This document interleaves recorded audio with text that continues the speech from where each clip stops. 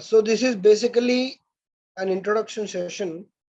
Okay, I'll be taking for around 40-45 minutes, and then Dr. Vivek may join.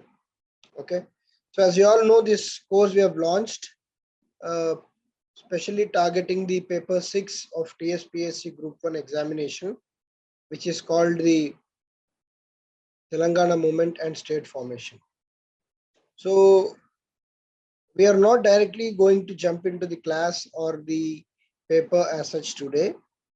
Uh, the first session, we wanted to make it a kind of ice-breaking session and interactive session. So we would like to reiterate our approach. We would like to help you understand the TSPSC Group 1 examination.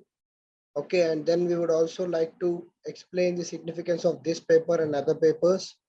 And then we'll start the module in a day or two with what we are trying to promise.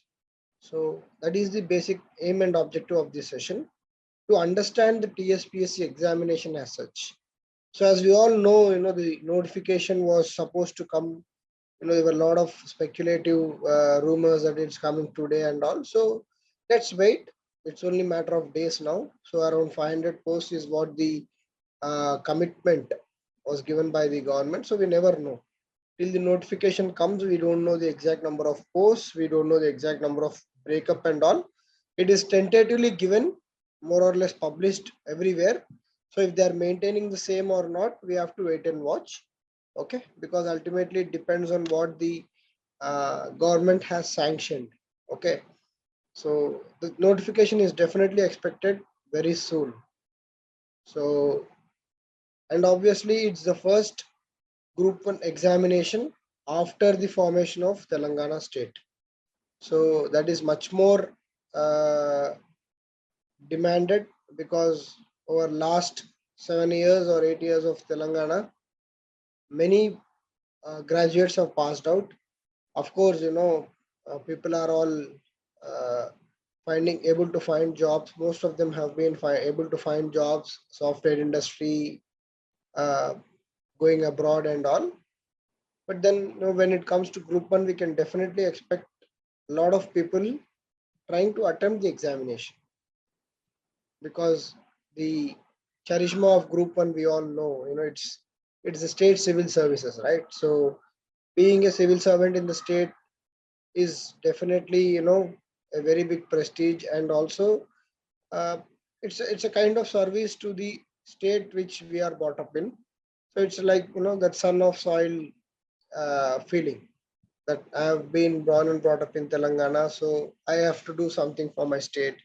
So that kind of feeling also many of them have. So we can definitely expect a lot of people to come and write the examination. So what from the reports, what we are getting, from the reports, what we have is what the government, it's not official of course, but they are planning to remove the interview part from the examination. Did you also heard the similar kind of rumor, or similar kind of news, that they are going to remove interview part from the Group 1 and Group 2 examination also? So for Group 4 or Group 3 examinations, there was never an interview. It was just a written test. For Group 1 and Group 2, we had interviews. So because generally what happens is, interviews are the stage where always there is a speculation of biasness. Okay, the boards may be extremely honest and doing a fair job, but if the aspirant or the one who loses out has to point out some stage, generally people tend to do it during the interview.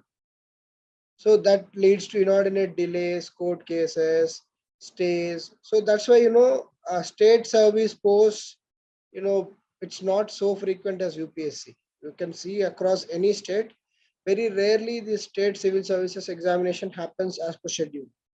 So because they are subjected to so many court cases, and then high courts are giving stays and all. So to avoid that, the government has decided. So we see, everything is subjected to the notification. So from what we understand, we are trying to discuss. Based on that, the government is trying to what government has decided is to remove the interview part. So it is both blessing in disguise, as well as, for people who are really good at cracking the interviews, and who are really good at making that impression. So for them, they have to now concentrate more on the mains. But even when the interview was there, it was not a significant game changer. It was not around, it's not like UPSC where, almost 300 marks are awarded for interview, and, a 200 gets you into list and 150 puts you out of the list. That kind of interview marks were never allotted. It was only 100 marks, if I'm right. So that 100 marks also are now removed. So the subjectivity in the exam is definitely going to reduce, and the exam is going to be more objective, right? The exam is going to be more objective, because now your performance in the mains, if again we do not know if they are going to count the prelims examination or not. So I'm just trying to see what is the official notification, not official notification, sorry, what is the official syllabus. Just one second.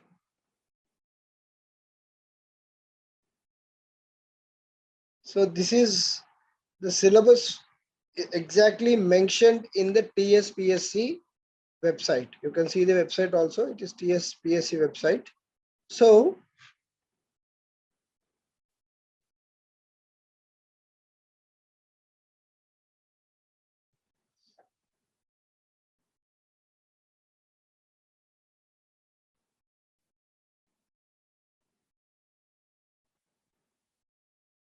from this, what we are trying to know is, you can see the written examination is qualifying. Okay, the written examination, that is general English, is going to be qualifying. Okay, but if you see prelims 1, 2, 3, 4, 5, and 6. So in the final marks, they are going to count your prelim score also. Okay, this is the syllabus which is presently available in the TSPSC website. Okay, we don't know if after the notification anything is going to change here. Okay, this is for the group 1 service, which is of honors degree standard. Okay, preliminary test 150 questions, 150 minutes, and 150 marks. Fair enough. And then this is qualifying test. You can just see here, general English is going to be qualifying test for 150 marks. So they are not going to count this in your final total. And then paper 1 is your general essay. Okay, and general essay, I think you are going to write multiple essays. It's not going to be 1 or 2 essays, it's going to be 3 or 4 essays. And then paper 2 is your history, culture, and geography. Paper 3 is your Indian society, constitution and governance, economy and development, science and technology, data interpretation, and then finally Telangana movement and state formation. So this is the examination pattern and marking system. So this 100 marks, which was 10% of your grand total, is going to be removed, is what we come to know. Okay, if it is removed, I think the overall grand total will still remain at 900, if at all, if they do not add any further process or any other paper. Okay, so we'll just try to discuss, paper by paper, as to what approach we have to have, and and finally coming to our paper, that is Telangana movement and state formation. What is the kind of approach and what are the sources we are going to bring to you? Okay, and what are our sources, and from where are we going to bring the material to you or the questionnaire to you, is what we are trying to discuss. Okay, so basically, if you see, the first thing is the preliminary exam. So the preliminary exam here is carrying 150 marks, and it says general studies and mental ability. Okay, so mental ability is a very generic word. So I'm expecting, so anyone who's aspiring for group 1 must be much aware of the UPSC also. Okay, even if you are not used to UPSC. So in UPSC, we have this prelims examination where you have GS1 paper, which is general studies, and then GS2, which is your CSAT paper. So I am thinking that the mental ability will be somewhere on the lines of CSAT, but definitely not as tough as CSAT. Okay, because CSAT from last 2 or 3 years has been, quite unpredictable with regard to the reading comprehensions and all. So maybe somewhere lesser than the CSAT level, but not as easy as your banking PO examinations.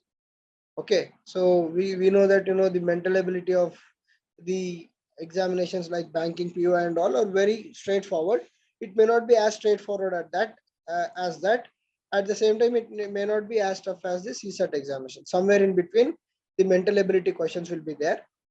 And general studies, we all know it's basically the current affairs and what all the topics are mentioned in paper 1 to paper 6 of your mains. Those will also be part of your general studies.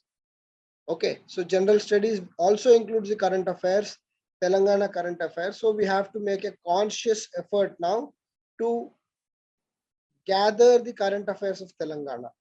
Okay, generally because the group examinations were not announced till date, and most of us were preparing for central examinations like banking examinations or UPSC or whatever examination it is.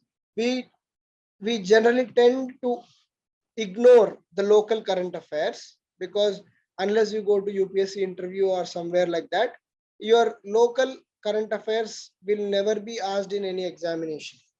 So we must have tend to ignore it. So no problem, better late than never. So what we can do is we can start bringing the current affairs of Telangana into our daily preparation. So for that, if someone is comfortable with Telugu dailies, you can definitely read 1 or 2 Telugu dailies like Inadu, Sakshi, Namaste Telangana. These are papers where there is a lot of content about the current affairs which are happening in the state. Okay, so the political part you just ignore. The political part we do not want. I'm sure the group 1 is not going to ask you any political questions, but the welfare schemes of the government, the Raitu Bandhu, Mission Bhagirath, Mission Kakatiya, okay, and then the Shadi Mubarak, various the uh, insurance scheme brought for the farmers. Okay, all these are the schemes which are very much in news, very popular. The 2 BHK housing plan of the Telangana government. Okay, and the renovation and the recent re-inauguration of Yadadri temple. Okay, so all these are very much in news. Okay, and then the problems also. What are the issues which are there, which Telangana is still facing? Okay, so all these are current affairs of Telangana. In case if you are not comfortable with Telugu and all, you can ask your parents or someone who's comfortable with Telugu to read out those news, and you can own note. Okay, so now start focusing more on people who are seriously preparing for group 1. They need to start focusing on the Telangana current affairs. Okay, and Telangana general studies also means the Telangana geography.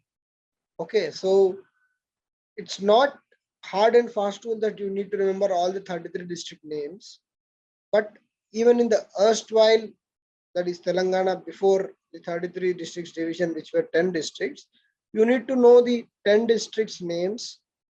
Okay, and then the 10 district geographical importance.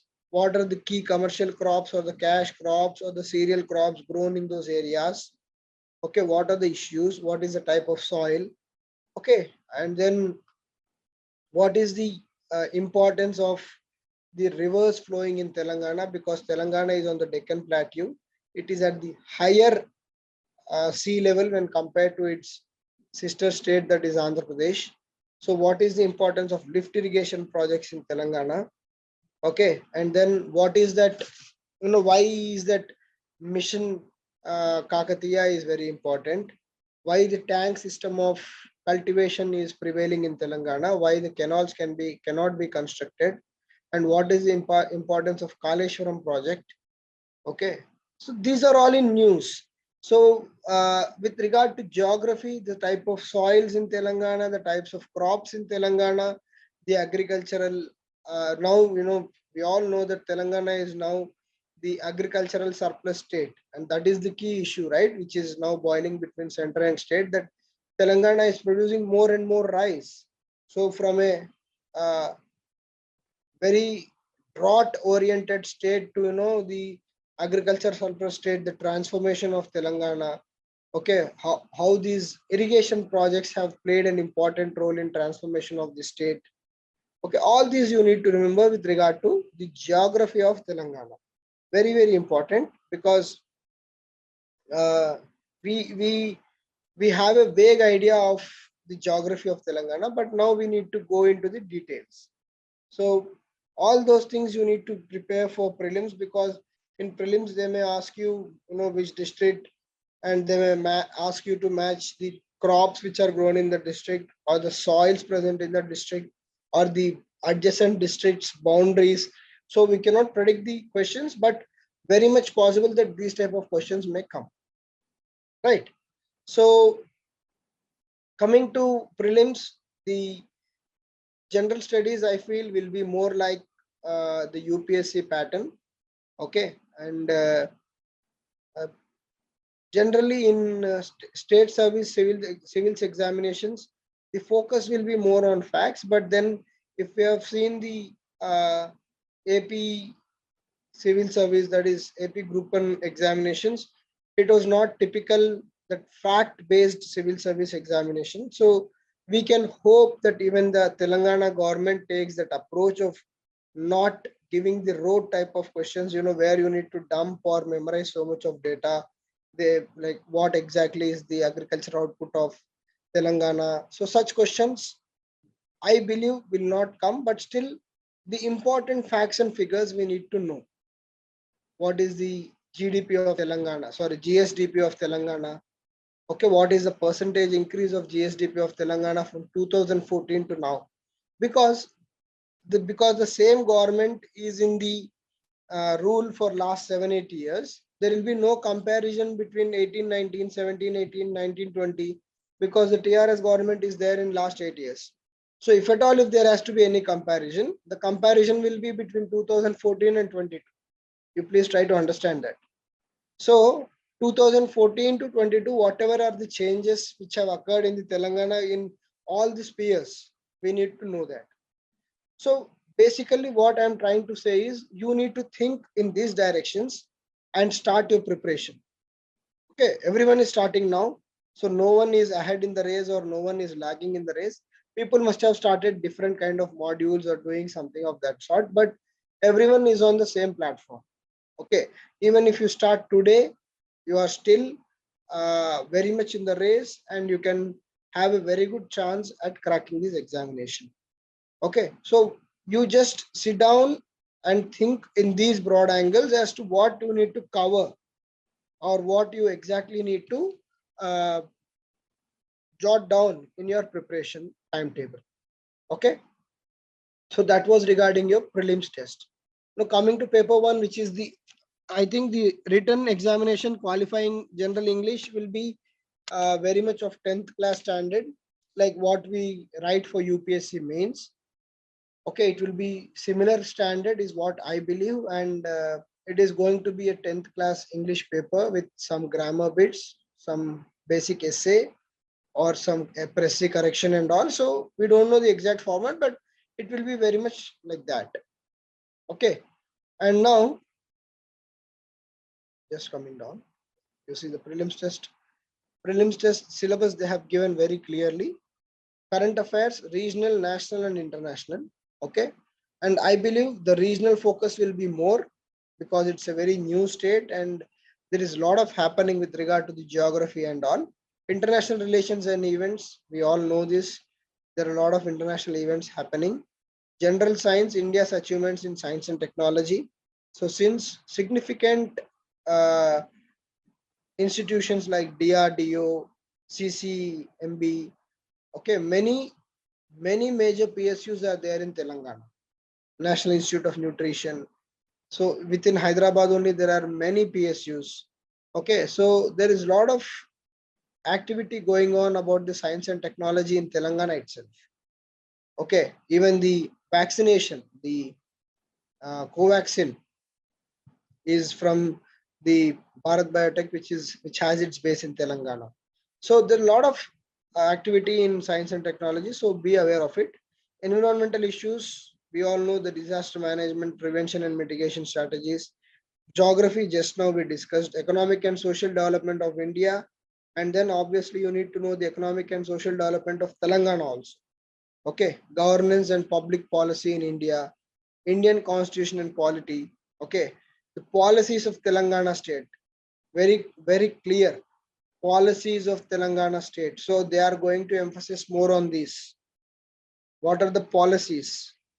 Okay, what are the welfare schemes? So, and what is the policy for policies in the state, in the sense what the TSI pass, TSB pass, all these are policies. Policies for setting up the permissions for buildings, for giving permissions for industries, licensing. What are the various policies Telangana has? What are the modified policies? Society, culture, heritage, arts and literature of Telangana, a very wide topic. So arts and literature of Telangana. What are the different arts? What are the different art forms? What is the literature? Okay, what are the major literary contributions in Telangana? Social exclusion, rights issues, gender, caste, tribe, disability, etc., and inclusive policies, logical reasoning, analytical ability, and data interpretation. So basically, a wide canvas for prelims, I must say. Okay, and then, however, they have segregated the topics very clearly, and the onus is on you people now to prepare your and to channelize your preparation accordingly in line with these topics. So people who are already doing UPSC or somewhere, I am sure around 60 to 70% of this must have been covered by you guys. Again, what you need to do is you need to bring on your focus onto the Telangana part. Okay, bring the focus towards the Telangana part. And coming to this written examination, you see, very easy. I think none of us should be having any problem in clearing this uh, written test for general English, and they have clearly mentioned also the 10th class standard. So qualifying for interview, that was a previous stand. If they are going to remove the interview, they are saying that it's going to be your qualifying paper for final merit list. Okay, so this is what is your uh, English paper looking like. So very easy. I'm not going to spend much time on here. So you can easily do this.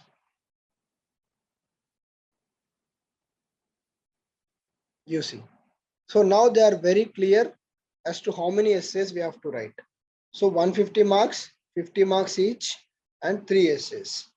So basically for 50 marks, around 500 words is the standard.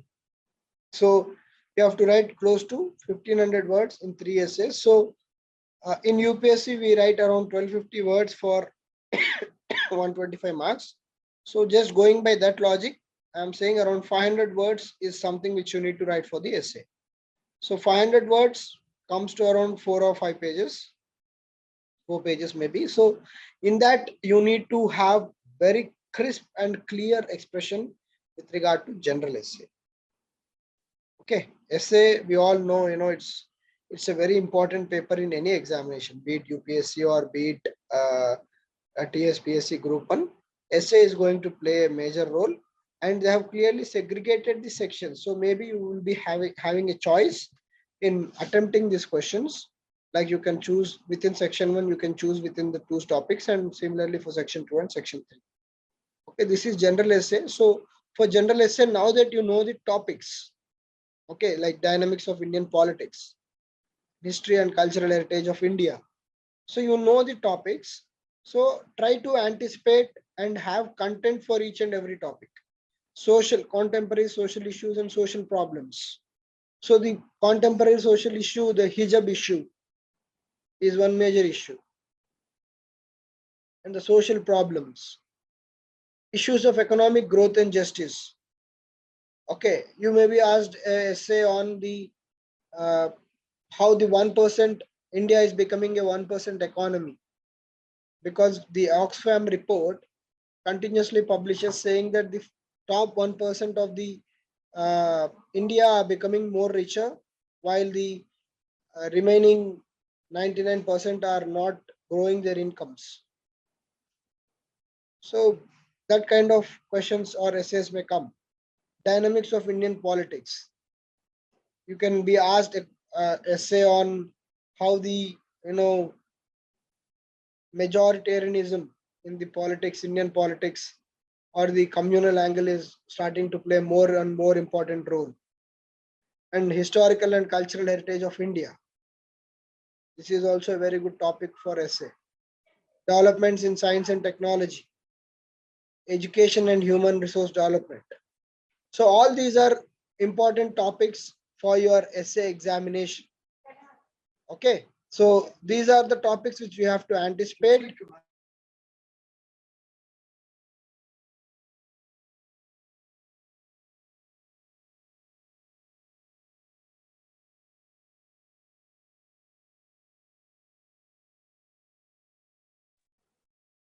Sorry, just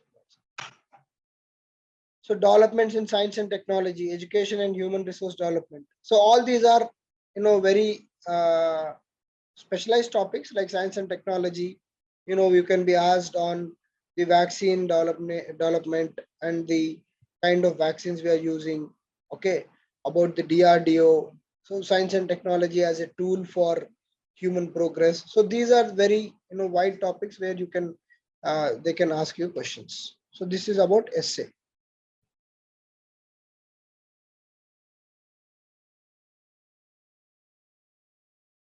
So yeah. So far, is it clear? Shall we proceed?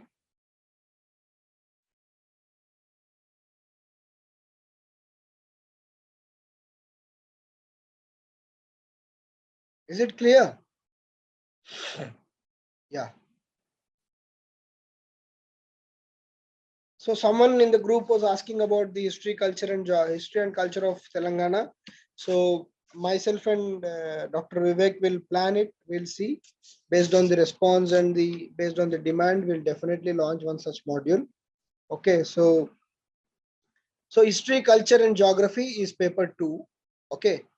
And one good thing about TSPSC examination is group 1 especially is it's known to everyone already. So this particular document was uploaded uh, well before. Okay, people have gone through it multiple number of times. They know what is the expectation of the examination. Okay, though the notification is coming a bit late, definitely, but we know the pattern of the examination. We know the papers. Okay, and within the papers also you can see that they have divided the topics very systematically.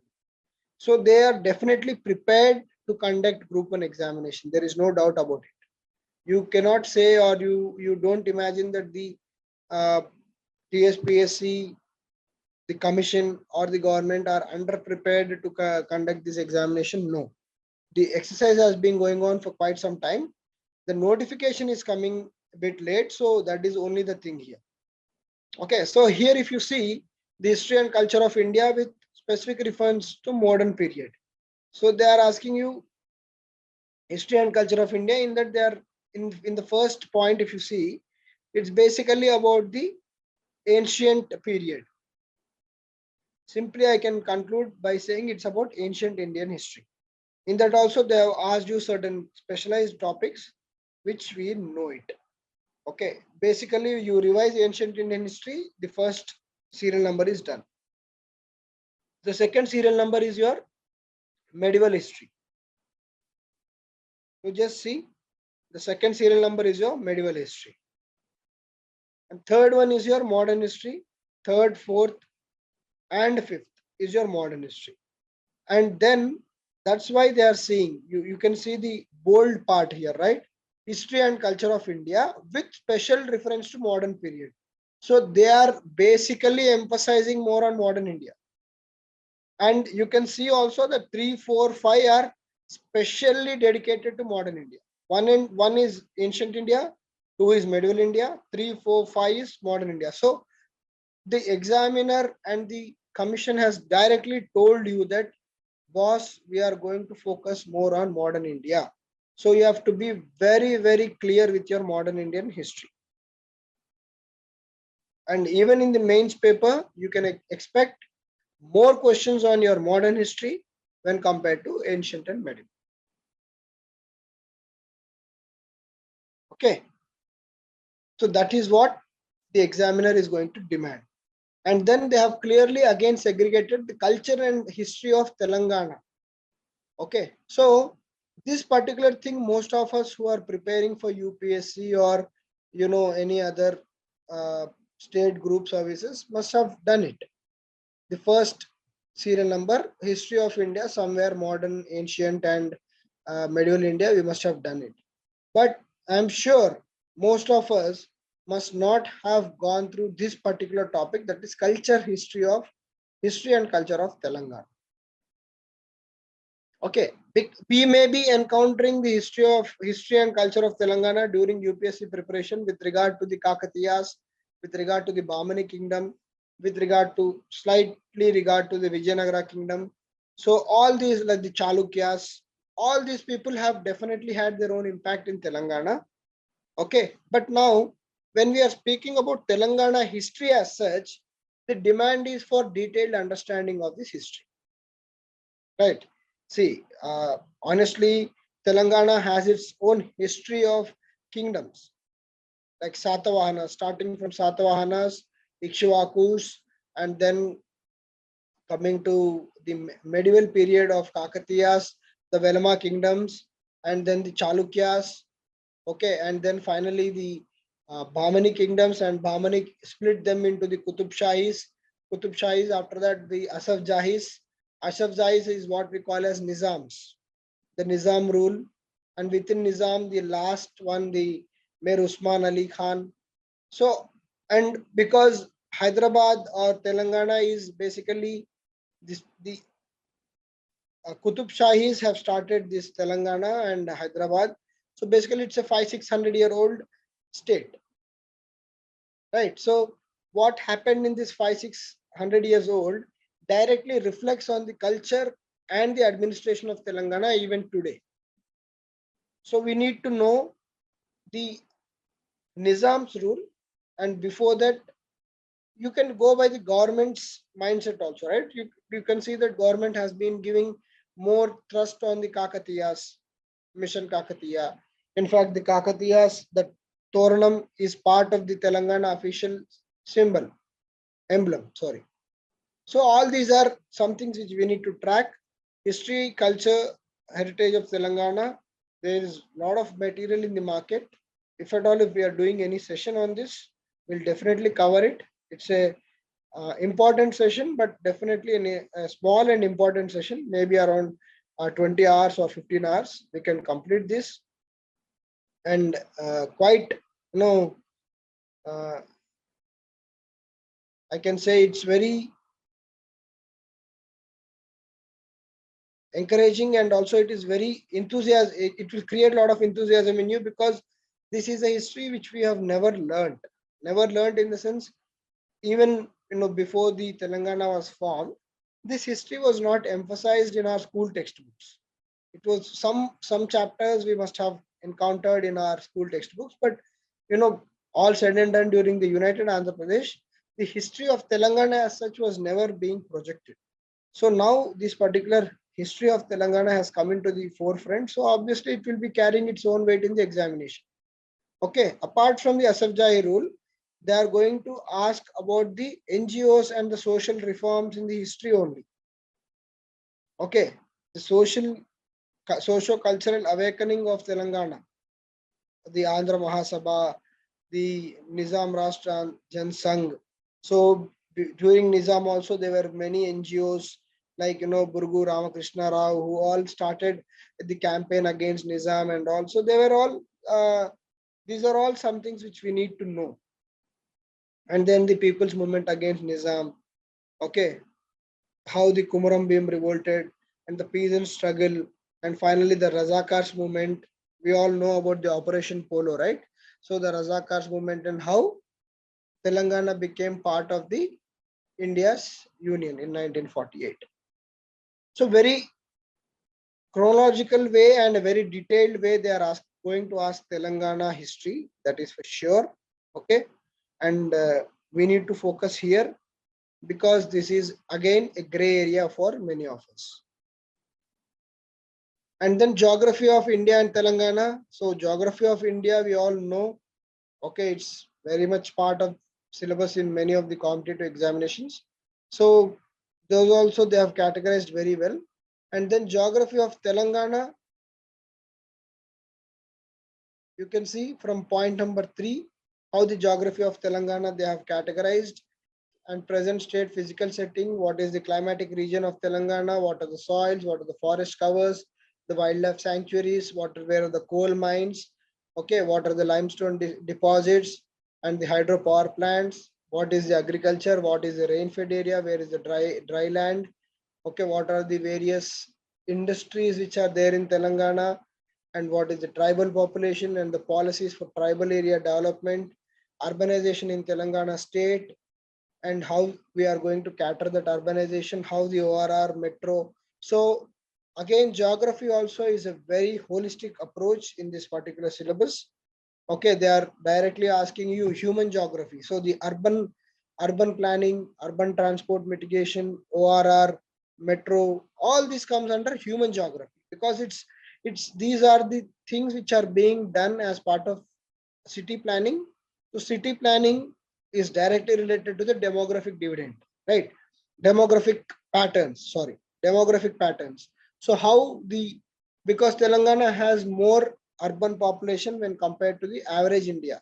Okay, it has around close to 69% of 61% of rural population, 39% of urban population. So 39% of urban population. So it is greater than the Indian average of 33-34%. So it is more of urbanized state. And in next 1 decade or so, Hyderabad is going to become more and more urbanized. That is what is the prediction is. Around 50% is going to be the target. So how to cater, because Telangana's population is around 4.5 crore. So 50% means not less than 1.5 2 crores of people are going to come and stay in Hyderabad. So how to plan Hyderabad, which is presently accommodating 90 lakhs 1 crore people, to double the capacity.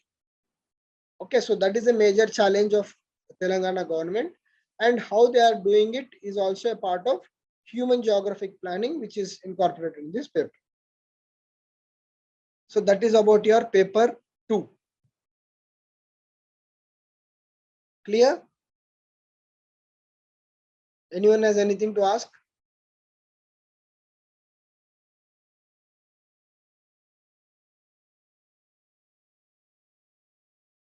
Is it clear?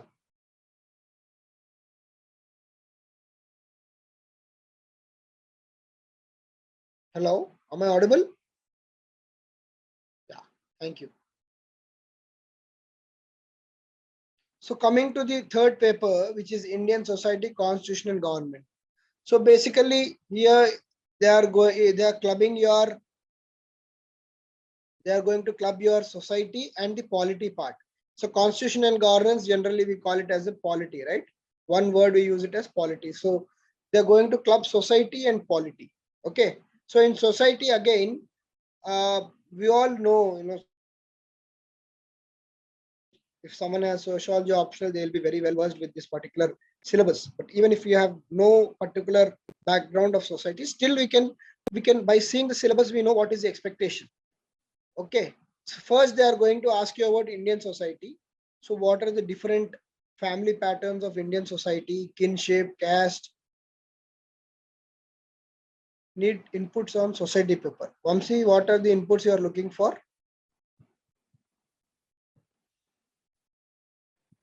So generally, other history and all perspectives and all, generally we get the material from internet and all. But regarding society, we need some analysis type and all. It's different type of paper actually. If you see society. Yeah. Because polity and all, the constitutional amendments, the laws, the acts, you can mostly write in and around it. Society needs some like deep insights, and like you have to be very specific and write the answers to impress the examiner. That type of orientation generally we don't have, sir, actually. See, that is an issue which is there. But then, even if you are doing society for UPSC, okay, these are the topics you cover. Okay, so basically, say society with regard to Telangana, they are asking only in point 4 and 5. Okay, that too very specific. So for this, you will have direct material. Okay, maybe you can Google also. So this Vetti system, the Jogini, Devdasi system, the girl child, fluorosis problem of Nalgonda, we all know this. But then these are the social issues of Telangana. The social issues in India, we are seeing that the social turbulence which has recently subsided after the hijab issue. There was a lot of the polarization happening, the unity and diversity. We know the family system in India. How, see, for this you need to just keep track of the current affairs. Okay, you need to keep the track of current affairs. In current affairs, what is the pattern? Like, if you have to see the articles of various newspapers like Hindu, Indian Express, which are speaking about the social issues of India as such. If you take the family system, so as we are urbanizing more and more, the family system is moving from joint family to more nuclear family.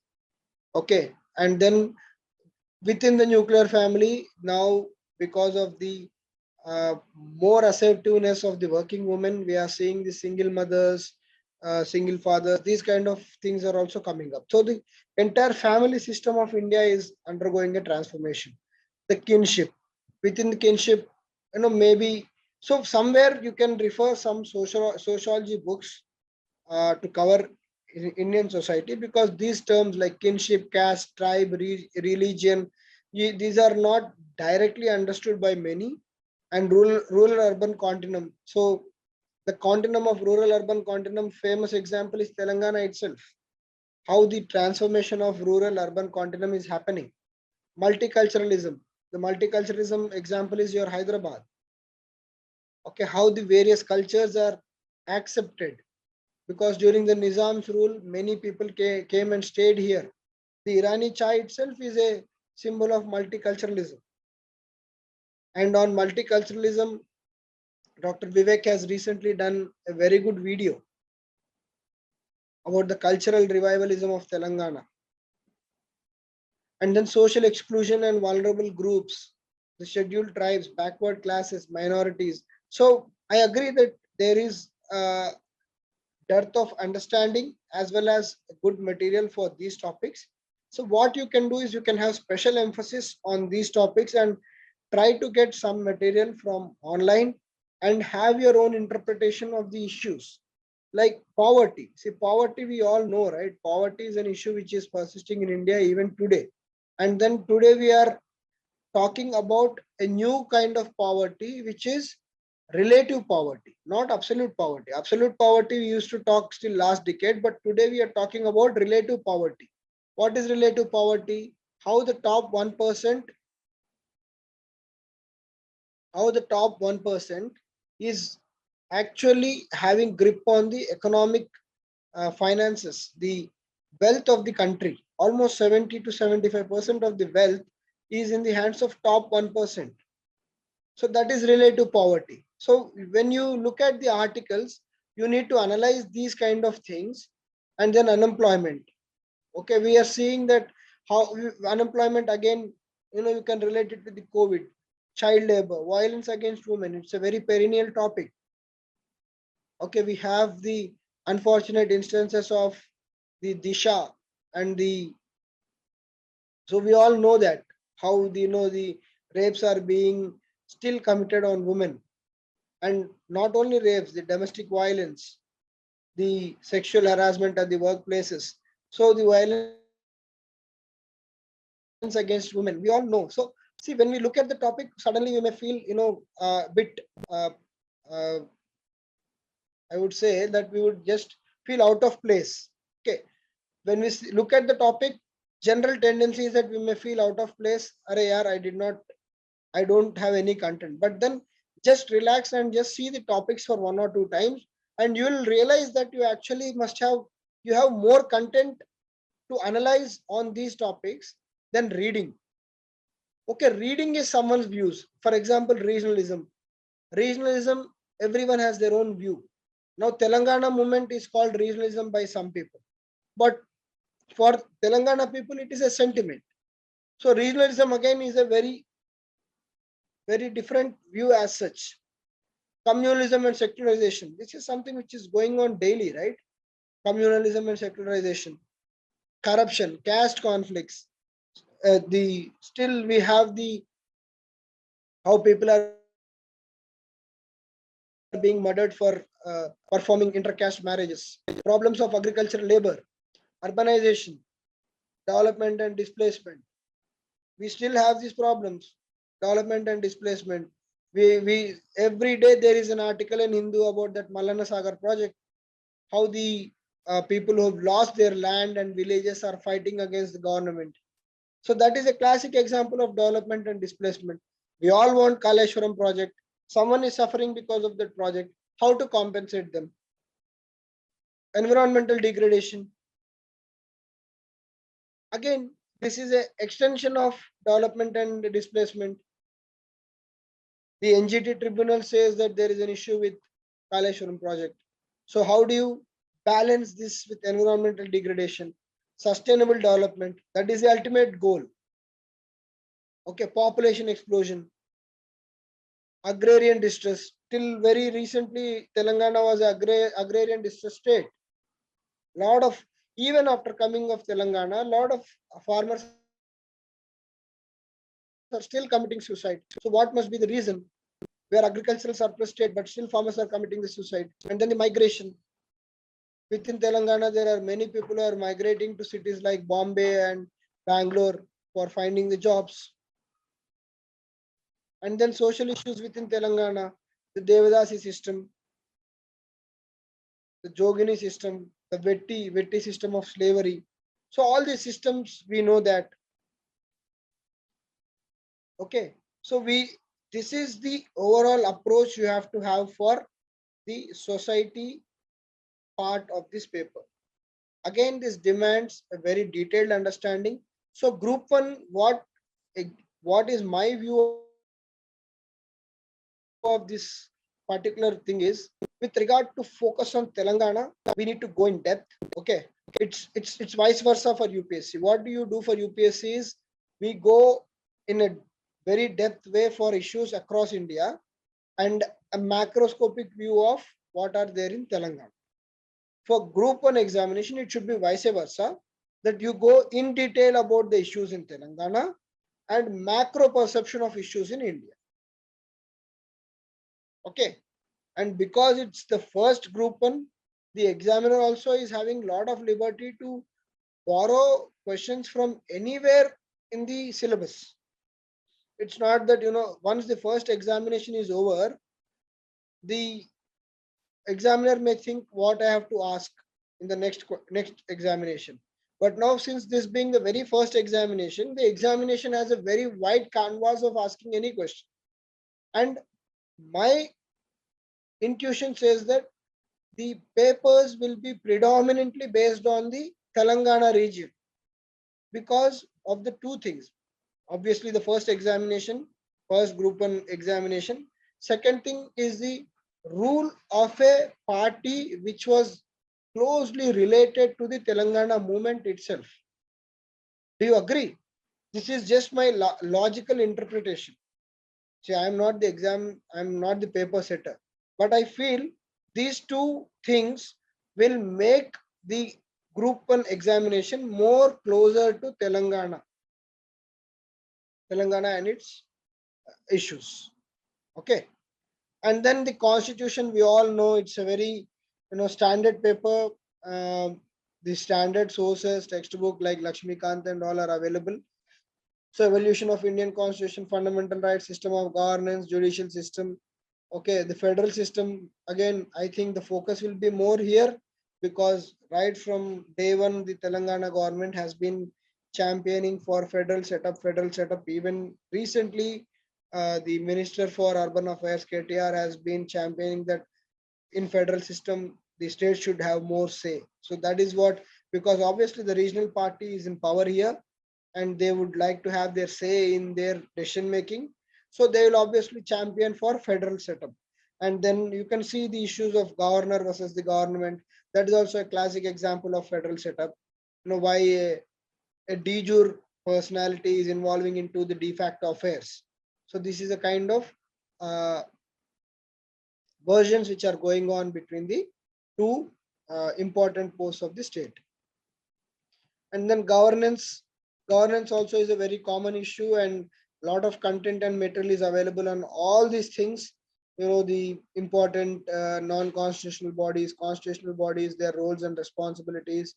Okay, the importance of SHGs, the importance of PPPs. Okay, and then finally they've given that a small role for ethics. Okay, ethics and values of administration. And then they are asking you about various commissions like CVC, CBI, Lokpal, so and administrative reforms of 2008. So all these are being asked.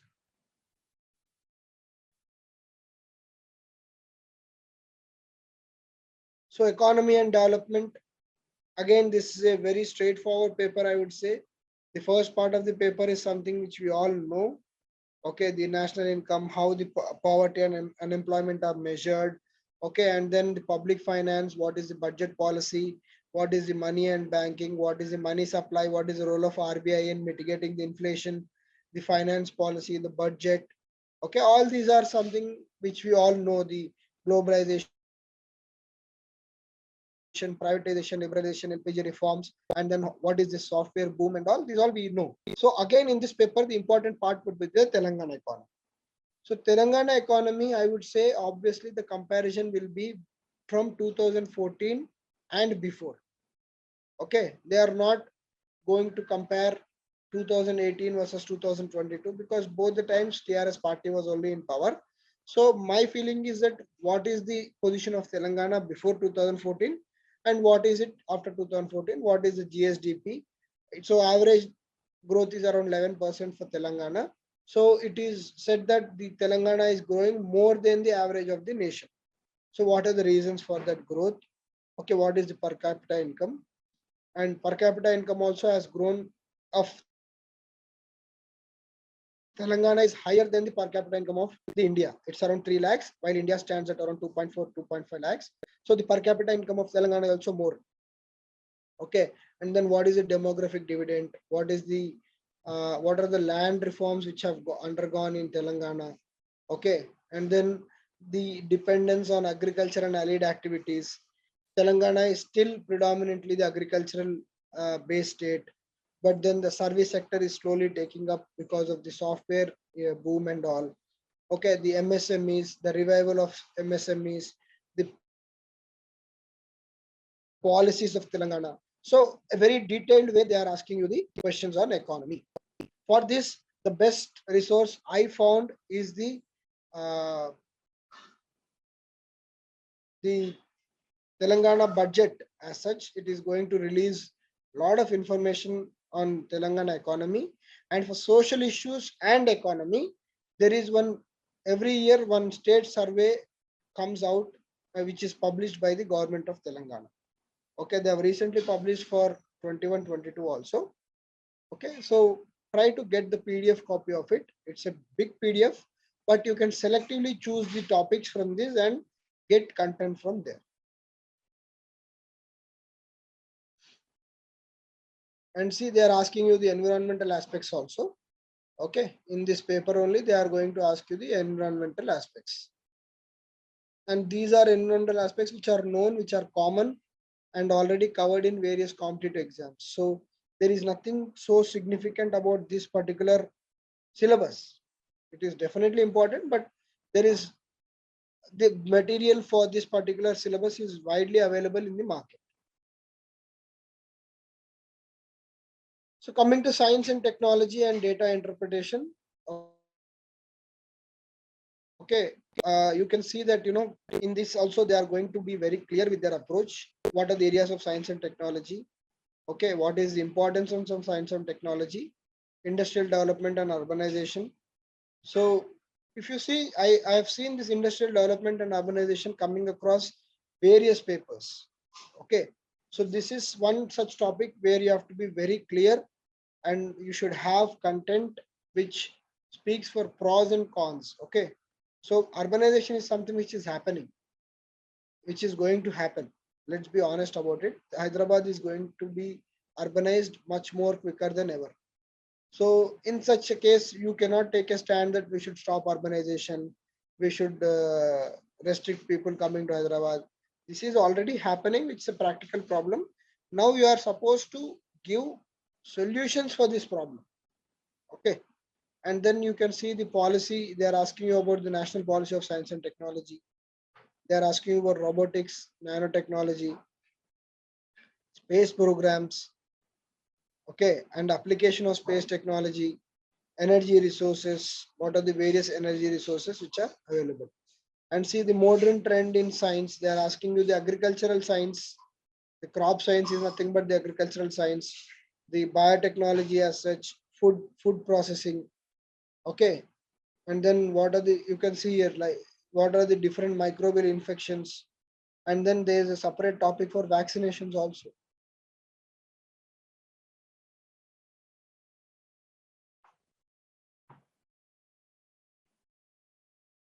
uh Book list for science, I'm not exactly aware of what book you have to follow for science, but because I always feel that these topics are very much available in the internet, and the content of internet is much more updated and much more enriched when compared to any book, because in science and technology any book gets outdated within months.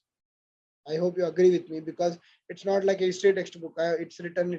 No, what is there in today, science and technology changes tomorrow. So it's always better to follow, the topics are direct. The topics are direct, and you can directly search all these things in Google or somewhere, and then have a single page note for each topic.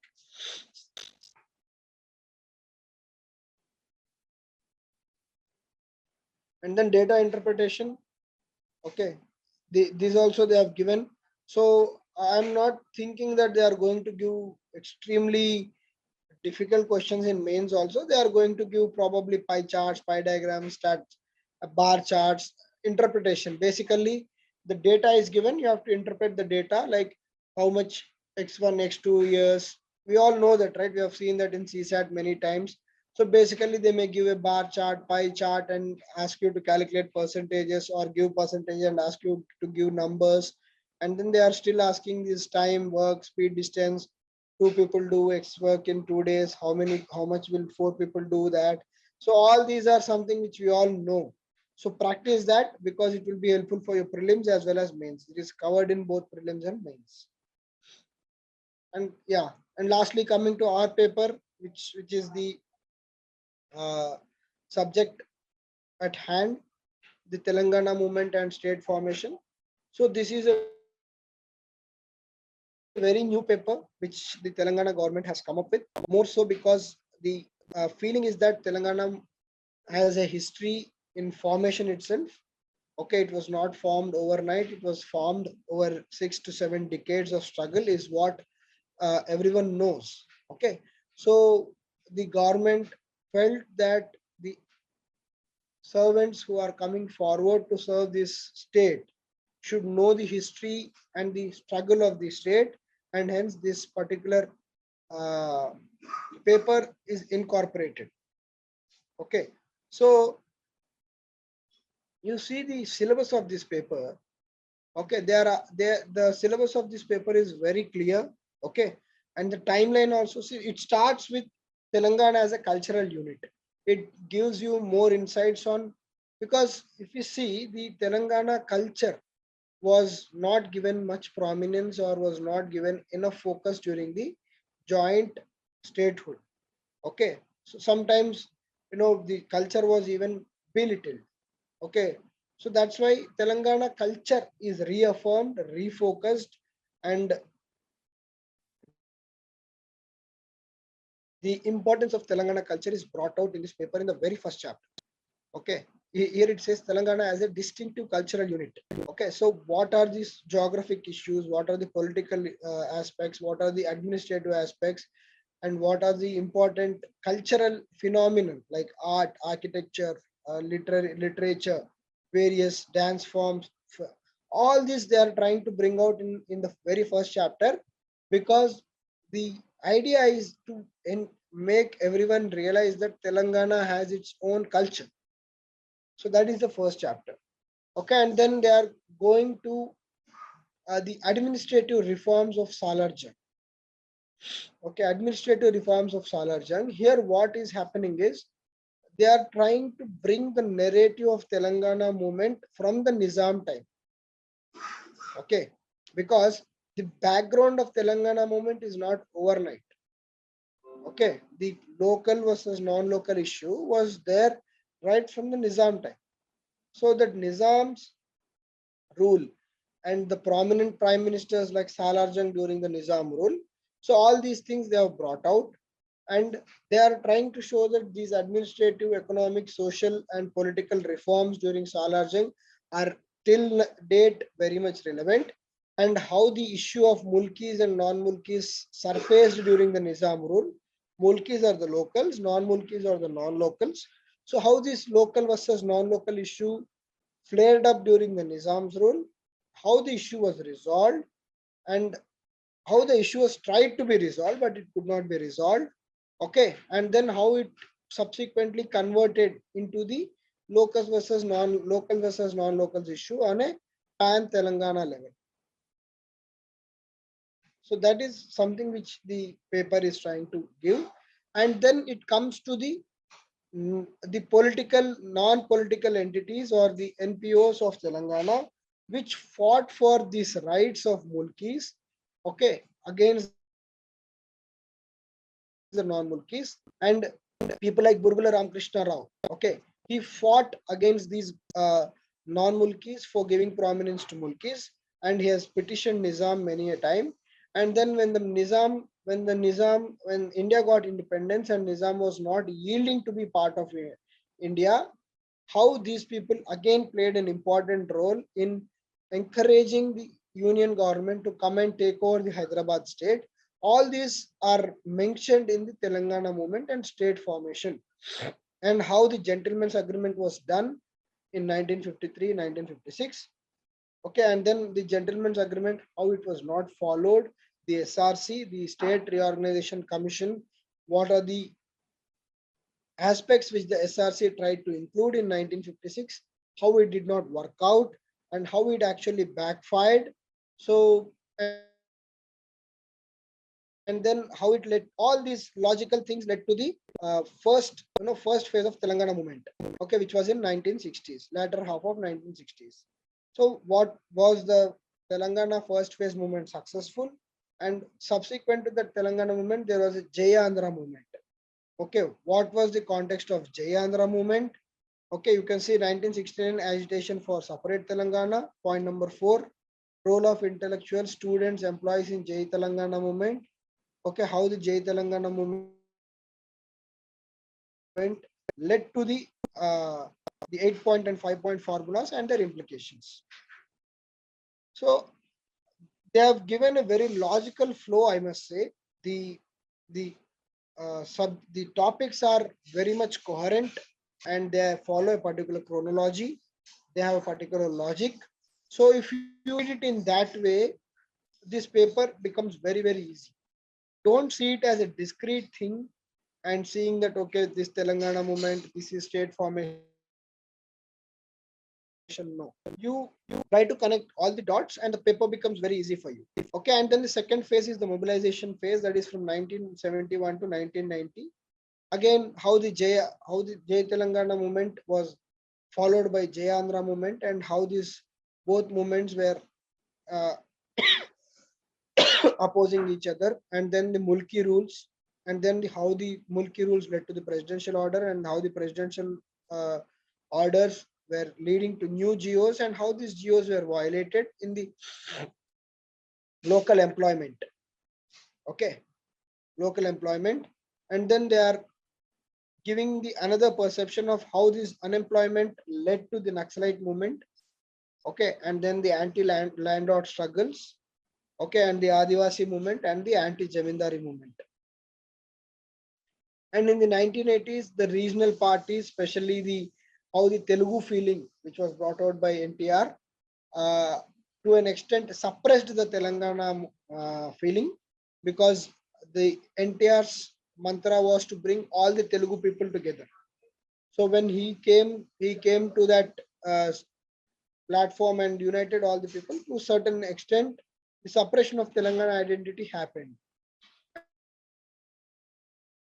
And then how the Hyderabad became more and more developed during the LPG reforms, and uh, but then this led to the agrarian crisis during the 90s and all. So all these they are trying to explain in this paper, and they are trying to ask you from from this paper, and then the discussions, the debates of the political ideologies, and in the final formation phase, and the final formation phase, it is more about how more and more the united Andhra Pradesh identity was not liked by the Telangana people because of continuous violations of the GOs and the assurances given to the local Telangana people. So, how various new associations like Telangana Mahasabha, Telangana Janasabha, okay, then the Warangal Declaration, all these came up, and all the political parties, how they have highlighted the issues of Telangana. That is what is projected. And in from 2001, at least our generation knows most of the issues of the movement. Okay, from 2001, the evolution of TRS party and it going to it's being part of UPA 1 and then subsequently UPA 2, and how the KCR has resigned multiple times to show the Telangana spirit and fighting spirit, and how from 2009, the turning point of Telangana movement, where the KCR has gone for fast unto death, and then there was a huge roar and cry across Telangana, and when the Telangana was announced on December 9th, and then there was huge roar and cry in Andhra Pradesh, and then subsequently it was withdrawn, then there was a lot of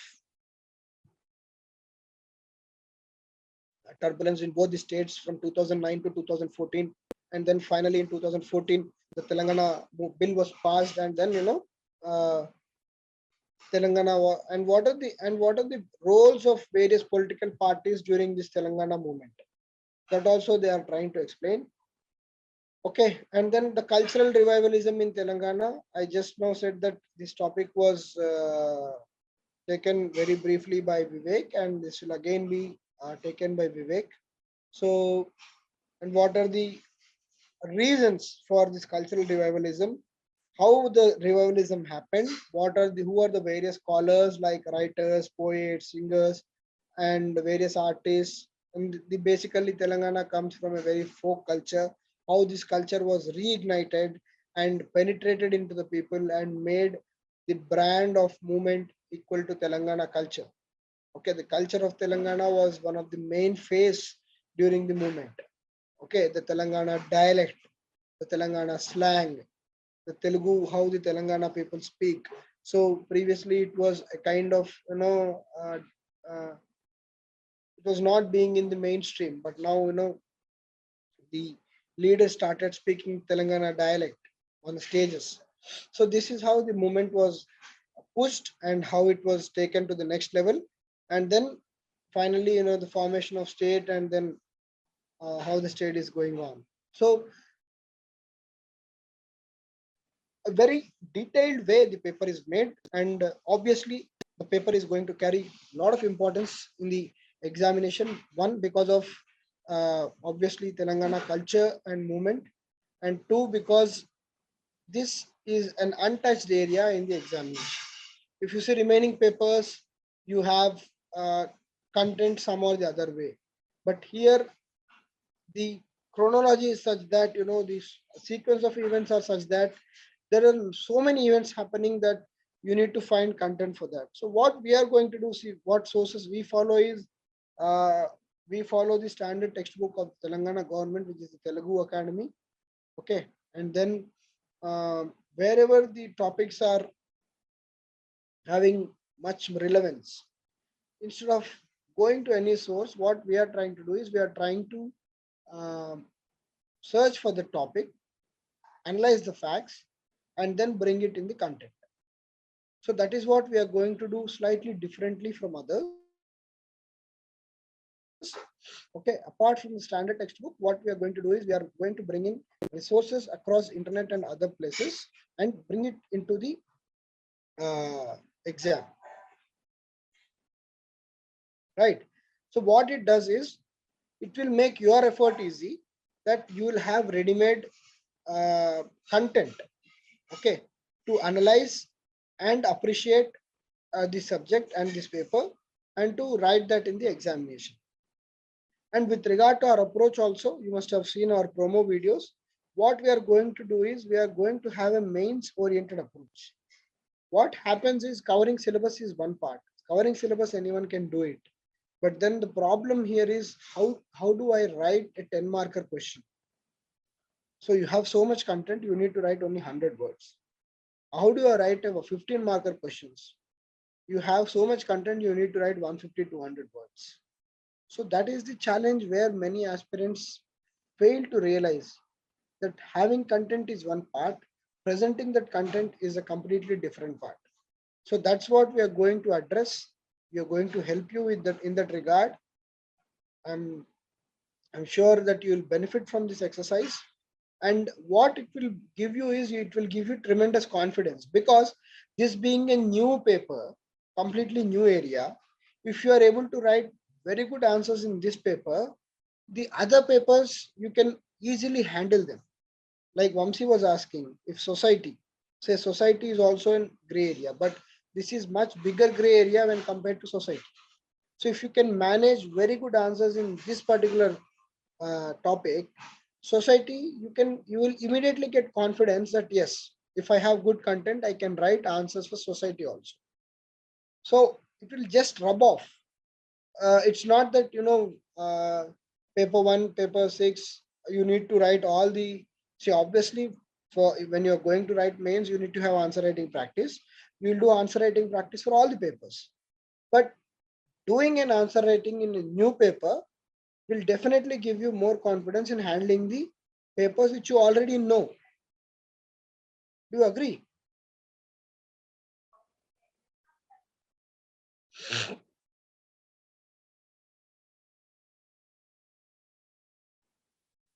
Yes, sir. So that is what we are trying to do. Just give me a second.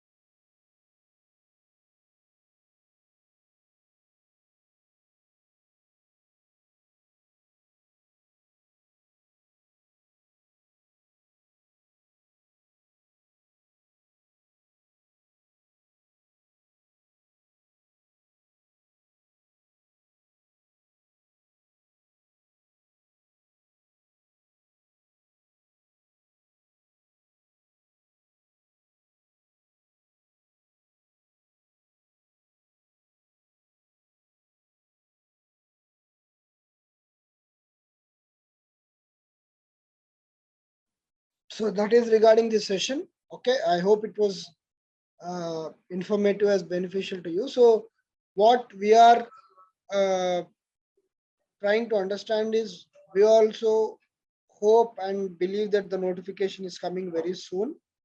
So before just launching the module and then going for course correction, myself and Dr. Vivek, what we decided is we will just wait for the notification. It's only a matter of days now. Once the notification comes, we will then come back with the complete plan of the module, because the module is already planned and the paper is exactly already there. But since the official notification is going to come very soon, what we thought is we'll wait for the notification. We will see if the paper for this, the syllabus for this particular paper is same in the latest notification and the updated one in the TSPSC website. If both are same, we are going to launch the module immediately, say in maximum 2 or 3 days. So meanwhile, if there is any, if there is the next session, which if Vivek or myself are going to take, you will get the notification in that Telegram group. So you can pass on the message to your friends also about this course. It's a 60-hour course, and then we are going to have the approach as we discussed. If you have anything to ask me, we'll have just 5 more minutes before we sign off. You can ask me with regard to this paper or with regard to TSPSC examination. We'll sign off, and then any other notification will be posted in that group, that is Telangana Movement and State Formation. So if you have friends who are preparing for group 1, please do pass on this message and ask them to join, because it's going to be an important session and important course. That is my belief. Yes, please. Sir, what are the other modules that you are planning to launch, sir? So Vamsi, what? So you were asking about the history, Telangana culture and history paper. So just give me a minute.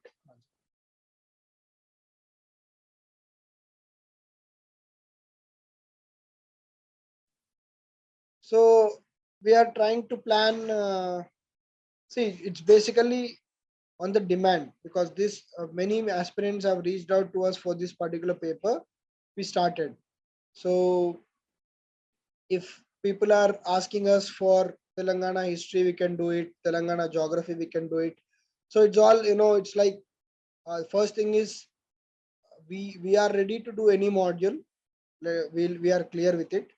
But then we also understand that the issue is, there is a very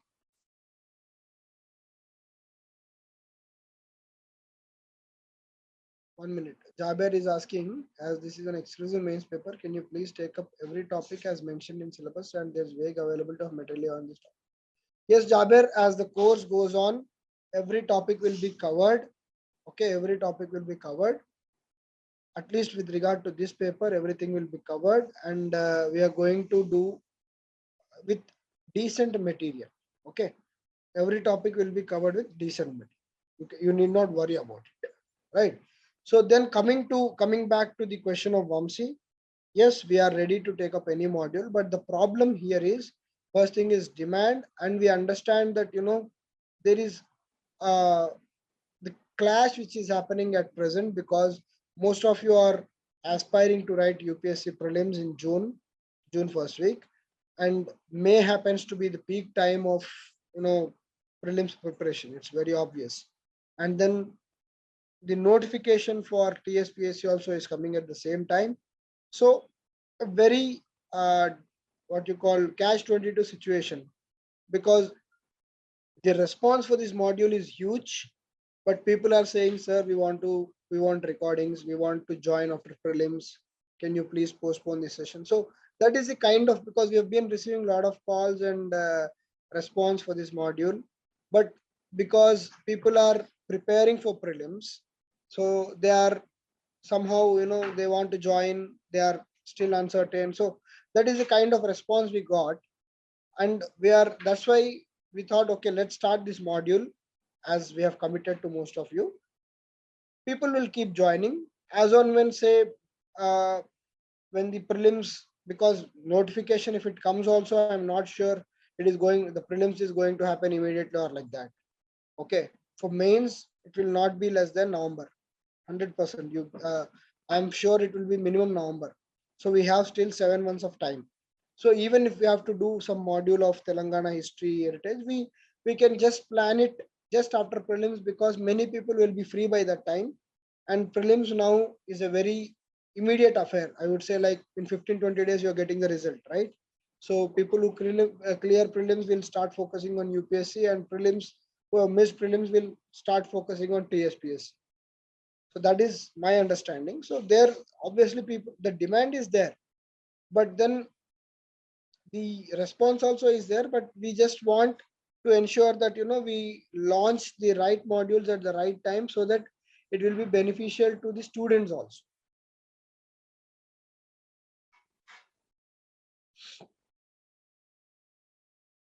Yeah, anything else please?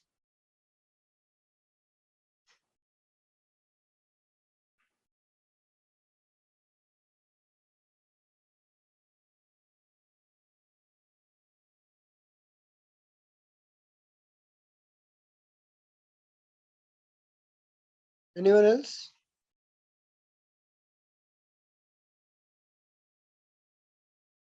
Session into?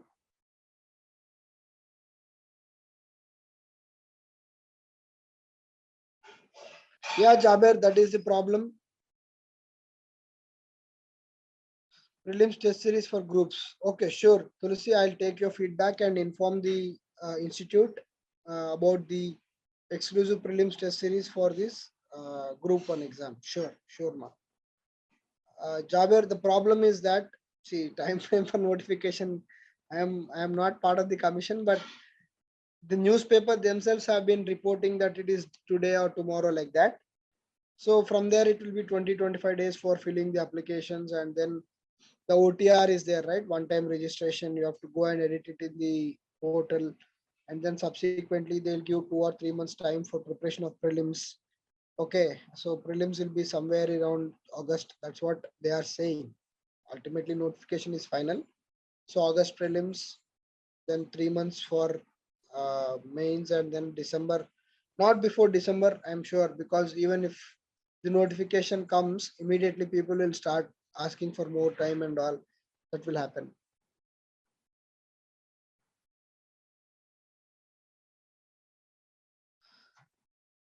So, Jaber, okay. I'll just ask the institute about your uh, request for art and culture. Fine. Anything else?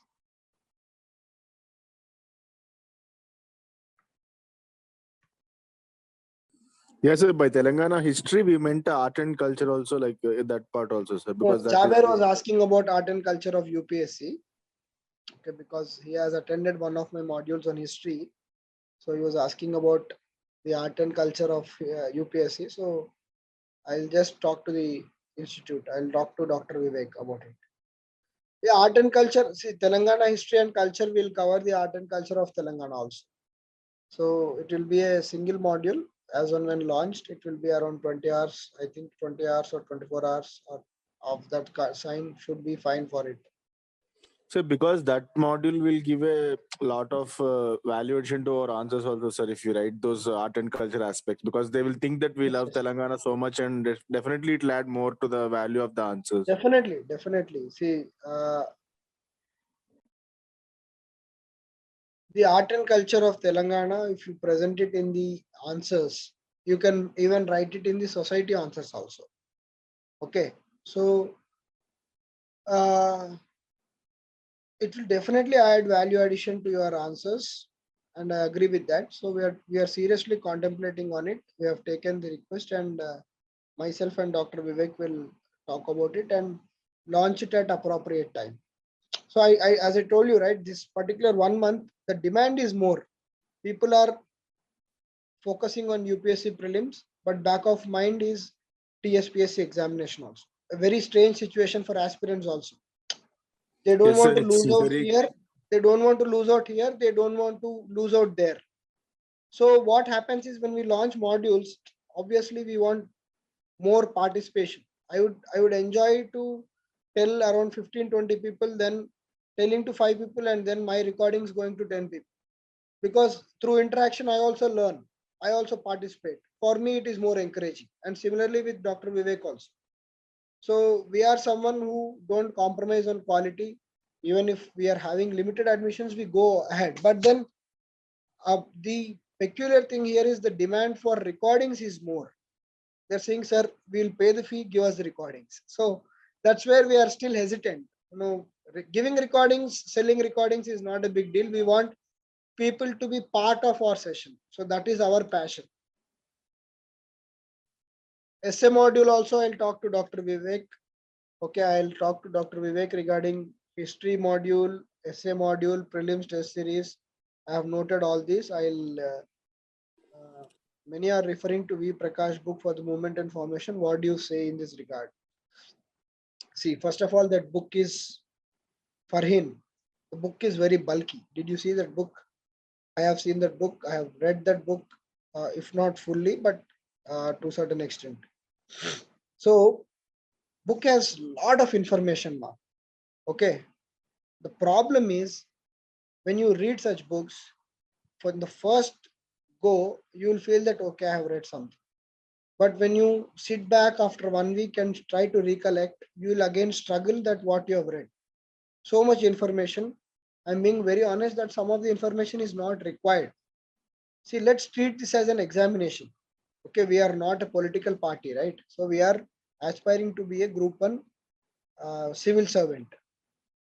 So we need to have understanding of each topic in a crisp and very perfect way. If you have too much information, firstly is that you are confused as to what to present. So that is what I found with V. Prakash book. I've seen that book, very bulky book with lot of facts, a lot of information. What happens is the experience of reading paper 6, it will make you more cumbersome than more enjoyable or more, entertaining. Yeah, Vamsi. Yes, sir. It has too many facts, sir, and not much critical part. I've gone through that book. Yeah, that Through that book. book, See, we can that book crack will two, definitely three, use four, for five. selective reading. I'll definitely use it. I'm not saying that we'll Sir, for discard the book group two, as three, four, it will be useful, sir. But if you say for group one, we need different orientation and different type of analysis, sir. see, Definitely. who all are present in this session, and when the session goes to others, what I would try to tell you is group one examinations are generally bound to be significantly different than group two examinations. Group one examination, you are directly entering a gazetted post of a civil servant at the state level. If at all, if my prediction is right, it should be on par with UPSC pattern. UPSC pattern always focuses on analysis. It says analytical mind, not factual mind. Okay, how many crops are there in Telangana? What is the exact population? Is it 4.235 crore or 4.125 crore? This type of questions I have seen in North Indian civil services examinations. Like if you go to BPSC or Uttar Pradesh state commissions, you have these kind of factual questions. In points, there is a difference, and you are expected to mark a right answer, which is really difficult for a serious aspirant. But at least in group one, if the examination is maintained as per the UPSC standards, which they are claiming it will be, so the analysis, the focus will be more on the analytical part. In every paper, there will be analytical part. Similarly, in paper 6 also, though there are facts which you have to remember, the analytical part. That's why I told you the chronology, right? Don't see Telangana movement like what the paper is giving you. Phase 1, phase 2, phase 3. If you do that, you will be burdened with so many things that you have to remember. Go by the flow, right from the Nizam time, right from the Mulki time, non-Mulki time. So like that, if you go, the entire, even for history, your approach should be same. If you go with that flow, the entire sequence of events will be easily remembered by you, and you will analyze the logical outcome of A is B, B is C, and C is D. The state formation did not happen between 2001 to 2014. It only got intensified, and then the logical outcome of these 7 decades is the Telangana. Okay, so that is how we need to prepare for this subject and the particular paper, or else it will become very tiring the moment you start doing the facts and the huge books, because the portion, if you see, it's very across the 6 papers, it is very much there, right? So on that note, we'll close the session. I hope it was informative, and as on when you will have the new session, you will be communicated in the group.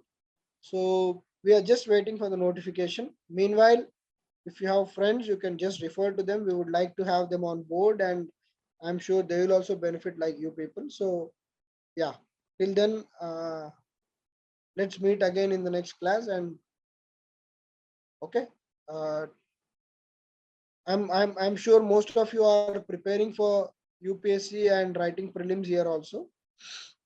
So keep preparing. Don't delay your preparation for the want of notification or something. Just keep preparing, and uh, just keep adding value to your preparation daily. Yeah. Okay. Yeah. Good night.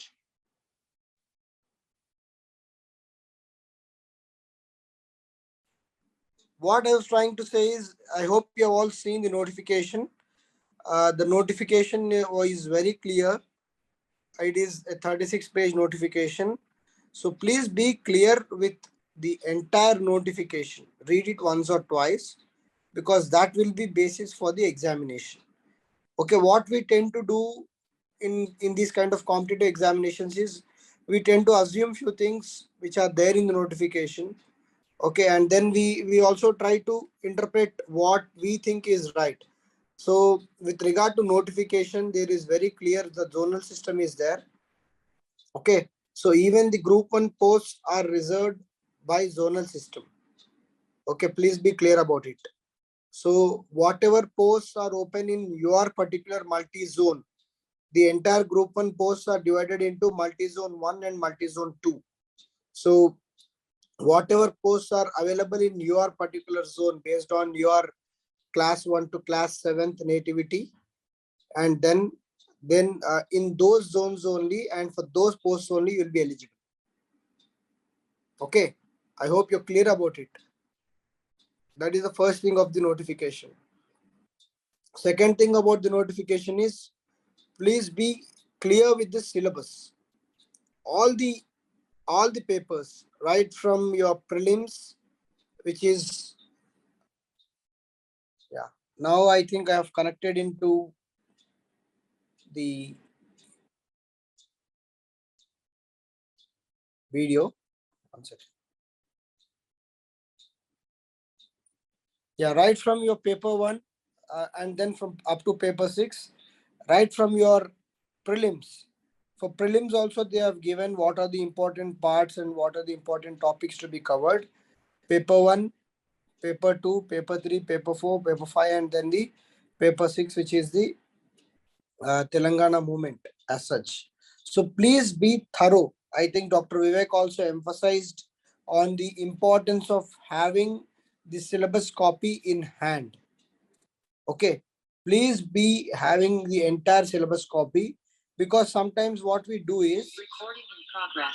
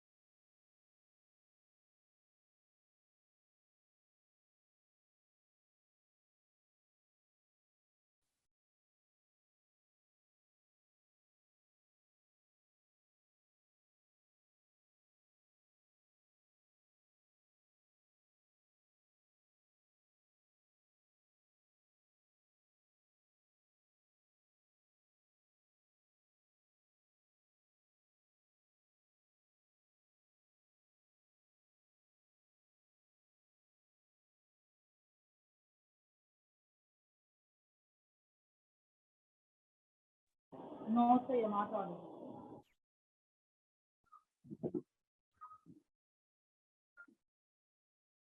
Maybe there's some settings problem.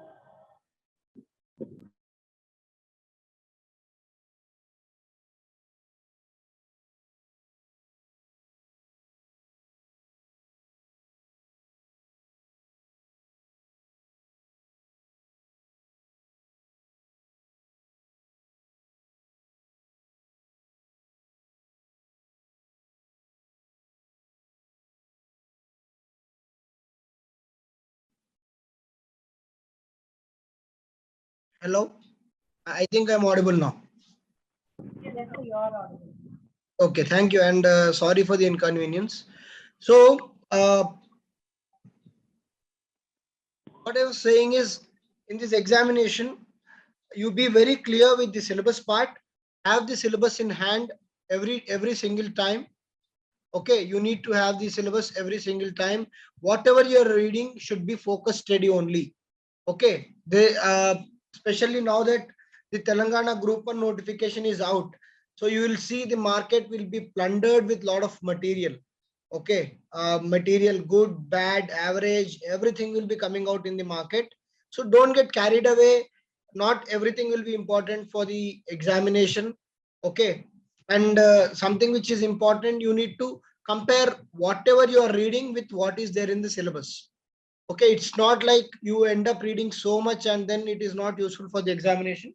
So please have that focus steady in your approach, because the notification is out, and in all probability they are saying that it will be July end or August first week for the prelims examination, right?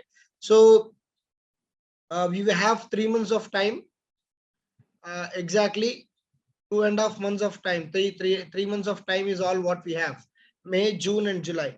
So be very focused with your approach, and that's what we are also trying to do with this module.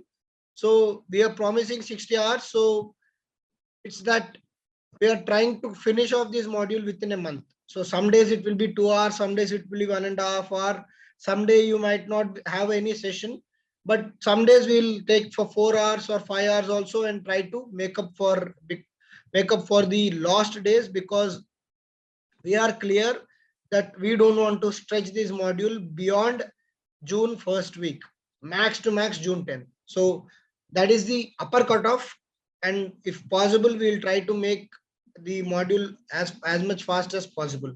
So myself and Dr. Vivek will be handling the formation phase, that is from 1990s to 2014 up to 2014.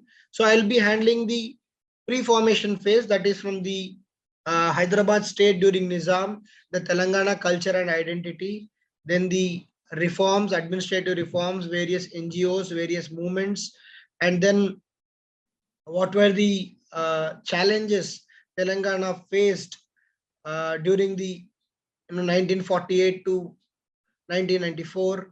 What was Jai Telangana movement, then Jai Andhra movement?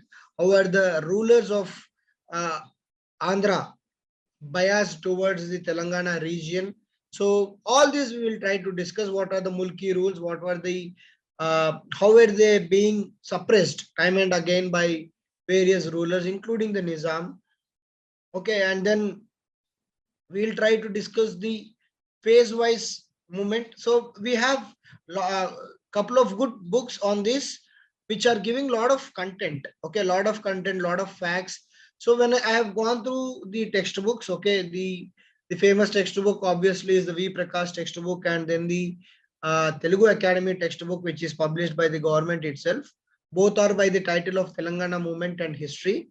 And I have noticed that there is a lot of fact, a lot of facts which are being put into those textbooks, especially the V. Prakash textbook has a lot of facts. Uh, my personal feeling, I have told this in my previous class, introductory class also, that the state civil service examinations are slowly moving towards the UPSC pattern. You can see that in the APPSC also, and even in the north, the civil service examinations which are being conducted, the Tamil Nadu civil service, all these civil service examinations at state level are trying to move towards the UPPSC pattern. So UPPSC pattern is generally about analytical approach, not about fact-based approach.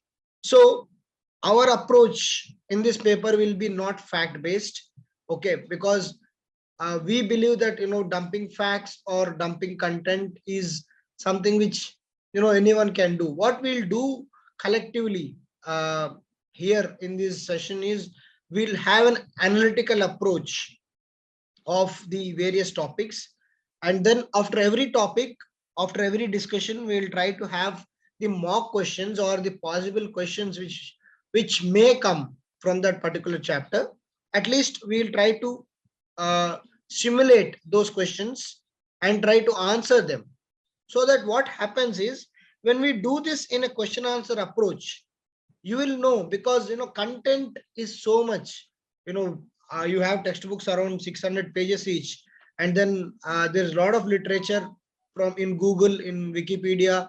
There is a lot of literature about Telangana movement, but it's like scattered. V Prakash has tried to bring it at one place. The syllabus of the paper 6 matches with V Prakash textbook, but then uh, sometimes the textbook fails to engage us. Let's be honest about it.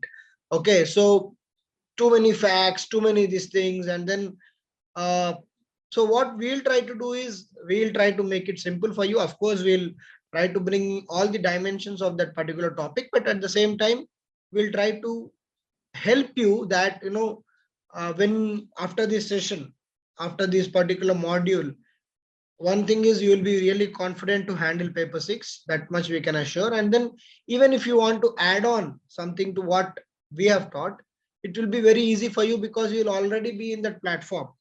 Already be in that platform where you can absorb much more with regard to paper 6. So instead of starting from the scratch, you will be in a fairly comfortable position to absorb new content with regard to paper 6. So, and then we'll be doing question and answers, myself and Vivek. So what my advice is, you need to have your own running notes for our topic. Of course, we'll hand over the slides and in the form of PDF. What we are teaching to you, we'll hand it over to you. And as promised, the videos also will be available to you till the mains examination. So all that is promised will be there with you, but it's always better to have your own running notes in the classroom. So even after the classroom session, we'll have uh, 10 to 15 minutes of doubt session in that particular class which you did not follow, or the mock answers, how to answer them and all. So broadly, that will be our approach. Okay, of course we are going to give you good content and quality content. At the same time, please don't expect that the spoon feeding will be there. Many institutes try to do that, but if there is complete spoon feed also, you will not learn anything. So we hope that you will also come prepared to the classrooms whenever you're coming to the class. uh, Try to go through the literature which is available with you, and then when you come to the classroom, you can connect to what we are telling you immediately. So broadly, that will be our approach. So I hope it is clear, and please let me know if you have any doubts or anything with regard to this particular approach.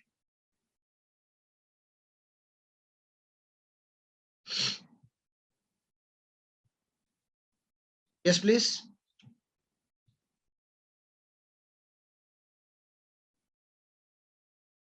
Yeah. So let's just start the session.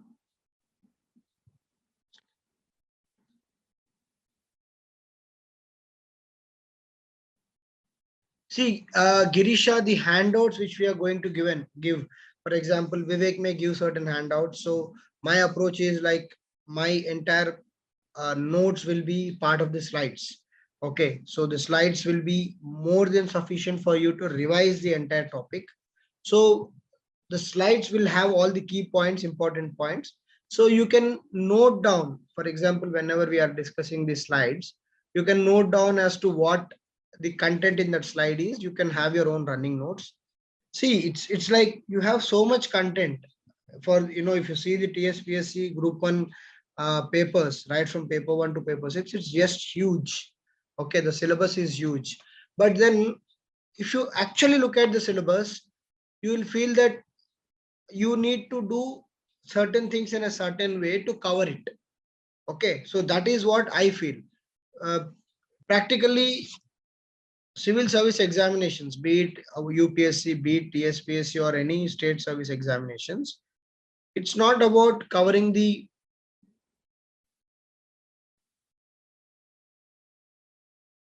it's about not covering, it's not like having 100% knowledge about 100% things.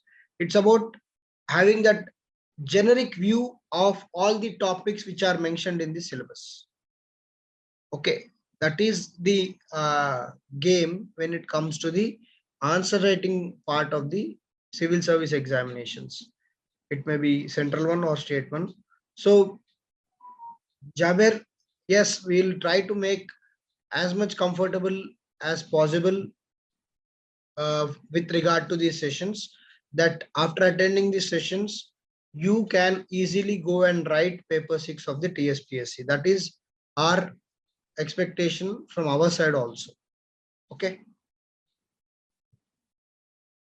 provided you just revise them time and again.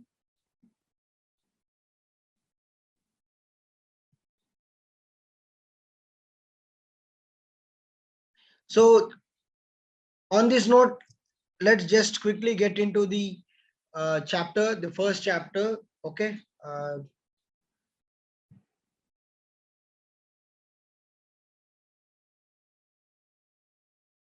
due to we have access.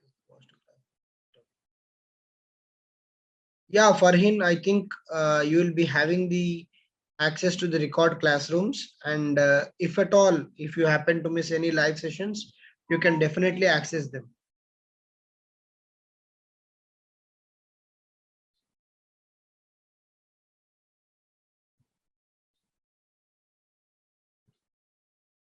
Just a second, the PPT is opening.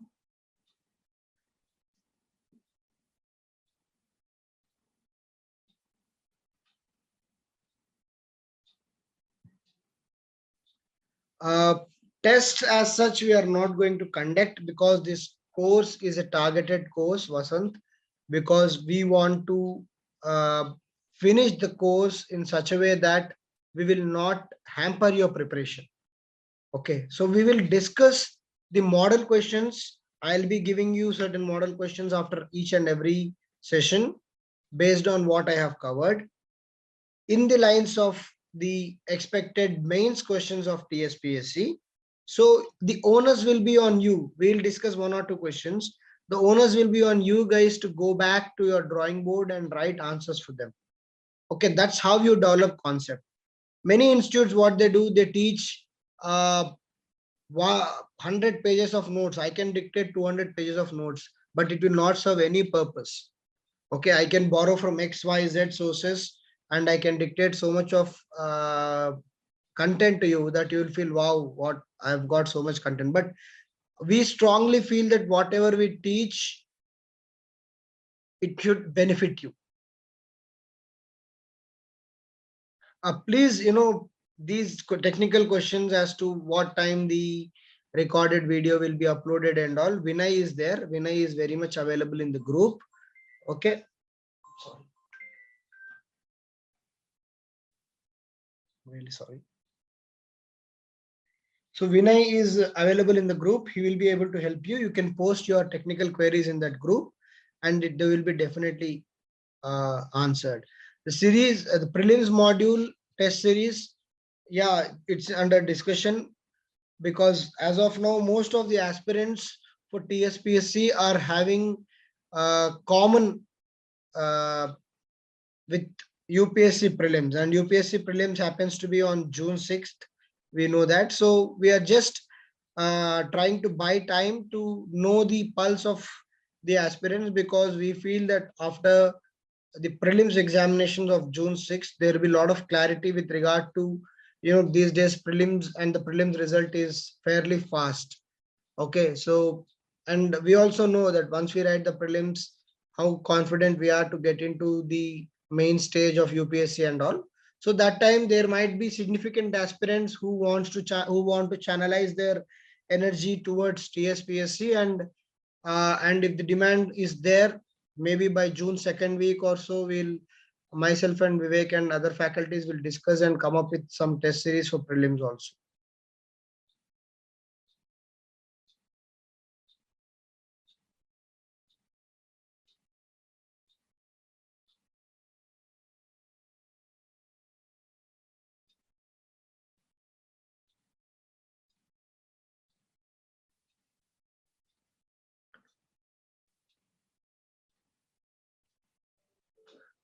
Yeah, Vasant. Okay, I'll make a note of it and tell.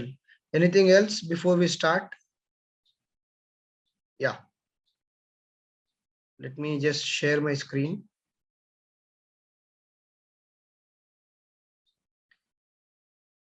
I'm just opening it in my mail.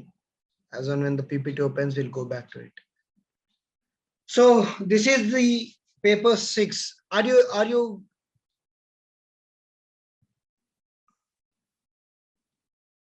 yeah.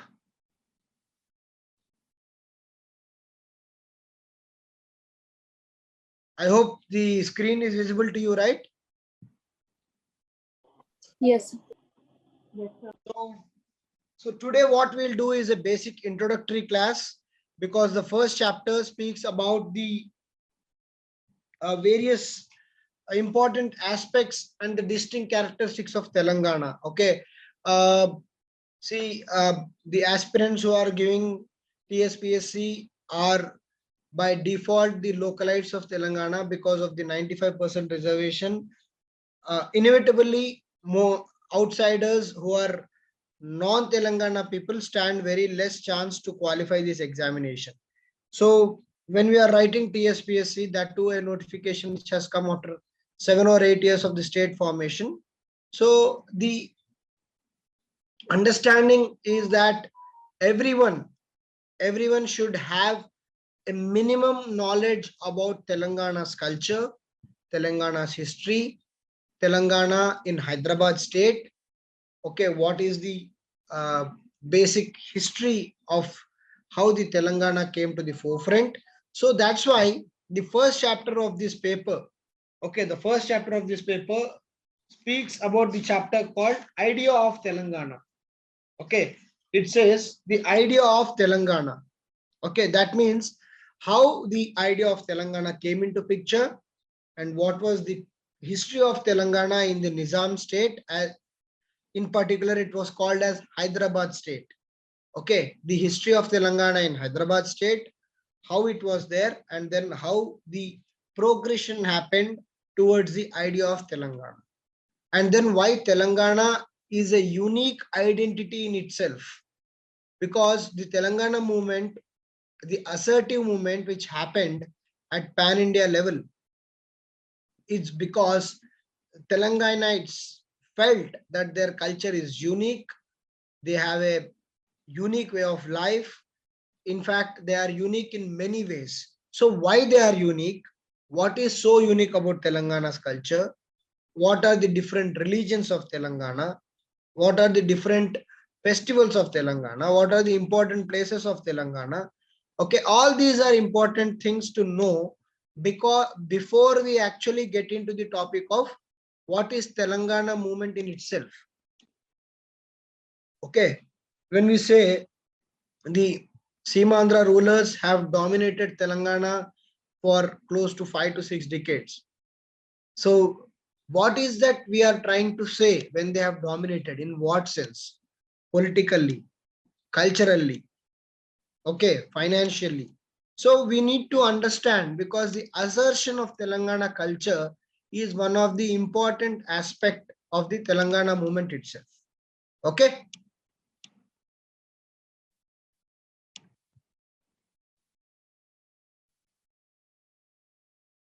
So the first chapter says the idea of Telangana. So you guys can make running notes.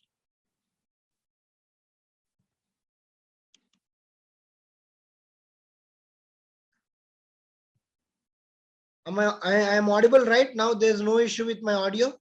I hope it's quite clear. Yes, sir. Okay. So please make running notes. Okay, these are the bullet points, and when you make notes, when you see these points, you can immediately recollect the entire paragraph and the entire conversation we had. Okay, so that is the basic idea of the entire exercise. So the idea of Telangana. So from 1948 to 1970, this is the broad chapter in which it is there. So in that idea of Telangana, the first thing is the historical background. So what is the historical background of this so-called Telangana? So this Telangana region was a bigger part of a state called the Hyderabad state. Okay, Telangana region was part of the Hyderabad state. Who was the ruler of Hyderabad state? It was the Asaf Jahi dynasty, or popularly called as Nizams. Asaf Jahi dynasty. Okay, so this Hyderabad state was being ruled by a kingdom or the dynasty called Asaf Jahi dynasty, which was actually a subsidiary of the Mughal Empire. Okay, the Hyderabad state was like reporting to the Mughal Empire for its administration. The Asaf Jahi dynasty, popularly called as Nizams, was the ruler for the Hyderabad state, and Telangana region was one of the prominent regions of the Hyderabad state. So previously the Hyderabad state was a combination of the present day Gulbarga, Bidar, Belgaum, Ahmednagar, the present day Telangana. All these parts were together called as Hyderabad state, and hence the Hyderabad state was a multilingual, multicultural state. Why? Because when you are saying Belgaum and Gulbarga, you are talking about Kannada. When you're saying Ahmednagar, you are talking about Marathi. And the basic rulers, the Asafzai rulers, have come out from the Bahmani king, have come out from the Mughal Empire. And then there was already this Deccani Urdu which was flourishing. And then the Telangana region itself had the Telugu language. So it's a combination of different languages and also different cultures. And hence the erstwhile Hyderabad state was a multilingual and multicultural state. So please be very clear about it. So these kind of statements you need to make in the examination. Okay. And then the state of Hyderabad was quite flourishing at one point of time. And because of the geography of Telangana, the popular kind of irrigation in Telangana was the tank irrigation.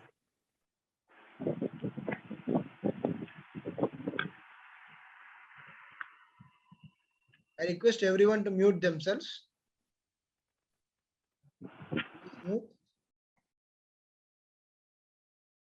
Yeah.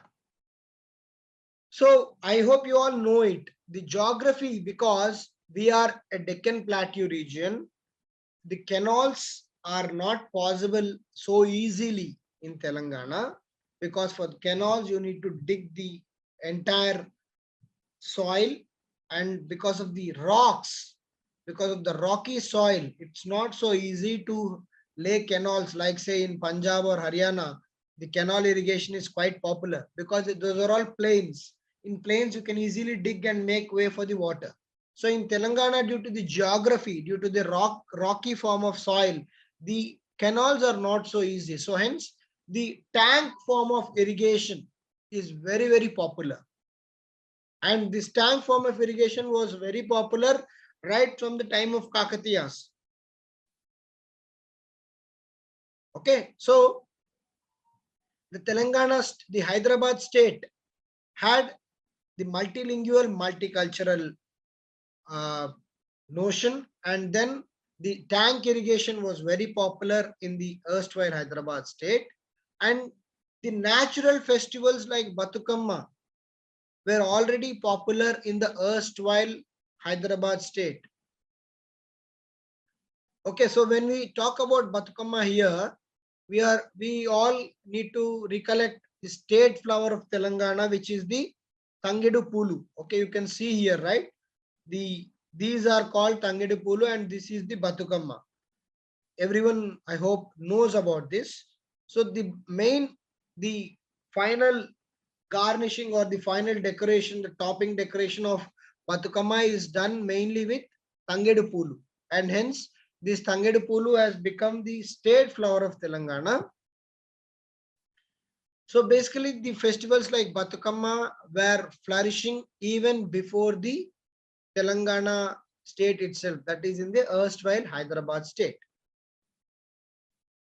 And then before 1956, because of lot of good administrative reforms by a person called Salarjung I in the 1850s, the agricultural surplus was there in the Telangana state. Telangana, which was portrayed as a drought hit region or a very dry land region, was actually a agricultural surplus region before 1956. And in the erstwhile Hyderabad state, the culture of Telangana was still prevalent, like the folk deities like Kattamaisamma were being worshipped. Even today, when we go to our villages or when we see those ponds, on every pond, there is a deity, right?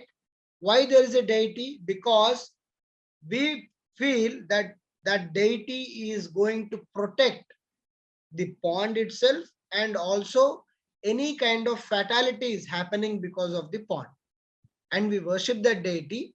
And Katta, the charuvu Katta is called, that is Katta, and the goddess who's presiding over that particular pond is called Kattamaisamma. So Kattamaisamma is a very popular deity. So almost all the ponds or major ponds generally have Kattamaisamma, and even some tanks, which are big tanks, have Kattamaisamma temple. And along with Kattamaisamma, other folk deities, because if you see the Telangana culture is coming lot of it from the folk background. Okay, the deities like Kattamaisamma, Yellamma, Pochamma, Mankalamma, all these deities are folk deities. And these deities are, every deity has their own role. Like Kattamaisamma for pond, Yellamma for something, Pochamma something. So every deity has its own importance in Telangana culture. So that was the background of the Hyderabad state, and within Hyderabad state, the background of Telangana culture in itself. Clear?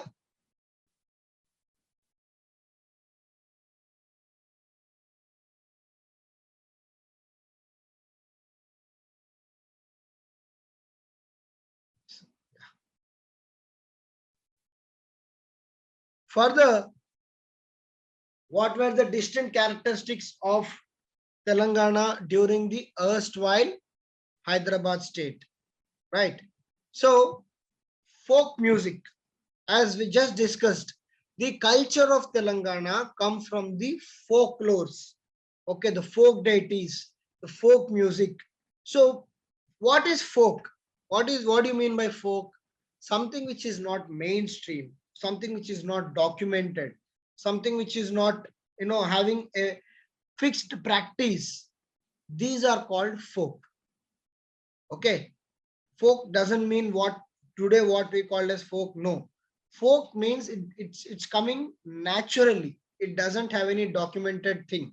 So if you see our music and all also, so basically it comes from a folk background. What happens, how this music came out? Because it predominantly Telangana was an agricultural state. While doing the agriculture, people used to forget that stress of agriculture. People used to sing some songs to come out of their regular chores, regular daily chores, people used to sing songs, and those songs were called folk music. Of late, we are seeing, right, these kind of folk musics are becoming very popular, especially after formation of Telangana. Okay, there are very popular folk singers also. Okay, that one singer is very popular. Okay, one or two singers, that female singer, I am unable to recollect her name, but yeah, Mangli, yeah. So she is trying to bring out, the folk aspects of this music. How, and recently also one song of one old lady became very popular. That is a classic example of folk music of Telangana. That song was being sung because that old woman, because of her whole daily chores, she used to sing that song to come out of the frustration or just to relax herself. But then that song was so beautiful and became an instant hit. So that's the exact folk culture of Telangana. It's not like, proper composing like that. So basically songs came up with nature and the work itself. Okay, so that is the music part of the Telangana. And then coming to the Telangana part in the erstwhile Hyderabad state. So basically, if you see, even in the erstwhile Hyderabad state, it was a multi-religious society. Okay, Hindus, of course, were a dominant religion, but the rulers were Muslims. We had settlers from north who were like Parsis and other religions, and then we had Christians who came up here and settled. Okay, because the Britishers were Christians, their representatives were very much present in the Nizam kingdom. They came and settled here. The British cantonments were very much there in the Hyderabad state. So it was a kind of a religious flux which was happening in the erstwhile Hyderabad state. And even though there were so many religions there in this particular Hyderabad state, the harmony between the religions was always present. Though the ruler was a minority class, the people were still respecting them. The ruler also was very much aware of the majority people's sentiments. We have this case, where during the Qutub Shahi rule, Akkanna and Madanna were the prime ministers, and how the Kuli Qutub Shah supported the construction of Ram temple in Bhadrachalam. So there are all case studies, right? How the ruler was very much tolerant to the majority religion, how the majority religion accepted the minority ruler, and how the harmony existed between various religions. This is a very, very unique way of life. And hence, this particular way of life, that is the confluence of cultures, confluence of religions, confluence of languages, all this is popularly called the Ganga Jamuna Tehzeeb. So that means generally when Ganga Jamuna Tehzeeb means the so-called Indo-Persian culture, how the culture from the Middle East and the culture of India in itself comes to an amalgamation and forms a new culture. And we see that, right, during Dasara, there is an Alai Balai. So where Muslims also participate in that. Okay, many people who are born and brought up in Hyderabad, we have Muslim friends who go and we go, as a matter of fact, tomorrow is Eid. So most of us who have the our Muslim brother friends, we go there and have the kheer and all. During our festivals, they come to our home. So it's a very harmonious relationship within the Hyderabad state and the Telangana itself. So hence this particular culture is very peculiar, very unique in itself, and it's called the Ganga Jamuna Tehzeeb. And just as we discussed, there are various religions in Telangana and the Hyderabad state, like the Parsi, Jains, Hindus, Buddhists, Muslims, Christians, etc. So all this, it's called as a confluence of cultures and the religions. So the hallmark or the trademark of Telangana is the peaceful coexistence of these various religions, caste, subcaste, and as a result, the distinct culture due to the amalgamation of various identities. Okay. Yes, Amulya? So, is this word particular only to Telangana, the Ganga Jamuna River, wherever there is the culture? See, within the South India, within the South India, okay. So you may, at the another state which has similar Ganga Jamuna Tehzeeb is probably the Lucknow area. Okay. Okay. You can just mute yourself. So within the South, if you see within the South, the apart from Hyderabad state, this kind of culture, this kind of cultural amalgamation is not present in any other state. If you even go to the Andhra, the present day Andhra, or the Karnataka, Tamil Nadu, Kerala, this kind of culture is not seen. Yes or no? Probably the only state which comes close to this kind of Ganga Jamuna Tehzeeb is again the Uttar Pradesh, especially the Lucknow area. There also the Ganga Jamuna Tehzeeb did exist because the Mughals were very much close there. The mighty Mughal Empire was present in Agra for many years, okay, before it moved to Delhi. So that confluence of Mughal Empire and the regions is very much present. But in South, Telangana enjoys this unique Ganga Jamuna Tehzeeb. That's what we are trying to explain. Okay.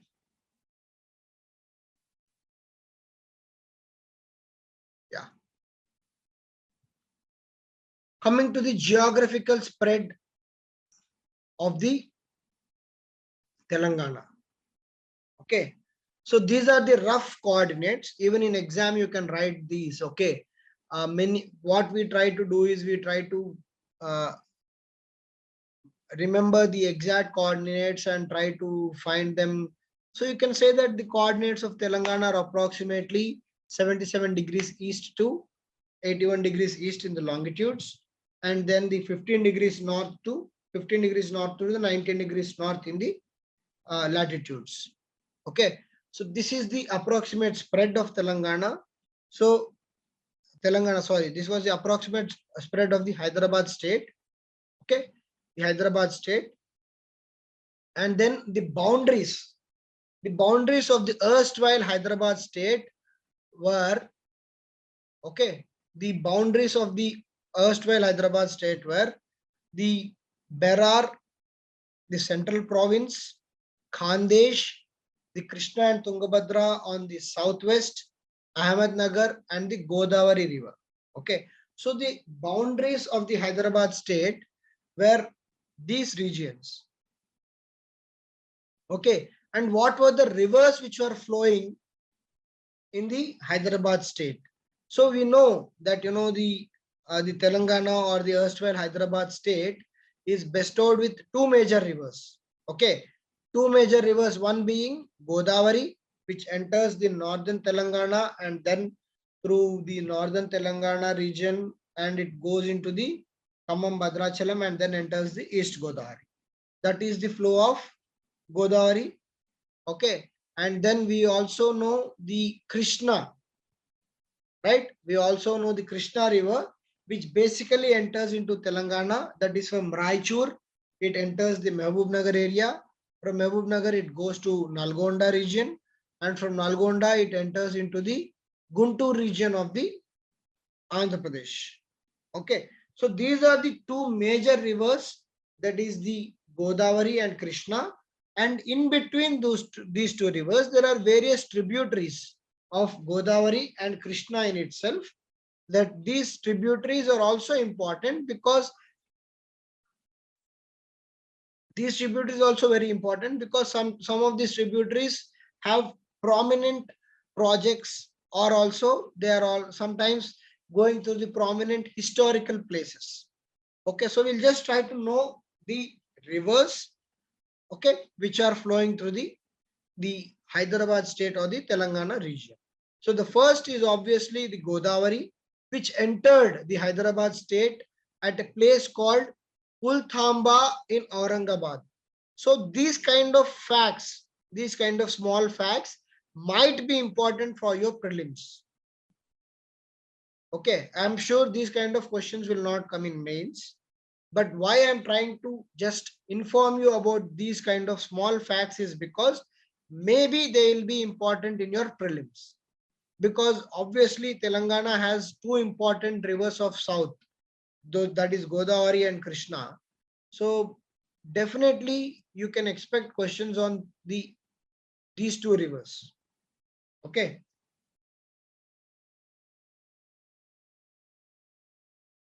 Right. So coming to Godavari, it enters the Hyderabad state at a place called Pulthamba in Aurangabad. Okay.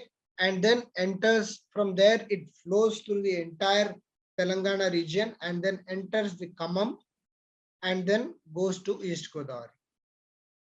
So meanwhile, in the present Telangana region, it enters into Adilabad, Nizamabad, it goes through the Karimnagar, the Kaleshwaram project itself is built on Godavari, then it goes through the outskirts of Hyderabad, okay, and then enters the Khammam, Bhadradri region and then goes to the Seeleru area of Godavari.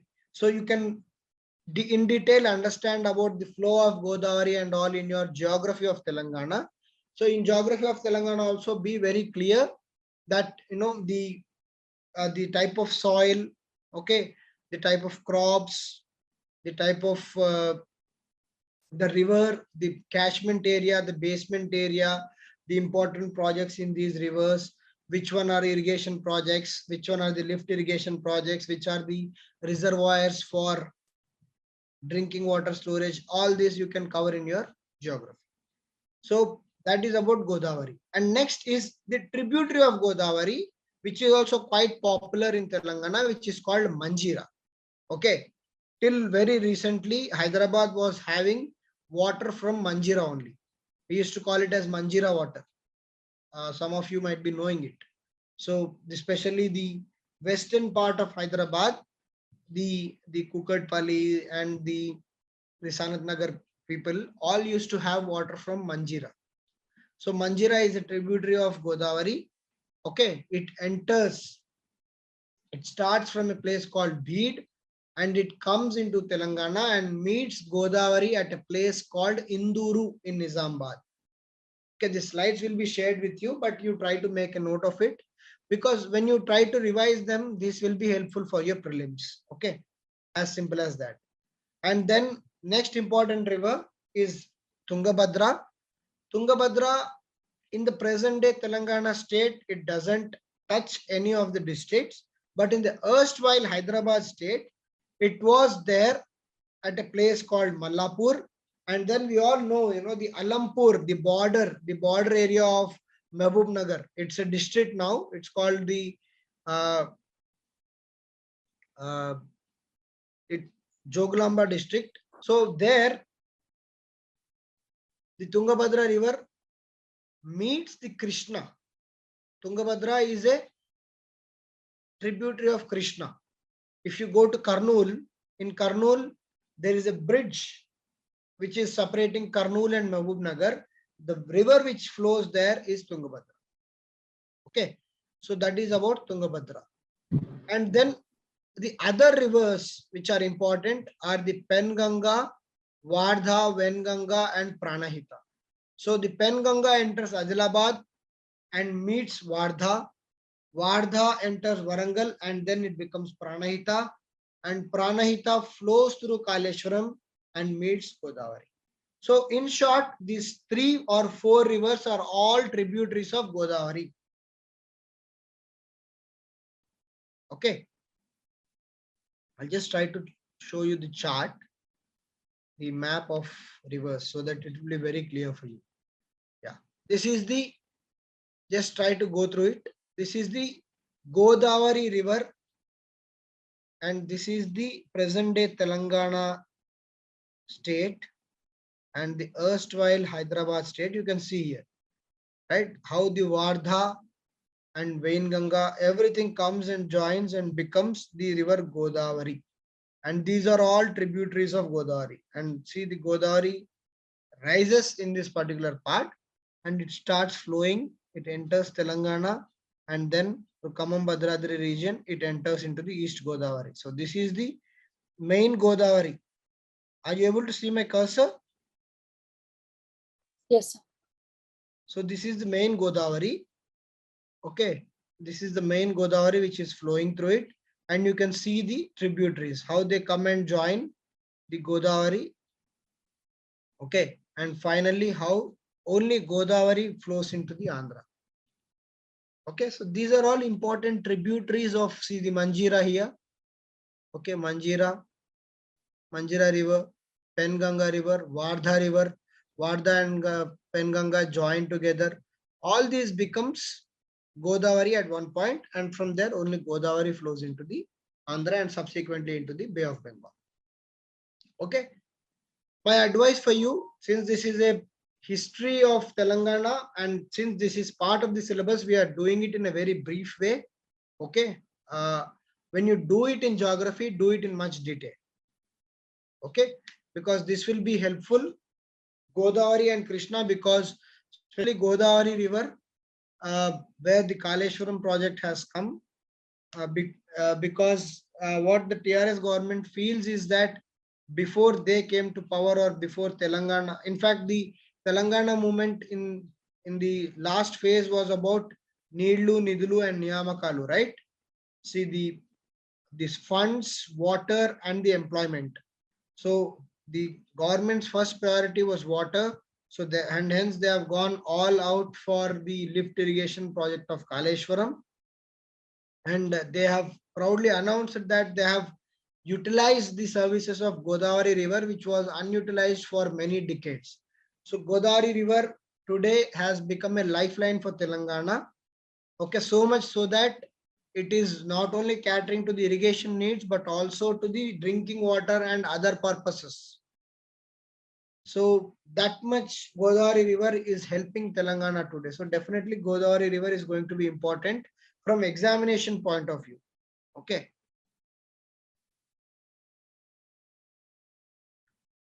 And this is the Krishna. So the Krishna, as we discussed, it enters the Telangana region at Raichur and then through Mehboob Nagar, Nalgonda, and then it goes into the Andhra region and it enters Guntur there. Just see here. See here, it's Tungabhadra, and this is the Raichur region, and from here it enters into the Mehboob Nagar, and then it goes through Nalgonda, that is the Nagarjun Sagar, and then goes into the Guntur. So the lower part of the Telangana is having the Krishna River, and the upper part of Telangana is having the Godavari River. Okay, so that is the importance of these two rivers, and these two rivers are very useful, be it in irrigation, be it in drinking water, and any other purposes.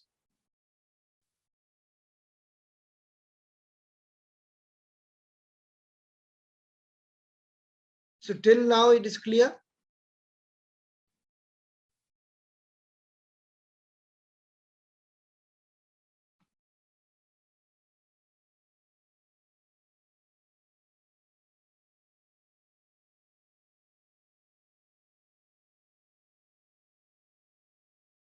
Okay. So coming to the erstwhile Hyderabad state and its administration. Okay, we'll do it again during the Salarjung reforms. Okay, so since it's chapter 1, we'll briefly touch it up as to what are the 6 subhas. So what are these subhas? Subhas are nothing but the provinces. Okay, the Mughal system was about, it was popularly called as Subedari system and sometimes called as and most of the times called as Mansabdari system also. So these subas are like provinces. Okay, each province will have its own subedar. Okay, so initially under the Asaf Jahi dynasty, that is in the 17th 18th century, the Hyderabad state had 6 subas. What are the 6 subas? Aurangabad, Berar, Bijapur, Bidar, Hyderabad and Khandesh. Okay, please remember them. Please remember them. These kind of facts you need to remember. Not every fact, but these are the important facts you need to remember. So for easy remembering purpose, I have even brought out the map of erstwhile Hyderabad state. Okay, if you see the Berar is marked here because we came to know, that is, of course, we'll know later, that Berar was again taken back by the British. And just now we discussed about the boundaries of Hyderabad state. You see, central province, Berar, Ahmednagar, all these are, see the Aurangabad, you can see the Aurangabad here. Aurangabad is here. Okay, Berar, Bijapur. Okay, Bidar is here. Hyderabad and Khandesh. So see, Bidar is here. Okay, so this is the erstwhile Hyderabad state.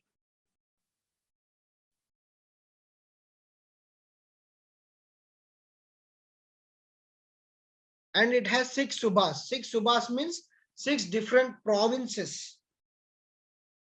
And of course, the in charge of all the 6 subas is the Nizam. So each suba will further have its own subedar who will be reporting to the Nizam.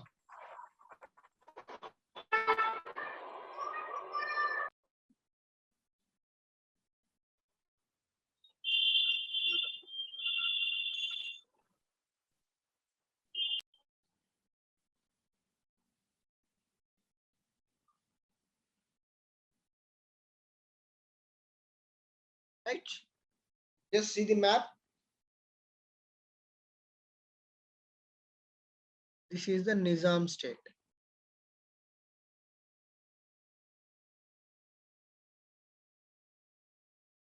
See, after various agreements between the British, because we all know that Nizam was one such ruler who was extremely loyal to the British till the last hour. So he was always loyal to the British because they were quite selfish in their motive of developing their empire. So they did not want to take on British at any point of time, and they were very loyal. Whatever British told, they did. So after various agreements and taking over by British, 4 subas were left. Finally, out of those 6 subas, the 4 subas were left. Those were Aurangabad, Osmanabad, Gulshanabad, and Warangal. So these are the 4 subas which were left after various agreements. Later, when the Salarjung comes into picture, he politically and diplomatically convinces British that all will see. But the picture was that 4 subas were left, and amongst those 4 subas, these provinces were further, these 4 subas were divided into 16 districts. And then the Persian was official language till 1884, and after 1884, Urdu became the official language.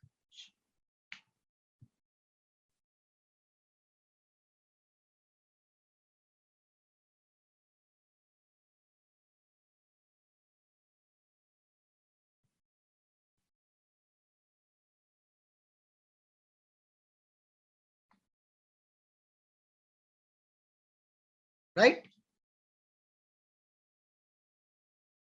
So what is the timeline of Hyderabad state? Who were the rulers of Hyderabad state over a period of time? This is a chronology. Why I am giving this chronology is because I feel strongly there can be a prelims bit on this. Please give the ascending order or the descending order of the rulers, or which of the following is not the ruler of Hyderabad state. So be ready with your own analysis of any given topic. So this is the timeline. We all know that, the history of Telangana dates back even before Kakatiyas, right from Satavahanas, of course we know that, but to our knowledge, okay, the culture of Telangana, the present day Telangana, what we are seeing is right from the medieval period. From the medieval period, especially from the 13th or 14th century, that is from the Kakatiyas.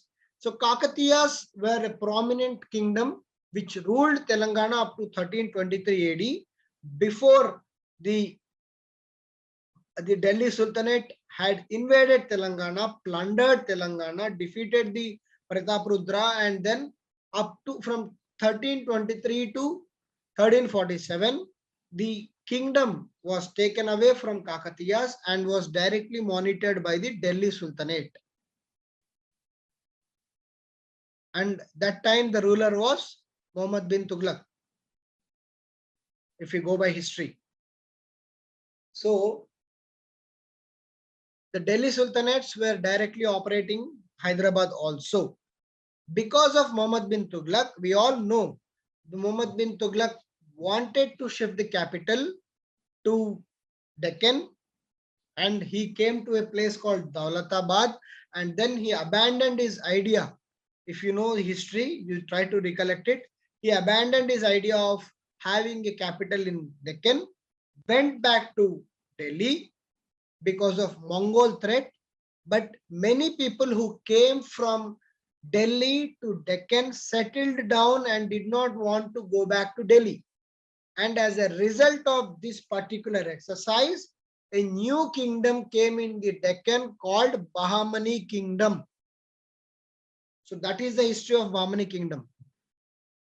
So this Bahmani Kingdom then came up in the 15th or 16th century, and from there a person called Hassan Gangu was the founder of Bahmani Kingdom. So this all you will read in your Telangana history. Hassan Gangu was the founder of Bahmani Kingdom, and there the Bahmani Kingdom was found. And initially the entire Bahmani Kingdom was very huge. And after a person called Mahmud Gawan, after this person, and because of this person, the Bahmani Kingdom splits into 5 different pieces. And one among those pieces is Qutub Shahi dynasty. And the founder of the Qutub Shahi dynasty is Quli Qutub Shah, the founder of Hyderabad also. So this person, the erstwhile part of the Bahmani Kingdom, then split into the Qutub Shahi Kingdom under this person called Quli Qutub Shah, which ruled the Hyderabad state up to 1687 till the fall of Qutub Shahis.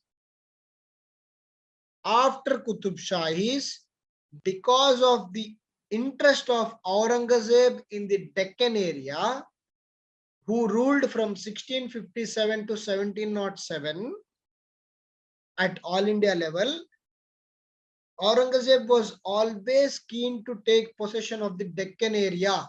It was popularly called as the Deccan ulcer of Aurangzeb. So in 1687, the Hyderabad state was again being ruled by the center, that is by Mughals directly. After the death of Mughals, especially the great Mughal, that is 1707, the death of Aurangzeb, the later Mughals came into picture, who were weak, inefficient, and were not very serious about the administration. During that time, in Delhi, there was dissent on the rulers, and people, the strong nobles who were powerful in the Mughal Empire, started going away, and in the name of Mughal Empire, they started to rule their own kingdoms. One such was Murshid Khan of Bengal, and another ruler was the Nawab of Lucknow, and the third ruler who came out of Mughal Empire and in the name of Mughal Empire started to have his own kingdom was the Nizam ul Mulk, that is the Nizam, the Asaf Jahi dynasty. So they came out They were very powerful nobles in the Mughal kingdom. They were not happy with the Mughal treatment, the way Mughal kingdom was functioning. They thought enough is enough. They came out. This particular Nizam came out from the Mughal Empire, came to the Hyderabad, took the permission of Mughal Empire to have the Subedari rights of Hyderabad, and then he became the absolute ruler over a period of time in the name of Nizam ul Mulk. And he, till the seventh Nizam, that is Mir Usman Ali Khan, that is the seventh Nizam, up to 1948. From 1724, the 200 odd years were being ruled by Nizams.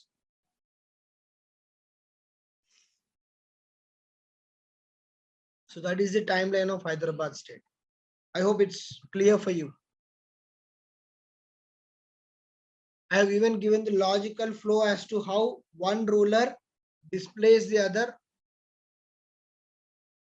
and how one ruler came into power because of defeating the other. Even when you do the history of Telangana, do it like this. Do it in this timeline. It will be very much easy to remember.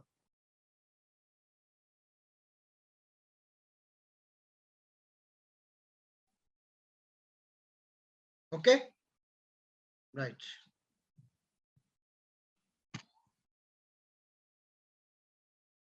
So coming to the Nizam's rule in the erstwhile state of Hyderabad. So how was the administration till 1853 before a person called Salar Jung I came to the power? Of course, we'll do Salar Jung I in detail, his reforms, his different forms of reforms, political, economic, social, educational, legal, a very, very visionary person. And I'm sure in the paper 6, 100%, there will be a question on Salar Jung I. It may be a 15 marker or it may be a 10 marker, because Telangana history or Telangana movement is as such incomplete with this person called Salar Jung I. Okay, so coming to the Nizam's rule, the administration till 1853. What was the administration like? Because if you see, the Nizam taken over Hyderabad in 1724. So what was the kind of administration which was there in the Hyderabad state till 1853, before the Salar Jung? So it was basically an autocratic system. What is an autocratic system? Where the king is final. There is no consensus, there is no democracy, there is no particular hierarchy or any protocol. Whatever king feels is done. Whatever king says is done. So that is called an autocratic way of running. Sometimes we say that, right? This ruler is very autocratic. What do we mean? That means he doesn't listen to anyone. So that autocracy means not listening to anyone, issuing orders. These orders were called farmans. Farmans means a king given order. Farman means a king given order. Okay. So there were no specific ministers. The king had all the portfolios. And what he used to do when he had all the portfolios, he used to award random contracts to whom? His friends, family, the people like Deshpandes, Patidars, Patwaris, all these people, the intermediaries began to grow in wealth and also in power. And what happens when there is too much hierarchy between the king and common people, when there are too many intermediaries? So the expectation for wealth is more. When the expectation for wealth is more, the taxation will be more. And as a result of so many intermediaries, there was a lot of taxation on the common man. There's a lot of taxation on the common man. So what happens when you are used to the wealth, the intermediaries, the nobles, everyone started enjoying a luxury lifestyle. And basically, there was no checks and balances on anyone in the kingdom. Everyone used to do whatever they thought was right. So in short, the administration was a complete chaos.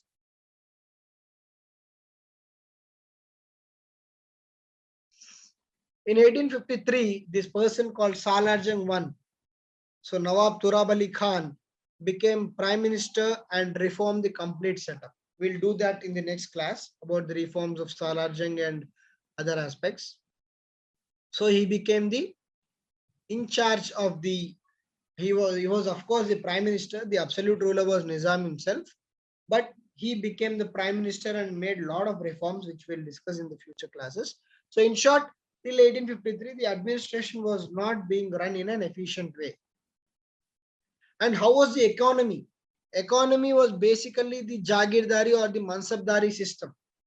So what happened is, within this Jagirdari system, there are many different types of concepts, like the lands which are directly controlled by the Nizam itself, lands which are not controlled by the Nizams,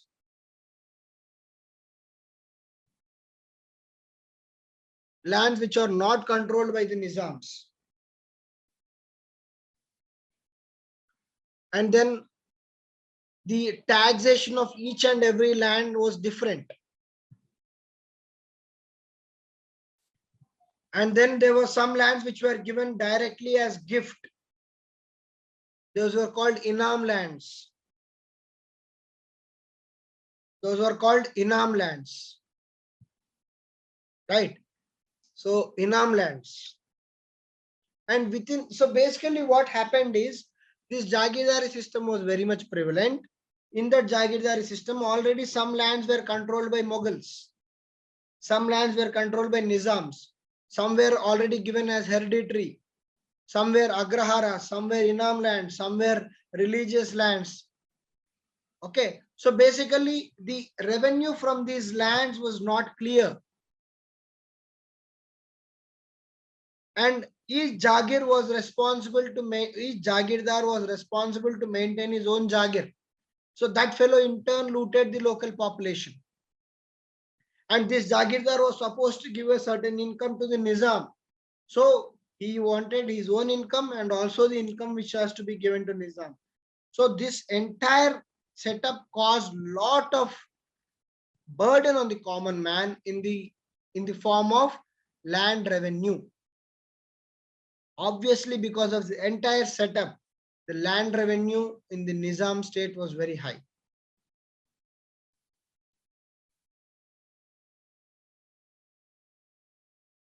The land revenue in the Nizam state was very high.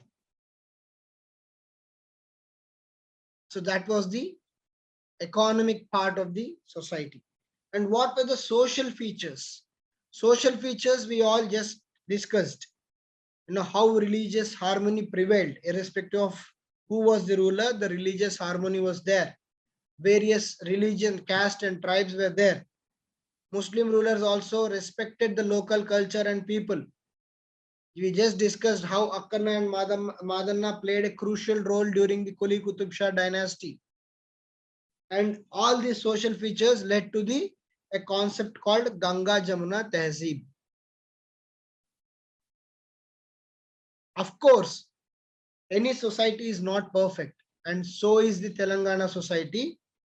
So what happened in this society, though there was harmony, though there was appreciation of all the religions and castes, there were some evil systems in the Telangana society. Okay, there were some evil systems in the Telangana society. Just give me 1 minute.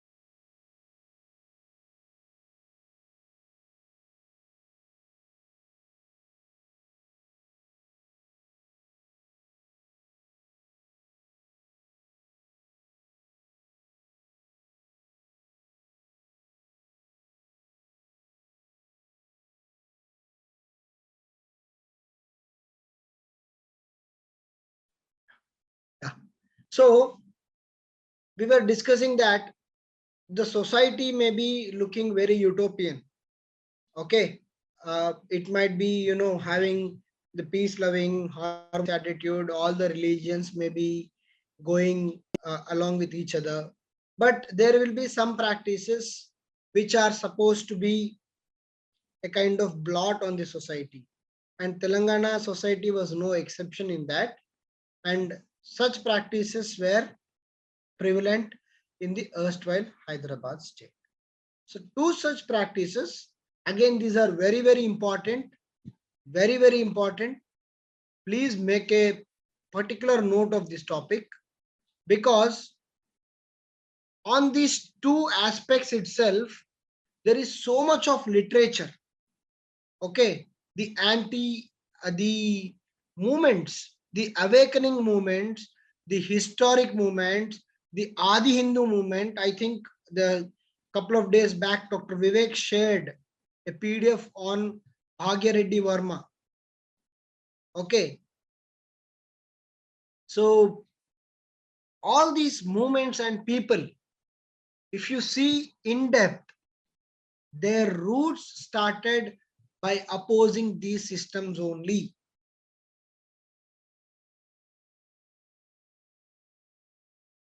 Okay, so two such systems which were a blot on the Telangana society, which was a kind of Ganga Jamuna Tehzeeb, where one was the bonded labor system and the second was the Jogini system. So the bonded system, which is also called as Vetti system or the Vetti Chakiri system. We are all aware of this word. People who know Telugu know Vetti Chakiri means bonded slaves, continuous unpaid labor service by the communities like blacksmiths, carpenters, washermen, by the people like Patwari, Patel and Deshmukh. So just to understand the history of this particular paragraph I have written here, what happened is, just now we have discussed, Nizam used to give grants, land as grants. For example, if my grandfather was a carpenter, if he worked with Nizam, if Nizam is impressed with some of my grandfather's work, he will give me some land. He'll give my grandfather some land to cultivate. So that was a gift, because the gift was given in the form of land in those days. So my grandfather was the owner of that land. He used to cultivate. After that, my father got it, I got it.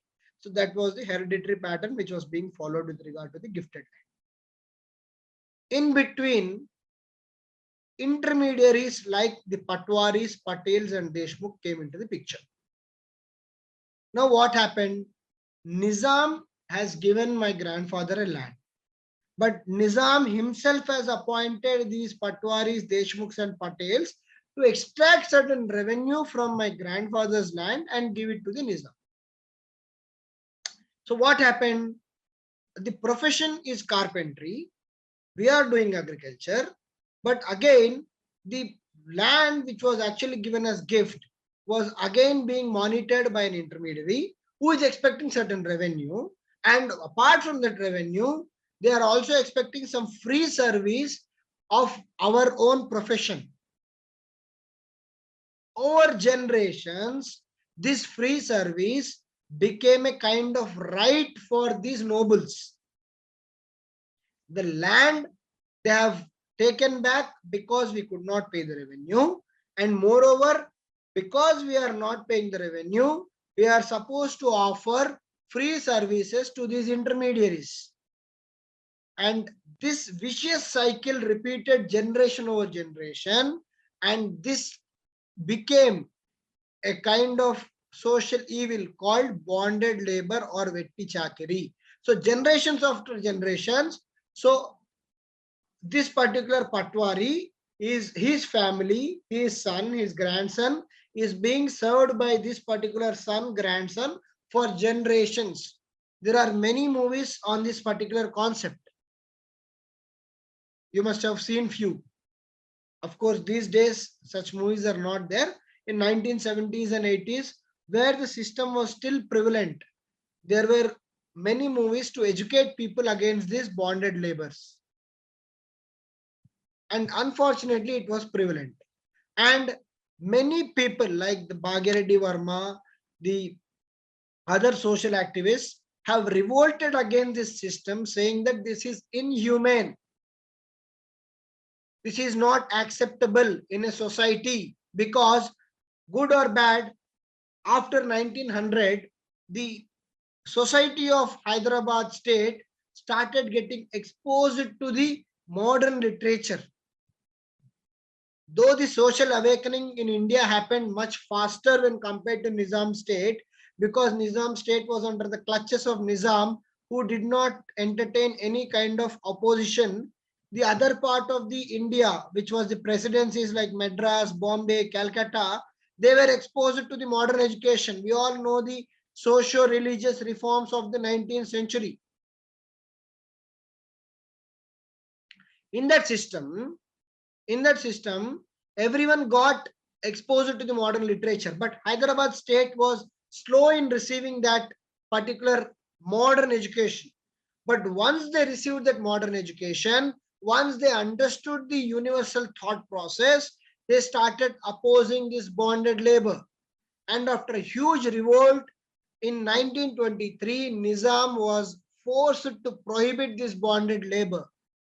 But unfortunately, that was only on records. It was not fully implemented. Even till 1960s, 70s, this bonded labor existed.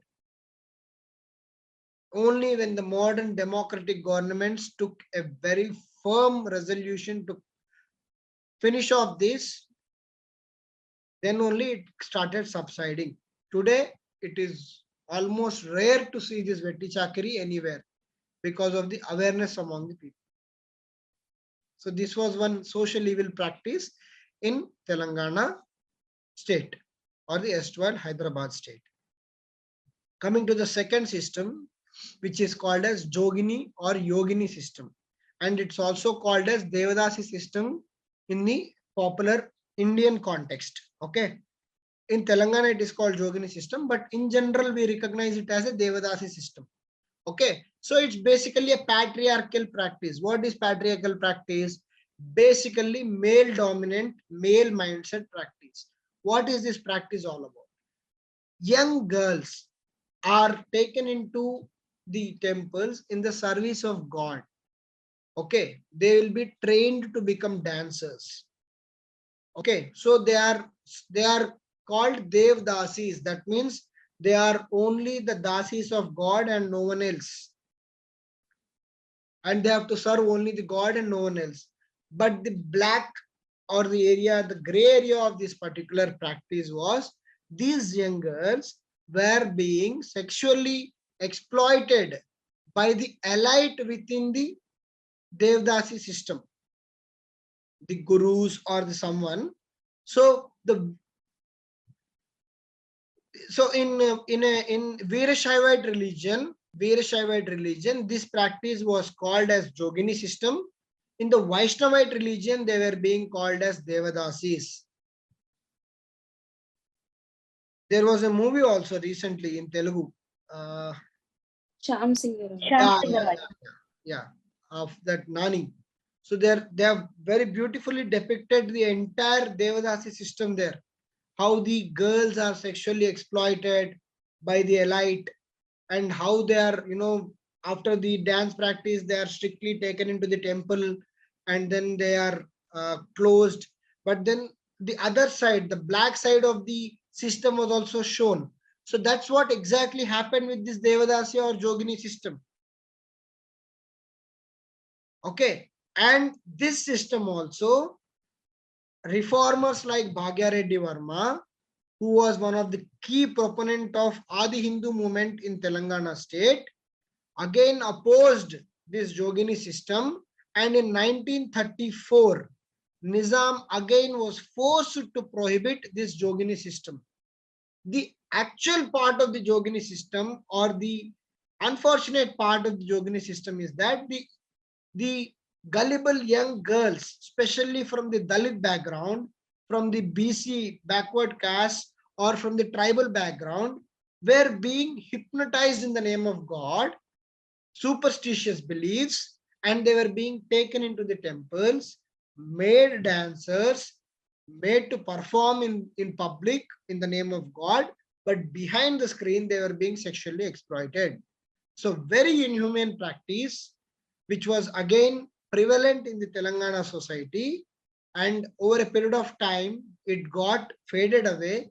Again, see, 1923, 1934, these systems were on paper prohibited, but the logical end came much later. We all know that even after independence, these systems prevailed. The bonded labor, Vetti Chakri prevailed. The Jogini system prevailed.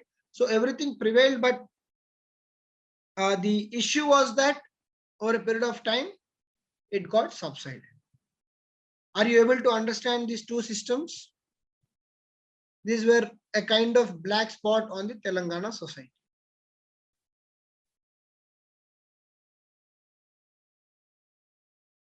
So I am expecting in mains, okay, again this Jogini and Vetti systems will be part of your Telangana society. Okay, whenever you are doing Telangana society, you will be doing this in much detail.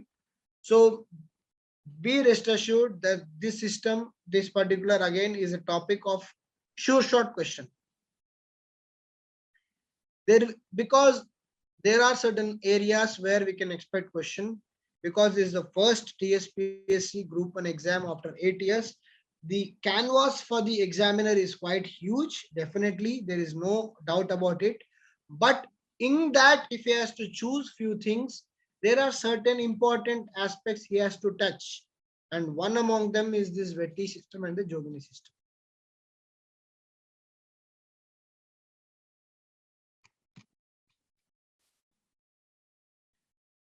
And then coming to the people of Telangana.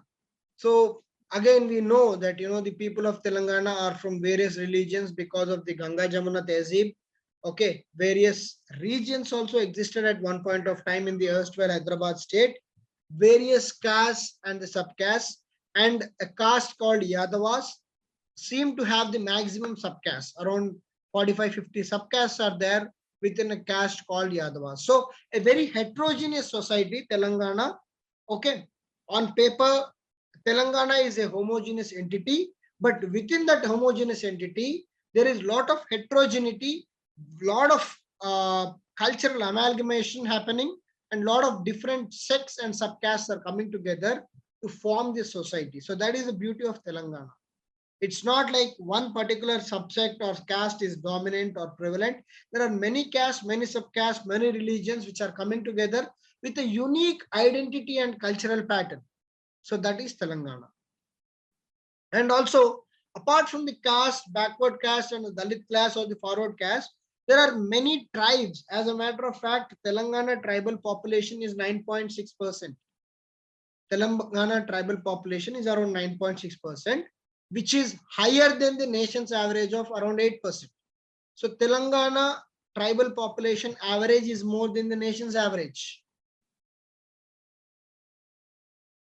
And there are many tribes in Telangana like Gonds. Okay, Gonds. So each tribe, let's discuss in one or two sentences. Gonds, as we all know, Gonds are the tribal population who are predominantly staying in the areas of Adilabad. Okay, they have their own unique culture. They are basically the agrarian tribes. Okay, their main occupation is agriculture, and they are basically worship of nature, and especially the snake gods and all. And that's why they have a famous festival called Nagoba festival. Gonds have a Nagoba festival. And Koyas are predominantly in the area of Warangal. Okay, they have a very different kind of accent. They have a hilly kind of lifestyle. Okay, and they are mainly into the soothsaying. Koyadora we call them, right? You all must see in the pictures like how the Koyadoras are looking in a different pattern. They are saying soothsaying, they are predicting the future and all. So basically a famous Koya tribe was Jampanna. We all know that Jampanna, who actually opposed the Kakatiya ruler called Prataparudra. and his family members Samakka and Saralamma also cursed Prataparudra, and hence this biennial festival in the Telangana region, a very famous tribal festival across India and one of the highest attended tribal festival across India. Around close to 10 to 15 lakh devotees visit this particular Samakka Saralamma Jatara.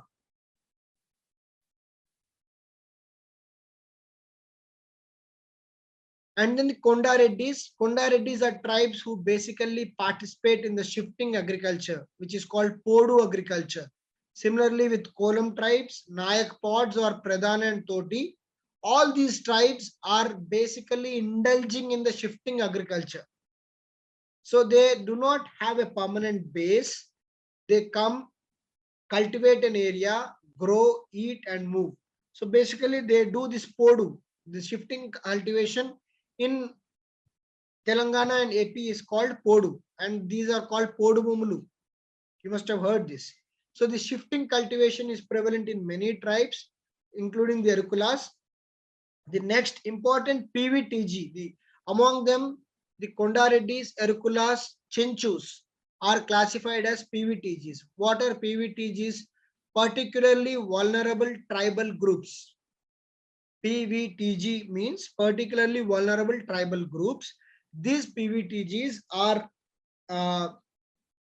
people who are stagnant in their lifestyle, basically illiterate, and their agricultural patterns or agricultural techniques are also very outdated. And among them are Chenchus. Chenchus, you must have heard, they stay in the Nallamalla forest. Their basic lifestyle is they do again Podu cultivation only, shifting cultivation. They stay in special huts called pentas. Okay, they are quite backward in their lifestyle. Their illiteracy is quite high, and they stay in the deep forests of Nallamalla.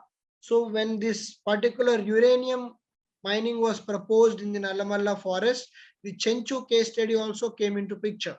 Like how this particular uranium mining is not only going to affect the animals and the plants in that Nallamalla, but also the PVTGs like Chenchus. So that was one case study. So Chenchus are very important case studies for Telangana because they are PVTGs, and among PVTGs are also they are the most backward PVTGs amongst all the tribes.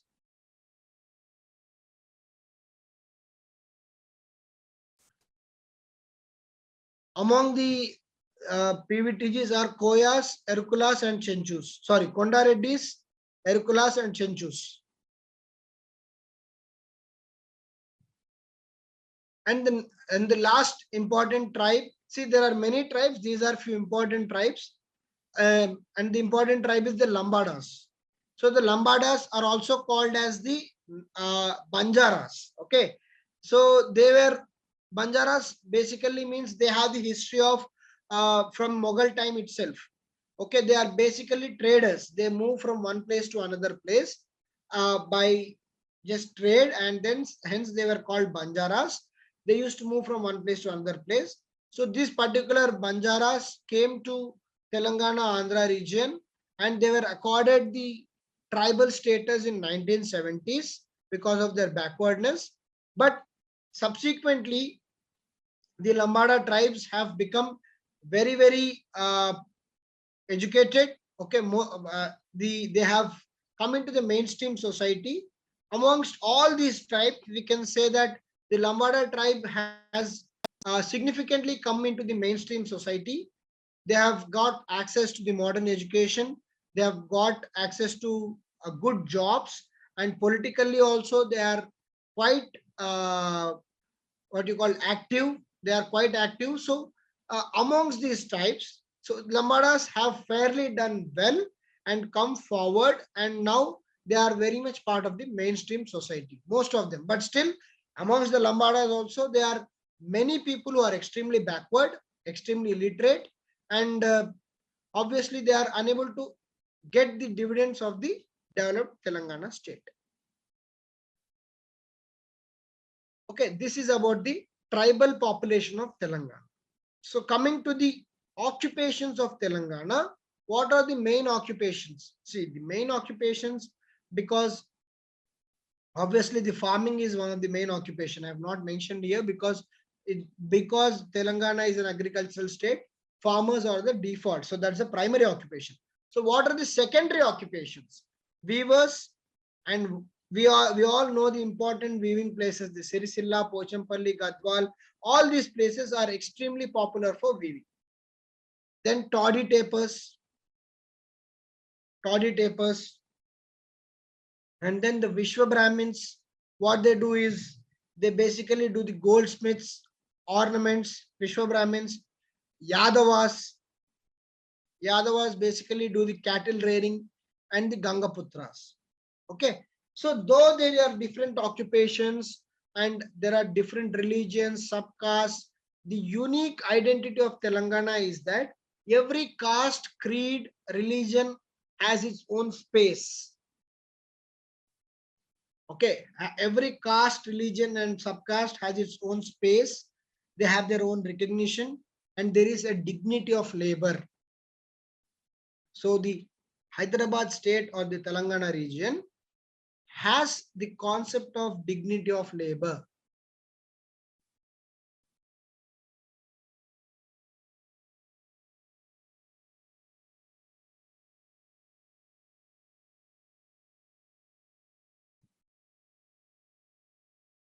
Okay.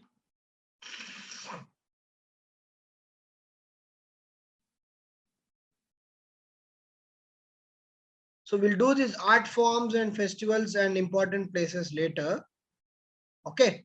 So we'll just try to have some possible questions on the today's class. So here you can be interactive. I hope it is clear for you all. It's the first class, so I'm just not trying to rush or cover everything in the first go. And we are trying to go as per the syllabus also. So not an issue here. So is it clear or any doubts with regard to this class?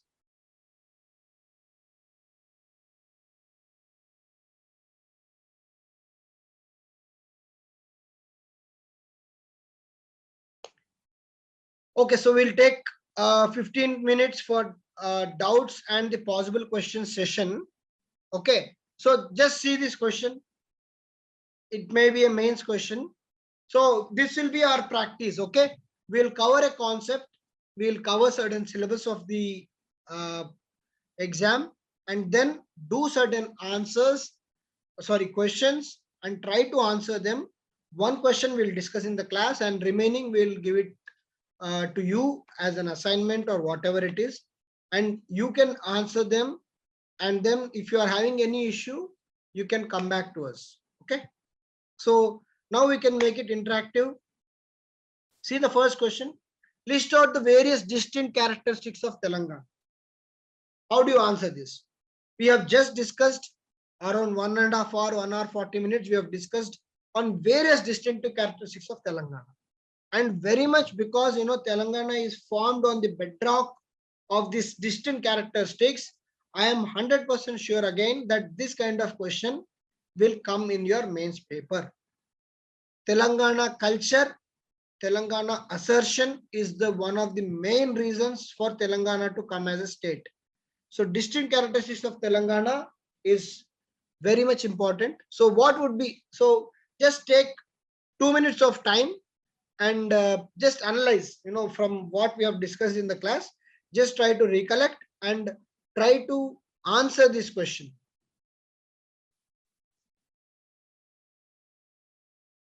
You can do that, Vasant, not an issue. And I would encourage you people to have this peer review. Okay, obviously, we may not have time to review all the, because we have 30 to 40 people in the group. We may not have the time to evaluate all the answers, because you know the concept, you have the material with you, you have the slides with you. What you can do is you people can write the answers and start reviewing amongst your own people. That what happens is the point which you missed, your friend may cover. And when you look from the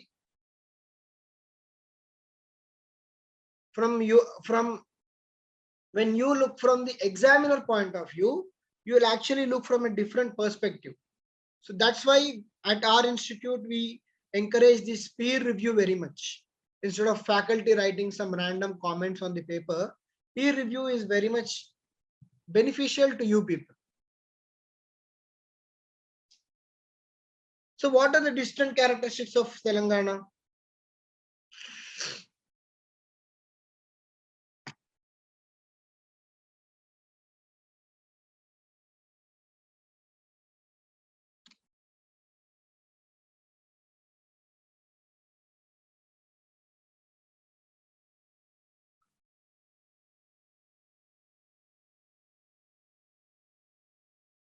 So good. There are a lot of points coming up. See, how much you need to write, what you need to write is based on the requirement of the question. Please be careful about it. If it's a 10 marker question, you need to write 150 words, plan your content accordingly.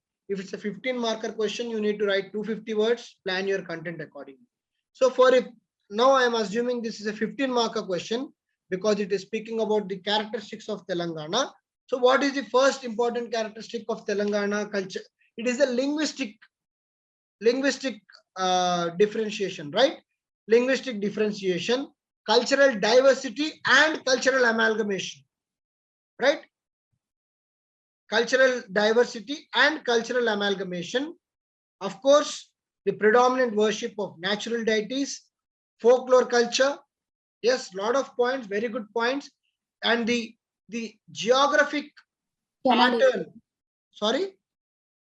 Canal irrigation due to geographic patterns. Canal irrigation, no. Canal, we are not.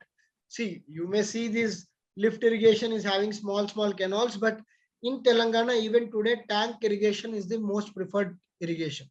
Okay? Sorry, sir, tank irrigation. Tank irrigation, yeah. So, and then what are the distinct characteristics? Historical uniqueness. Very historically unique. If you see the timeline of Telangana, so many rulers have come and so many rulers have gone, but the entire fabric of Telangana was always maintained. Diverse social conditions. The society is very diverse. Many castes, subcastes, religions. Okay. And then the economic system of Telangana, which is predominantly agricultural, but supported by the subsidiary secondary activities like weavers, blacksmiths, goldsmiths, carpenters. Okay. And then these are the, yeah, everyone got assimilated into this culture. Okay. And last but not the least, the courageous attitude of the people of Telangana, right?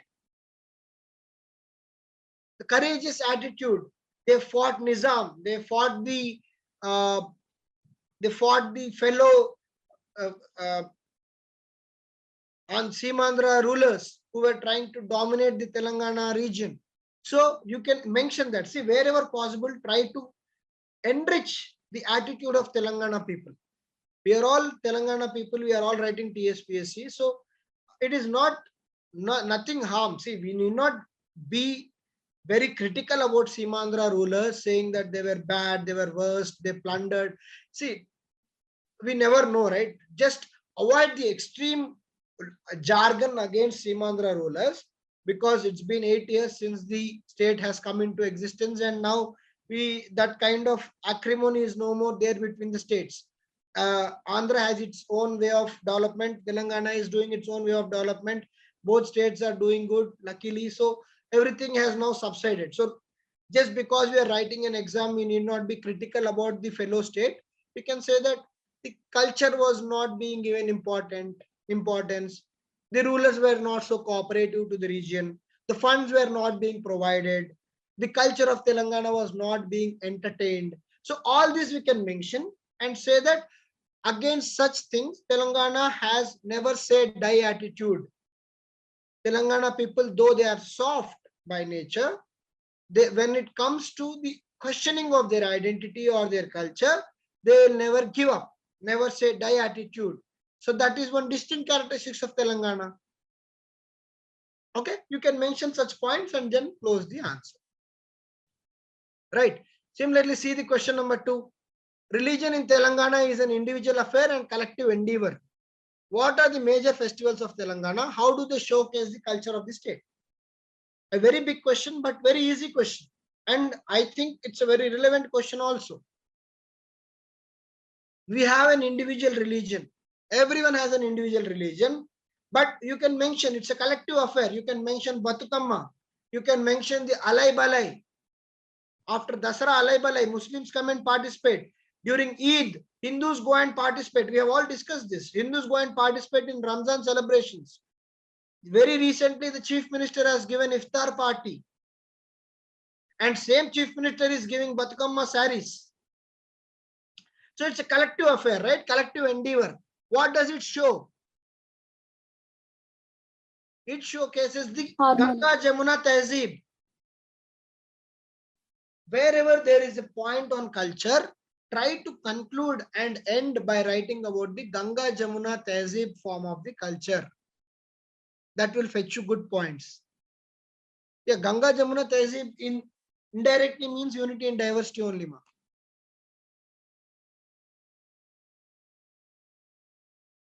Okay, same question in a different way. Telangana culture is known as Tehzeeb. Elaborate. Okay. Yes.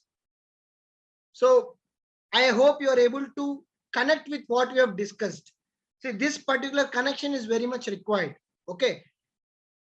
After the class, when you go back, you should feel that, okay, if there's a question on what has been taught to me, I can answer. That is the basic exercise we are trying to do.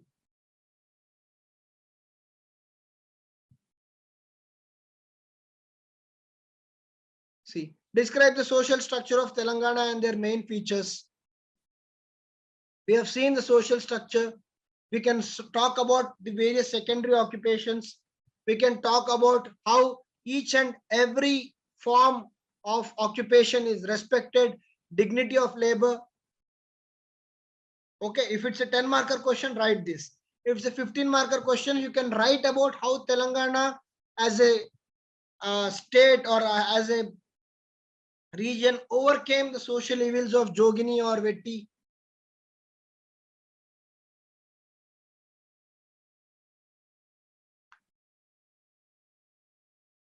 Fifth question we'll obviously discuss in the next class regarding the art forms, handicraft, support and all. Sixth question, you see, Telangana state has one of the highest tribal populations in the country. What are the various tribal communities residing in Telangana? Give examples of PVTGs among such tribals with details of their lifestyle. So when such question comes, you can simply take example of any one particular tribal community as a case study and answer. You can say Telangana has close to 9.5% of tribal population, which is the highest, which is one of the highest in the country. And then various tribal communities residing in Telangana are 1, 2, 3, 4, 5, 6, 7, 8, 9, 10. And the regions like Gonds in Adilabad, etc., Koyas in Warangal, Chanchus in Nalamalla Forest, Lambadas in mainly the Karimnagar and Nizambad area. So all these you will mention. And then you say among these three, you need not remember all the PVTGs. One among the PVTGs, Chanchus. And Chanchus lifestyle, they are mainly Podu cultivation. They are basically honey extractors and they live in pentas. So this is what, and they basically have the illiteracy. See, if you can remember the percentage of tribals, it's very easy, right? I've been telling 4 times now, 9.6% of the main population. 9.6% of the total population of Telangana is tribal population. So now you can easily recollect. The average of India is around 8.1%. In Telangana, it is bit higher. Okay. So, and that's why in Telangana, you have a separate, it comes under the Schedule 5 state also. Okay. Telangana is a Schedule 5 state and we have a separate tribal affairs minister also. Okay. Because of prevalence of high tribal population. Even the Andhra Pradesh is a Schedule 5 state and it is supposed to have a tribal affairs minister. Okay. And that's why in Telangana, we have the Schedule 5 areas. Okay. When you do the society or the tribal part of the Telangana, just read about that. We have different Schedule 5 areas and like, the Eturi Nagaram is one such area. the Bhadradri area. So we have this kind of clusters, the tribal clusters, where the IAS are the in charge of those particular tribal clusters, and the tribal clusters are developed in their own way. They are separate from the mainstream society. Okay.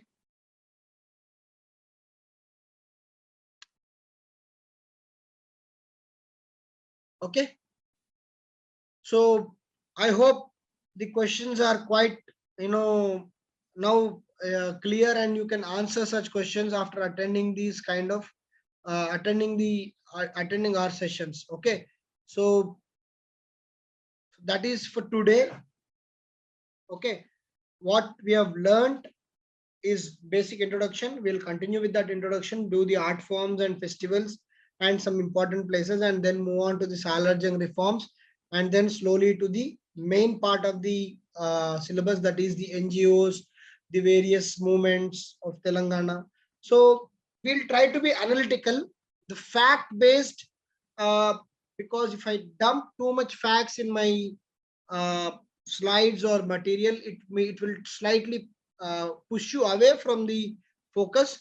So what we'll do is we'll give a very thorough platform with analytical approach. If at all, if you require any facts for small value addition, that you can do in your answer writing. Okay. So I hope it's again very clear to you, and we'll continue this approach of having discussing the questions after each topic is there. At least 2 questions or 3 questions. Some topics may not have any questions, but still we'll try to create a question, so that when we do in that question and answer format, we'll try to recollect and remember the content in one specific way, which will help you in examination. So that is the basic purpose of this module. So we'll just close in next 3 or 4 minutes. Any specific doubt regarding today's discussion, you can ask me.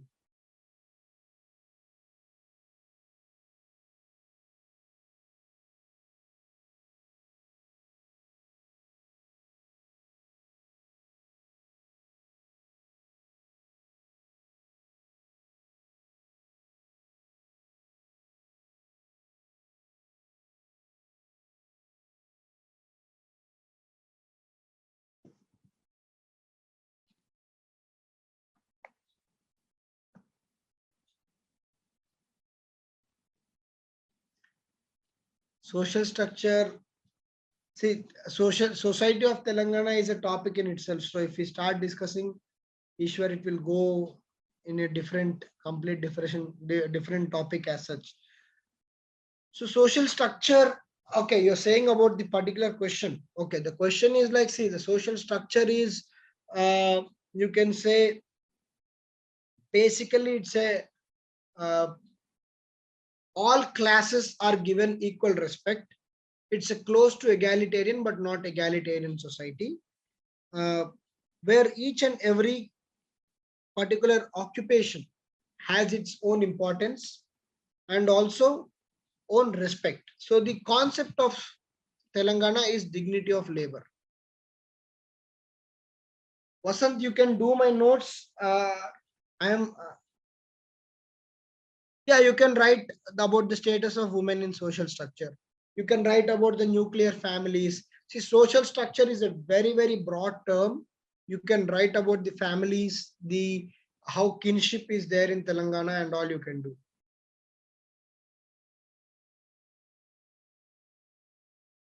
That we'll do. Art forms and handicrafts we'll do in the next class. Okay. Not all. See, the textbook will give you 20-30 art forms. It's practically impossible to in the examination hall to sit and remember those. What are the important forms? Generally, some of the art forms of Telangana are recognized throughout India. So if we can project them, it is very much okay, Rathod. Okay. See, I am still giving the same disclaimer. I am sure Vivek also will do the same. That 100% no one will give you any guarantee about the thing, but we are trying our best to make this module very different when compared to the other institutes. We'll ensure that maximum part, if you can take the running notes and have these handouts in hand, you can easily handle this paper 6. But here and there, if you need some inputs, please Google them. You can refer any other books if you want to add any value. But 90%, I can say that if you can follow the classes regularly, make notes and have the handouts, you can handle the paper 6 very comfortable. Okay. So on that note, we'll sign off. Tomorrow's class will be updated by Vinay. It will be either by me or Vivek sir. So please get ready, and yeah, we'll meet in our next class. Good night all.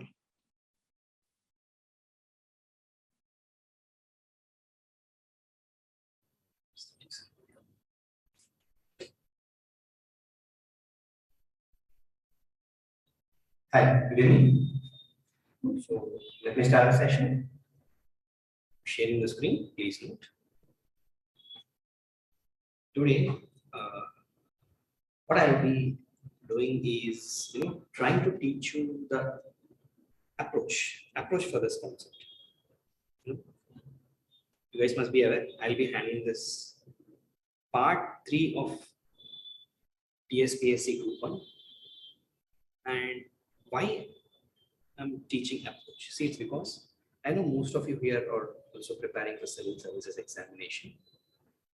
And somehow the textbooks which are available in the market, like whether it is B. Prakash or the textbook S. Raju, or even Telugu Academy is good. I say that Telugu Academy is a good source for this topic. I personally felt subject could be a little more deeper. And it's like this. Most of you would already have some amount of expertise, some amount of knowledge. So for the sake of this examination, we need not downgrade ourselves. That is what I want to. So let us see that big picture. What I'll try to do is, I'll try to give you guys a holistic or overarching view of what exactly is a movement. Then, if you are aware of this framework, rest of the things is just filling the details. It's just filling those information into those frameworks. It is like things will be very easy for you if you actually learn this framework, right? So on that note, hope I made it clear what we're going to do, right? Yes. So the first thing which I want you guys to be aware is, for that matter, a movement. Today's class will be a little slow because the reason why today's class will be a little slow. Please bear with me. Because if these things are understood, if these concepts are strong with you, then rest of the discussion will be like a cakewalk. So be a little patient, and it's very much possible that some of the ideas you must be already aware, but still pay some attention to it. Make it a point that you learn these frameworks, so it would be easier and helpful to you in the further preparation. Movements, isn't it? So movements. Why generally anybody does movement? So anyone does a movement to bring a change. One simple and easy way to understand is anyone does a movement to bring a social change. So essentially, movements can be of different types. Movements Hello, can sir. be different types. So it can be like Hello. it can be Hello. Hello, sir. Voice from your side is low.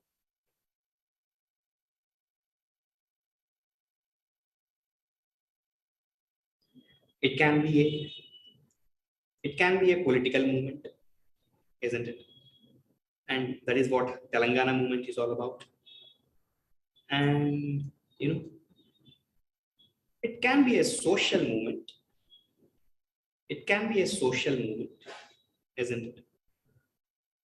Social movement, let's say a simple movement like let's say in Andhra Pradesh in early 1990s, women have agitated against liquor and demanded for prohibition of it.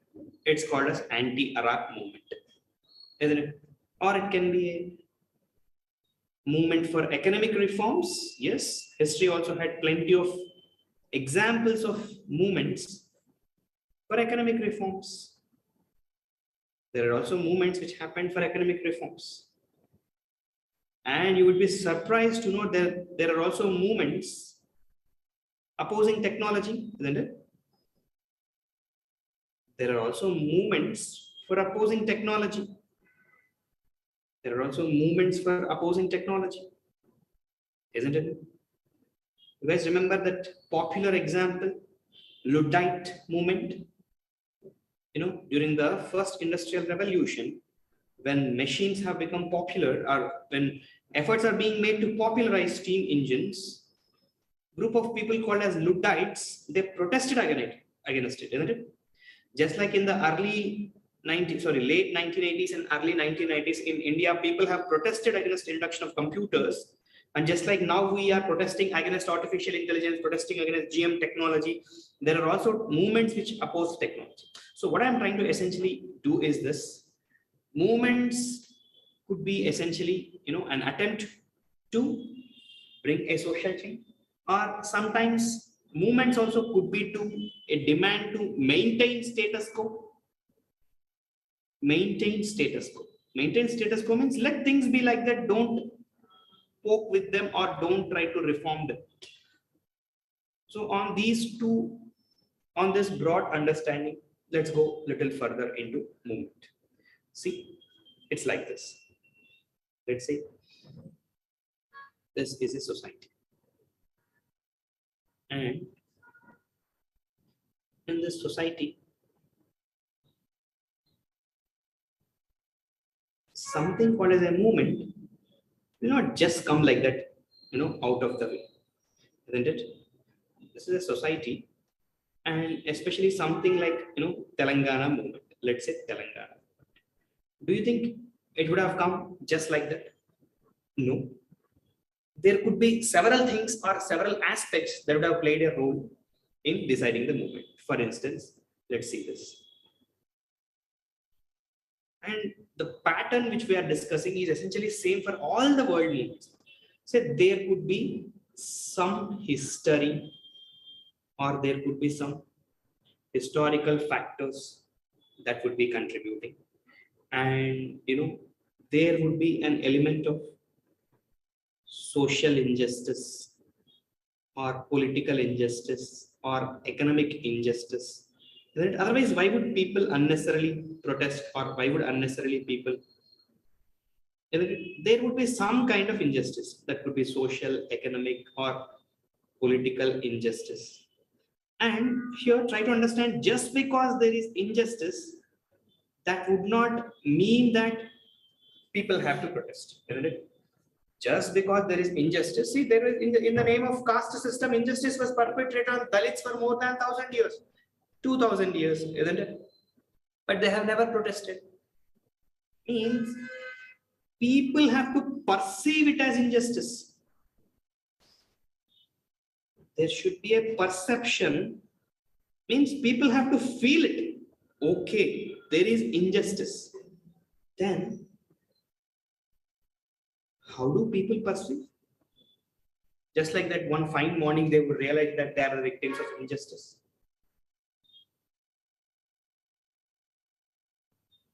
How would people perceive? Means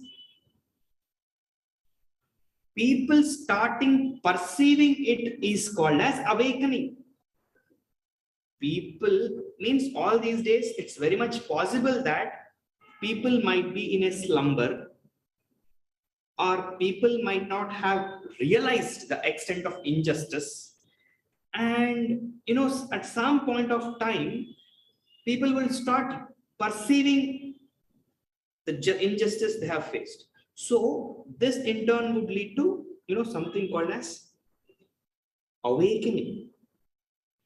And when this awakening is happening, let's not think that awakening will happen first with the political leaders. No. Political leaders usually, or many a times, political leaders would come last. Awakening will happen, you know, in the broad social context. In the broad social context,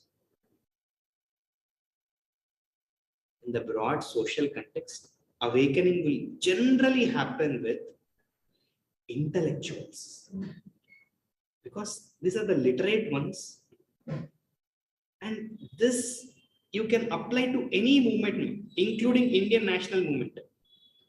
Awakening starts with intellectuals. And some of you must be thinking, who are these intellectuals? These intellectuals can be, it could be teachers, or it could be professors. It could be professors, teachers. It could be social reformers. It could be social reformers, or it could also be, sometimes it could be teachers, it could be professors, it could be social reformers, or it could be some professionals also sometimes. Professionals. It could be literary stalwarts. These themes which I am discussing are common for any movement. It could be literary stalwarts, and later, slowly, even politicians will start identifying it. Okay, there is a commotion in the society.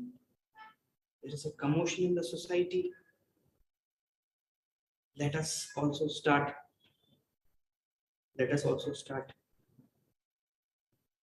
considering it. Now there is that commotion, there is that thing between people. Industrialists were another very important component. Industrialists, the ones who are driving the economic sphere. If you guys observe any political movement or any movement for that matter, industrialist role would be most often dormant.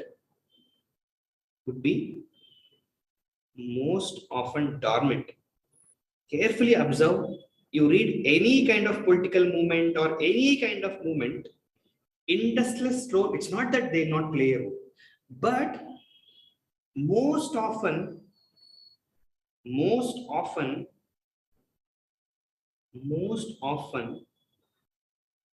they prefer status quo. Please don't think that I am not teaching Telangana directly for you. We can teach a lot of Telangana once you know this framework, and everything is about filling the details now. So be a little patient and try to understand this framework. Most often they prefer status quo. Why they prefer status quo? Because any change, status quo means they want things to be, because any change can cause disruption. Any change can cause disruption. Any disruption is not viable for business. Any disruptions is not viable for business, or any disruptions will make businesses vulnerable. So generally in the scheme of things, who would be the first one to respond? Teachers, professors, social reformers, political scientists, professionals, literary stalwarts. Then in most cases, the political leaders also would come into picture.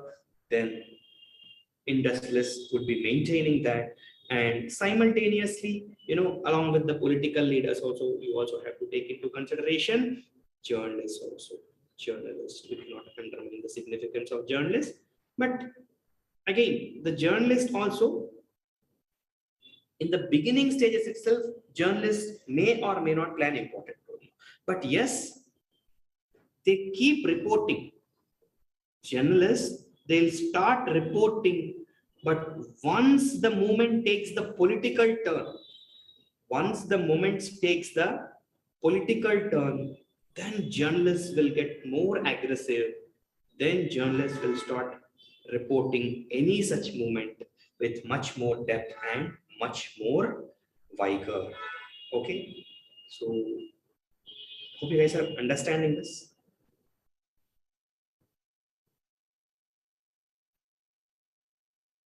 Is it going fine? Are you guys understanding what I'm trying to say? Yeah, good. So, then go a little further. Look at this. And once the movement comes into the hands of the political leaders, what will happen? So, movements coming into the hands of political leaders. Coming into the hands of political leaders means the issue will be politicized. Issue will be politicized. See, we generally consider that politics is a bad term. No, it's not. Issue will be politicized. So once the issue starts getting political, then political leaders will what they do? They'll start launching, they'll start calling for, or they'll start making demands. They'll start making demands. Here you have to understand something. Making demands will start. And this making demands or protests, there is a spectrum for them. Isn't it? Making demands or protests, it's a spectrum. Let's say this. Making protests or doing protests. So what are different ways in which they can make protests? In a while you will understand how our entire syllabus is structured in this. So the way they can make protests can range from, non-violent,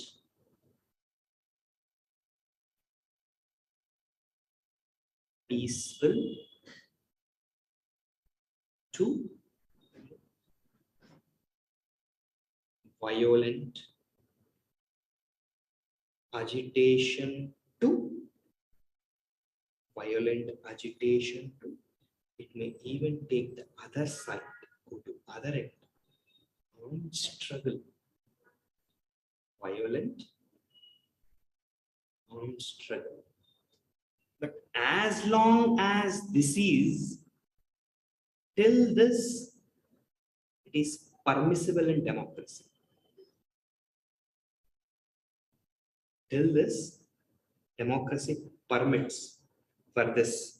And that is the reason our syllabus also will be for only this. This will not be part of the syllabus. Generally, we won't study this, isn't it? We won't study in detail about Naxalism, right? Or even if Naxalism or violent armed struggle has led to, violent armed struggle has led to emergence of Telangana, that generally history will not depict it to that level. Isn't it? Just like Indian freedom struggle, the role of revolutionaries is not obviously highlighted because there is certain way of telling history, right? Because we do not want, youth to get inspired from such revolutionaries and, try to continue the same sort of revolutionary ideology in the present day society. So if you observe the world histories everywhere, general tendency is to downplay the role of revolutionaries or downplay the role of, terror groups that's how they'll be often labeled as by the ruling dispensations, and to highlight the role played by people who often do a peaceful protest, isn't it? So it starts like a non-violent peaceful protest and it might go to violent agitation. It can start with simple things like, a picketing, simple thing like picketing, or, or petitions, and gradually the intensity may increase. Road shows, shows. Then it may go even to the extent of buns. Then it may go to Goravs means attacking people and blocking, the politicians or people who are in, the position to take decisions. And it may even go to, destruction of symbols. Destruction of symbols of authority means political symbols or any symbol that is a sign of authority, that will be destroyed, isn't it? Just like what they have destroyed the statues of Andhra literary stalwarts on, necklace road, like that. Then it might even go to the state of, self-immolations, self-immolations, self-immolations. Then it may even go to the extent of, occupying legislative, occupying or blocking legislative bodies. Legislative bodies. It might take various forms now. And don't think that these things are specific only to Telangana movement or Telangana agitation. Any protests generally involves all these things. So this is how they try to make use of all kinds of means. Any protest movement, generally they use all means. All means. And once it has taken the political turn, or then gradually, what it will get manifested into this political action, then it will move into cultural sphere.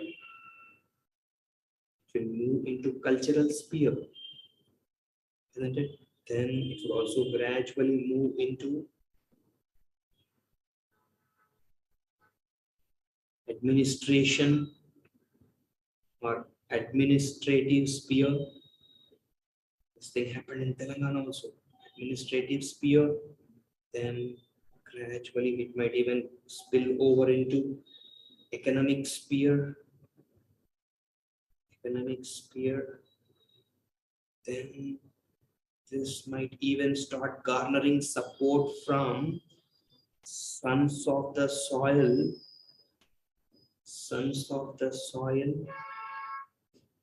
Located elsewhere. Just like in Indian freedom struggle, we received support from those Indians who stayed in Germany, who stayed in, USA, like that, or UK. Just like in Telangana movement also, many NRIs have supported it. So cultural sphere, administrative sphere, economic sphere, sons of the soils located elsewhere. So everybody will start gradually entering, and there also a time will come wherein industrialists also will start openly funding. Wherein industrialists also would start openly funding. Industrialists would also start openly funding. So with all these happening, what will happen? Movement will, all this political movement has begun, isn't it? Political movement.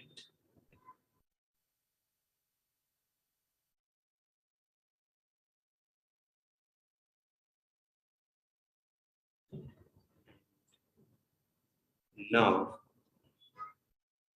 till this point, it would. You can take Northeast Indian insurgencies. You will find a similar pattern. You can find separatist movements in Northeast India, separatist movement in Vidarbha, separatist movement in Gorkhaland. Wherever it is, the separatist movements, till this point, this will be commonality. Then what would happen? Isn't it? Next stage would be decision. Next stage would be decision. Decision can be, what can be the decision? Decision can be, again, it can be, a final most decision could be accepting the demand, isn't it? Accepting the demand. By whom? Accepting the demand. Somebody who is in power and who is capable of listening to what is being asked for, they can do this. They can accept the demand. Or it can start with, partially satisfying the demand. Partially satisfying the demand. So this partially satisfying the demand, it can be like this. Partially satisfying the demand. It's like giving concessions. Giving concessions. Incentives. Quotas. It could be anything. So people who are in the decision making, they can take a decision like, okay, we are accepting the demand, now you take it. Now you take it. Or they may do all this. So here, when the decision is not accepting the demand, what they'll try to do? They'll try to buy time. They will try to buy time. See, they try to buy time means it's not that they do not want to give. Because they also want to consider the consequences of conceding the demand. So how they try to buy time, or they try to tell that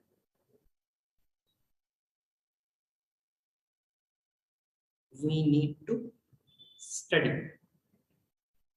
We need to study the demand in detail. We need to study the demand in detail. We need to study the demand in detail. So how can they do the study of demand in detail? Simple. Constitute a committee. Constitute a committee. Constitute a committee. Constitute a committee and ask for its expert advice. And ask for its expert advice. And ask for its expert advice. Sometimes it's possible that committee might suggest to accede to the demand. Sometimes committee might suggest, no, this is not a just full demand, like that, isn't it? Or committee might also suggest for, some partially satisfying the demand just to make people happy, like that. Or if the demand is accepted, sometimes there is a possibility that the demand could be accepted. Demand could be accepted. Sometimes it's possible that a demand could be accepted. When the demand is accepted, then what they'll think? Then what else they'll consider? They'll consider consequences of acceding to demand. Consequences of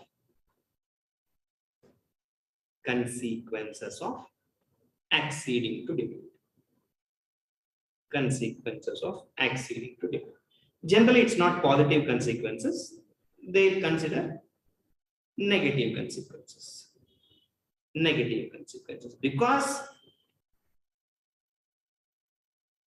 the demand is exceeded, now there will be some negative consequences. What kind of negative consequences? Might agitate any other sections, might agitate any other sections who are against the demand, or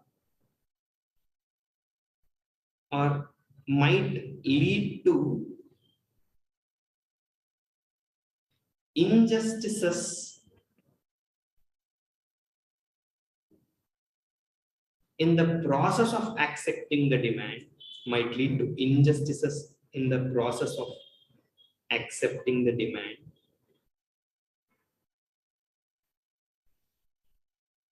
or let's say it's also possible that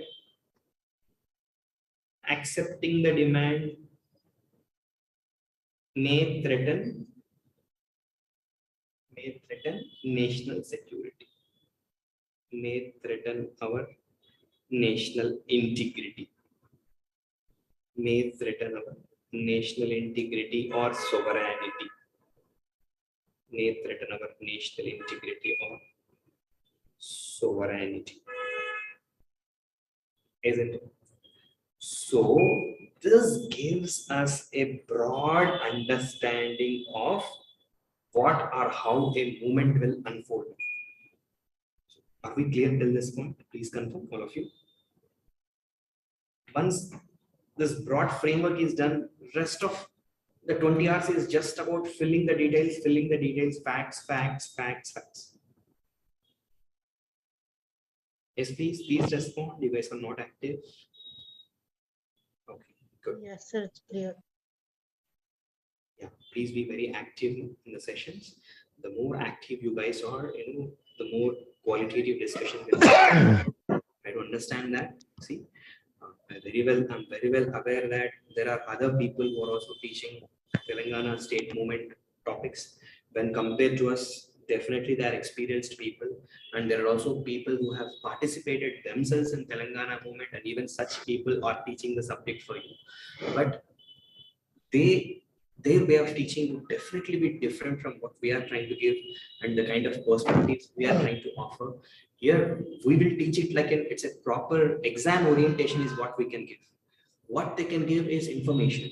They can give, even I am telling, they can give better quality information than what we can give. But what we are capable of giving and what is relevant to the demand of the exam is this perspectives, is this framework, is this conceptual understanding. So that's why pay proper attention to it, and it's very much possible that the content, the frameworks which we give might not be present in other textbooks. So let's be very frank about it.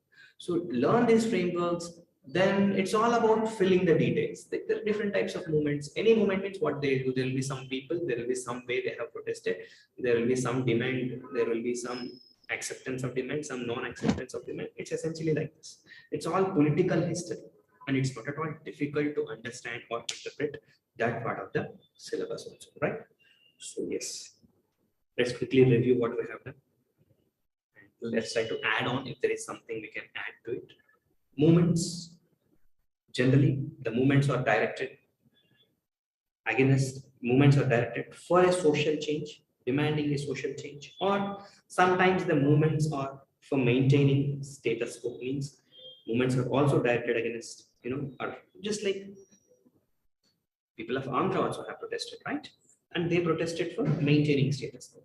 Telangana people have protested for bringing a social change in Telangana. And movements can be of different forms. It can be a political movement, means something which involves political demands. Political demands means demanding greater share in resources. That's it. That's the simplest way of understanding what is a political movement. Simplest way of understanding political movement is demanding a greater share in resources. Demanding a greater share in resources. Telangana is a classical example of a political movement. Demanding a greater share in resources. To try to understand in fundamental level, what is the Telangana movement all about? Demanding a greater share, isn't it? In this case, complete share. So this is a political movement. So what is politics? Politics is all about this. Politics is nothing but simplest definition of politics is authoritative allocation of resources of society. Authoritative allocation of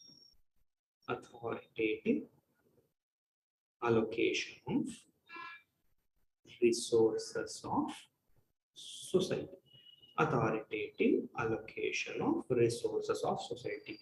What resources? Let's say in this case, resources is nothing but all resources of Telangana. All resources of Telangana.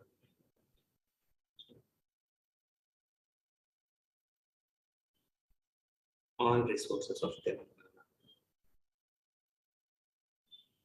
All resources of Telangana. What all resources of Telangana?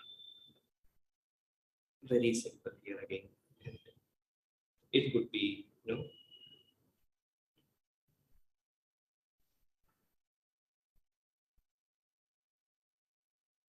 water resources, or it could be financial resources. Give more water resources to Telangana. Give more financial resources to Telangana. Give more financial resources to Telangana. Give more human resources to Telangana. Means give more share to human resources of Telangana in power. Isn't it? And most importantly, who should decide how much to be given to Telangana? Isn't it? Who should decide? Who should decide how much to be given? Who should decide how much to be given? Who should decide how much to be given to Telangana? People of Telangana should decide, isn't it? People of Telangana should decide. How can people of Telangana themselves can decide that how much resources they should be given? When they have power, when they have sovereignty.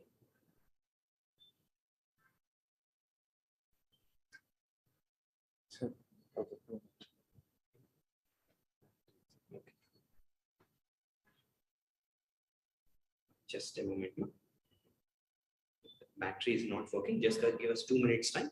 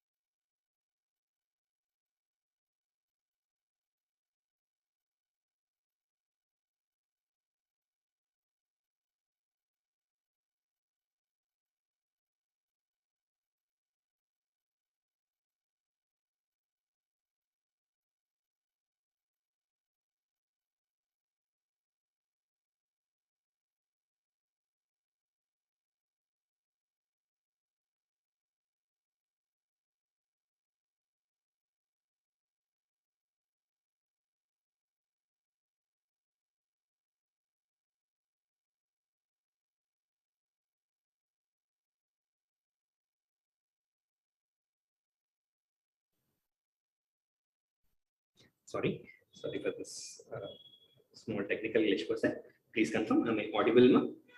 Just confirm, am I audible? Yes, sir.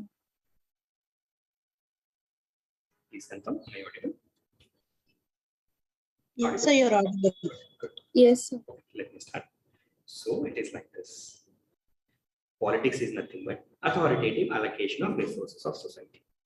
So what resources in this case? Resources of Telangana. What type of resources? Water resources, financial resources, human resources, all resources of Telangana. Then ideally, who should decide how much of resources should Telangana get? It should be the people of Telangana. How can people of Telangana decide how much of resource, whether they should get all the resources or not? Only when they have sovereignty.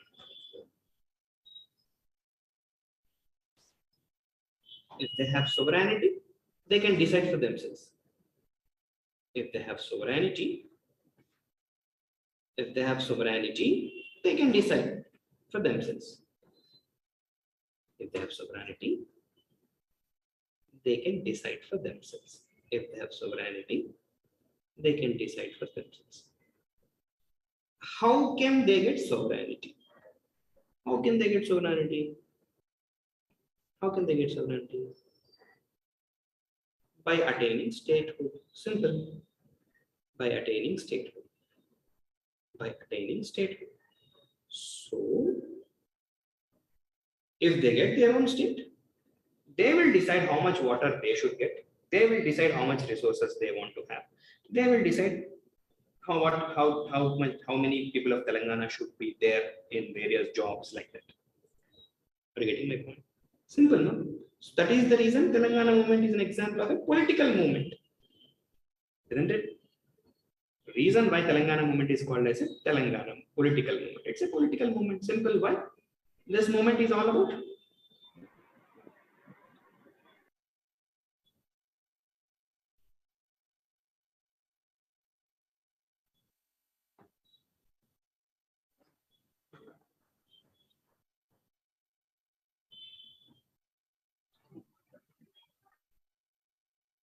Telangana movement, a political movement. Telangana movement, a political, isn't it? Telangana movement is a political movement. Some people also prefer to call it a regional movement. A particular region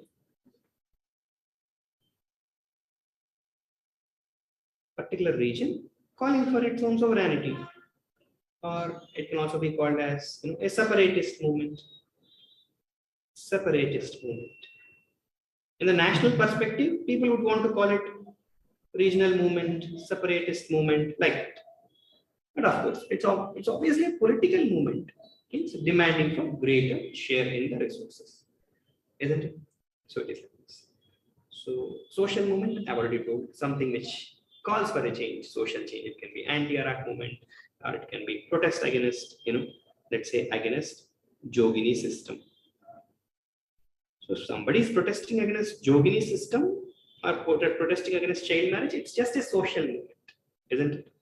Then sometimes movements for economic reforms like that. Maybe it can be labor movements, labor union movements. But one interesting thing about political movements is political movements can combine with them all other forms of movements. Political movements, if they want, they can combine with them all other movements, isn't it? Political movements can combine with them all other movements. Just imagine our Indian freedom struggle, isn't it? Initial days, they do not want to mix freedom struggle with anything. Political movement is one such movement. It can be, political movements can be comfortably or can be merged with other movements also. Can be merged with other movements also, isn't it? See, when they have protested for Telangana, simultaneously, there are also movements for, cultural renaissance of Telangana, isn't it? There are also movements for cultural renaissance of Telangana. There are also movements for economic revival of Telangana, isn't it? It's not just for political power, right? Demands for, economic revival, cultural renaissance, everything. It's holistic. So political movements, one beauty with the political movements is as they are non-secular, as they're secular in nature, they can combine any other issue as and when they want. As they are secular in nature, they can combine other movements also according to their requirements. Just like in Indian freedom struggle, Mahatma Gandhi also has combined anti-untouchability or women empowerment, all these things. Telangana movement also, they are combined with it, cultural renaissance and economic revival, isn't it? And often, if this is the society, this is how the movements usually start, isn't it? Definitely people will be the victims of social injustice, economic injustice, and political injustice, no doubt. There could be marginalization, there could be discrimination, there could be abuse, all these things people would have faced. And people also would be victims of economic injustice, like it could be, no jobs or less jobs. And it could also be political injustice, means representation could be quite less or not occupying any powerful positions or positions of power. Then everything will be directed at the later stage into something called as a movement. But as long as the injustice just prevails, and as long as people do not perceive it as an injustice, it will not go into the level of a movement. So people have to perceive. So how would people perceive? or what is the first step of awakening? Who will be the first people to awakening? World over, you see any movements, it will be the intellectuals who will be the first persons to respond, isn't it? And these intellectuals, like, it could be teachers, it could be professors, it could be social reformers, it could be professionals like doctors or lawyers,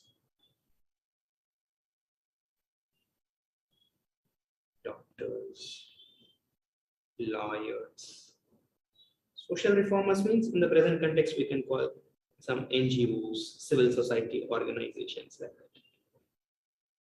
Literary revival societies like that. Then literary stalwarts, professionals, political leaders would be little late to respond, or political leaders will be observing the political pulse of the society.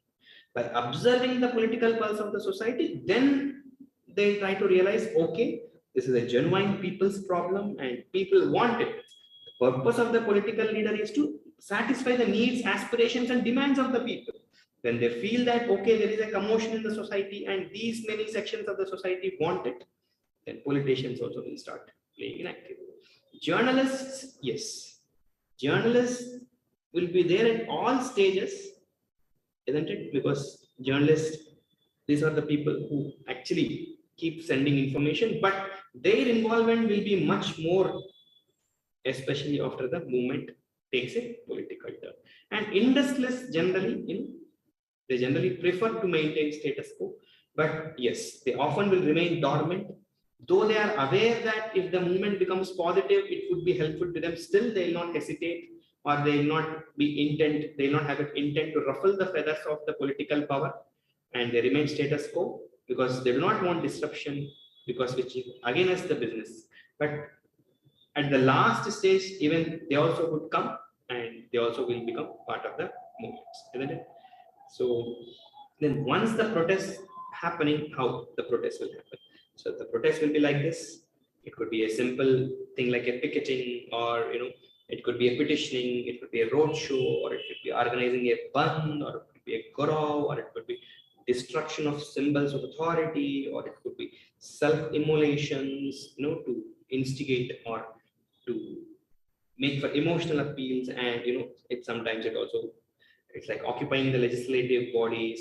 So then it will reach the stage of violent agitation. Sometimes, when this crosses and it escalates into this armed struggle phase, then it will become an insurgency. It will become an insurgency, or it will become a, sometimes it also might take a terrorist turn. I'm not getting into the difference between insurgency, terrorism, all these things, but yes. And once the political action sets in, the political action will try to intensify, and the political action will spill over into cultural sphere. It will be now more organized to the administrative spheres. In the cultural sphere means just like, the cultural revivalism of Telangana.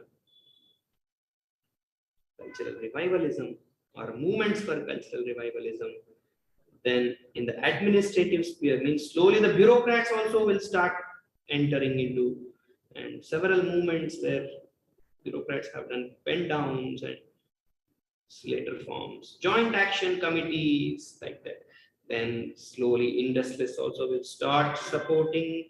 First they'll start supporting from through funding. This thing they do, then when they realize that the movement has the potential to give them positive benefits, then they'll start more aggressively funding.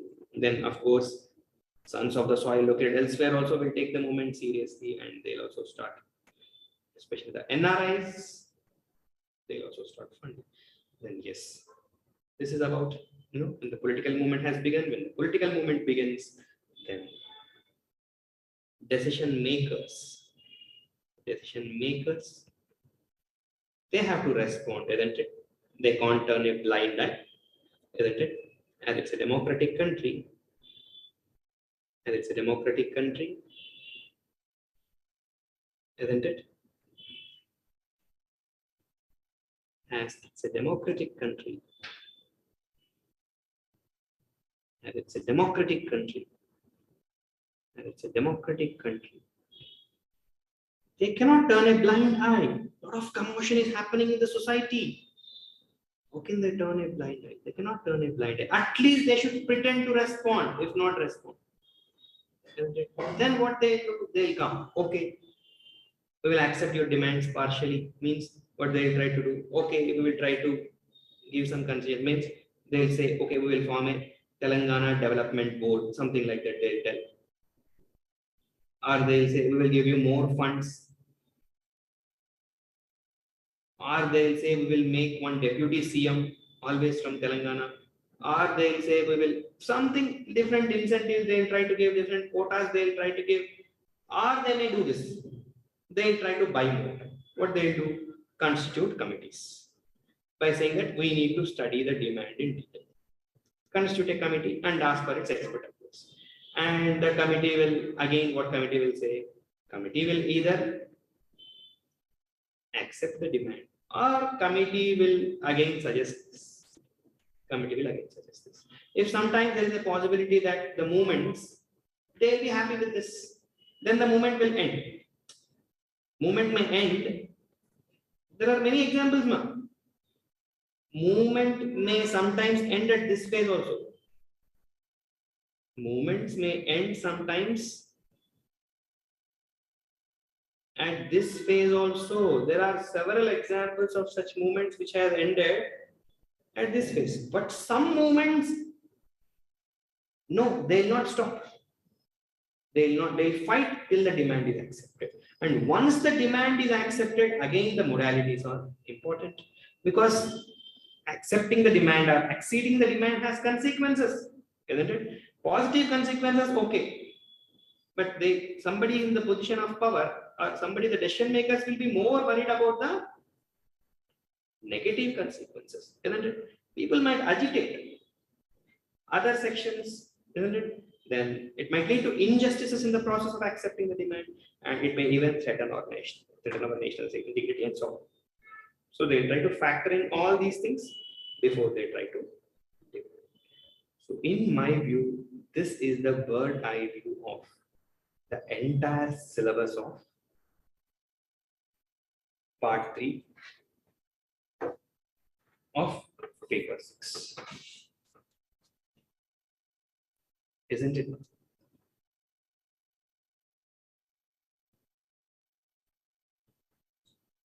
Did you guys understand this bird eye view? Yes, please respond. Yeah.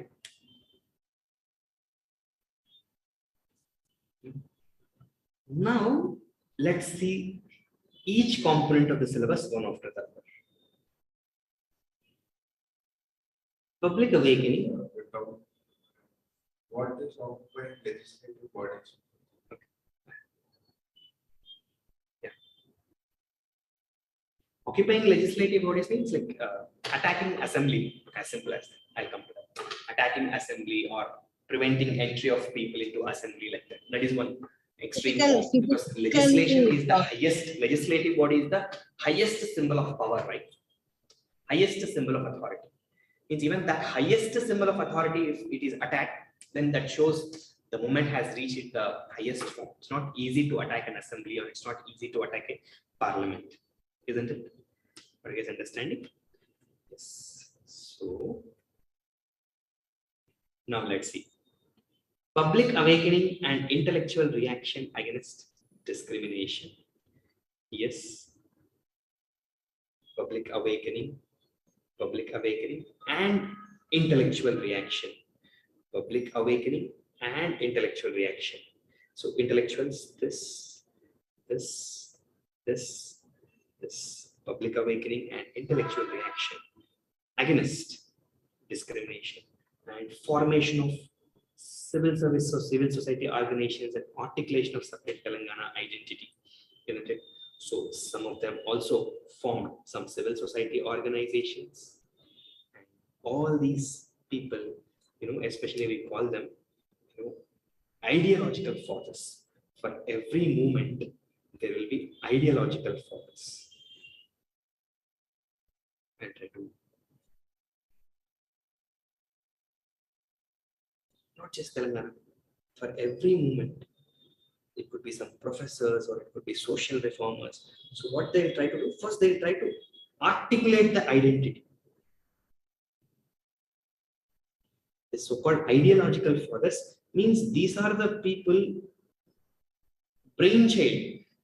See, who has created this identity of means Telangana. Telangana is just there, but who has created this identity? Who creates this identity? Who creates this sense of identity is an appropriate word. Who creates this sense of identity among people for the first time? That somebody should tell them, right? This is Telangana. This is the culture of Telangana.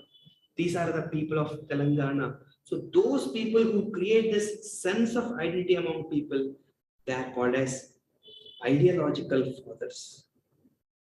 They are called as ideological fathers.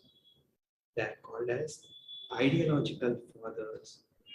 And these ideological fathers, they are instrumental in the process of articulation of identity. Articulation of identity. See, I think you guys would be already revising in your minds names of such ideological fathers. It could be someone like Professor Jaishankar, it could be someone like Professor Jadhav, or it could be someone even little further like Kaloji. It could be anyone. But these ideological fathers, they know. These ideological fathers, they know that something called as Telangana identity exists, but people have not realized it. So on behalf of people, they will try to take up the baton and they will try to articulate the identity. This is also something very important now. See, many a times people would not be aware of even existence of such a thing called as identity. So somebody has to dust this thing of awakening people, creating that awareness among people. They may use different means. Some will try to, give speeches. Some will try to go door to door and generate awareness among people. Some will try to write editorials to the newspapers. Some will try to protest. Some will try to, rise the, try to organize different sabhas.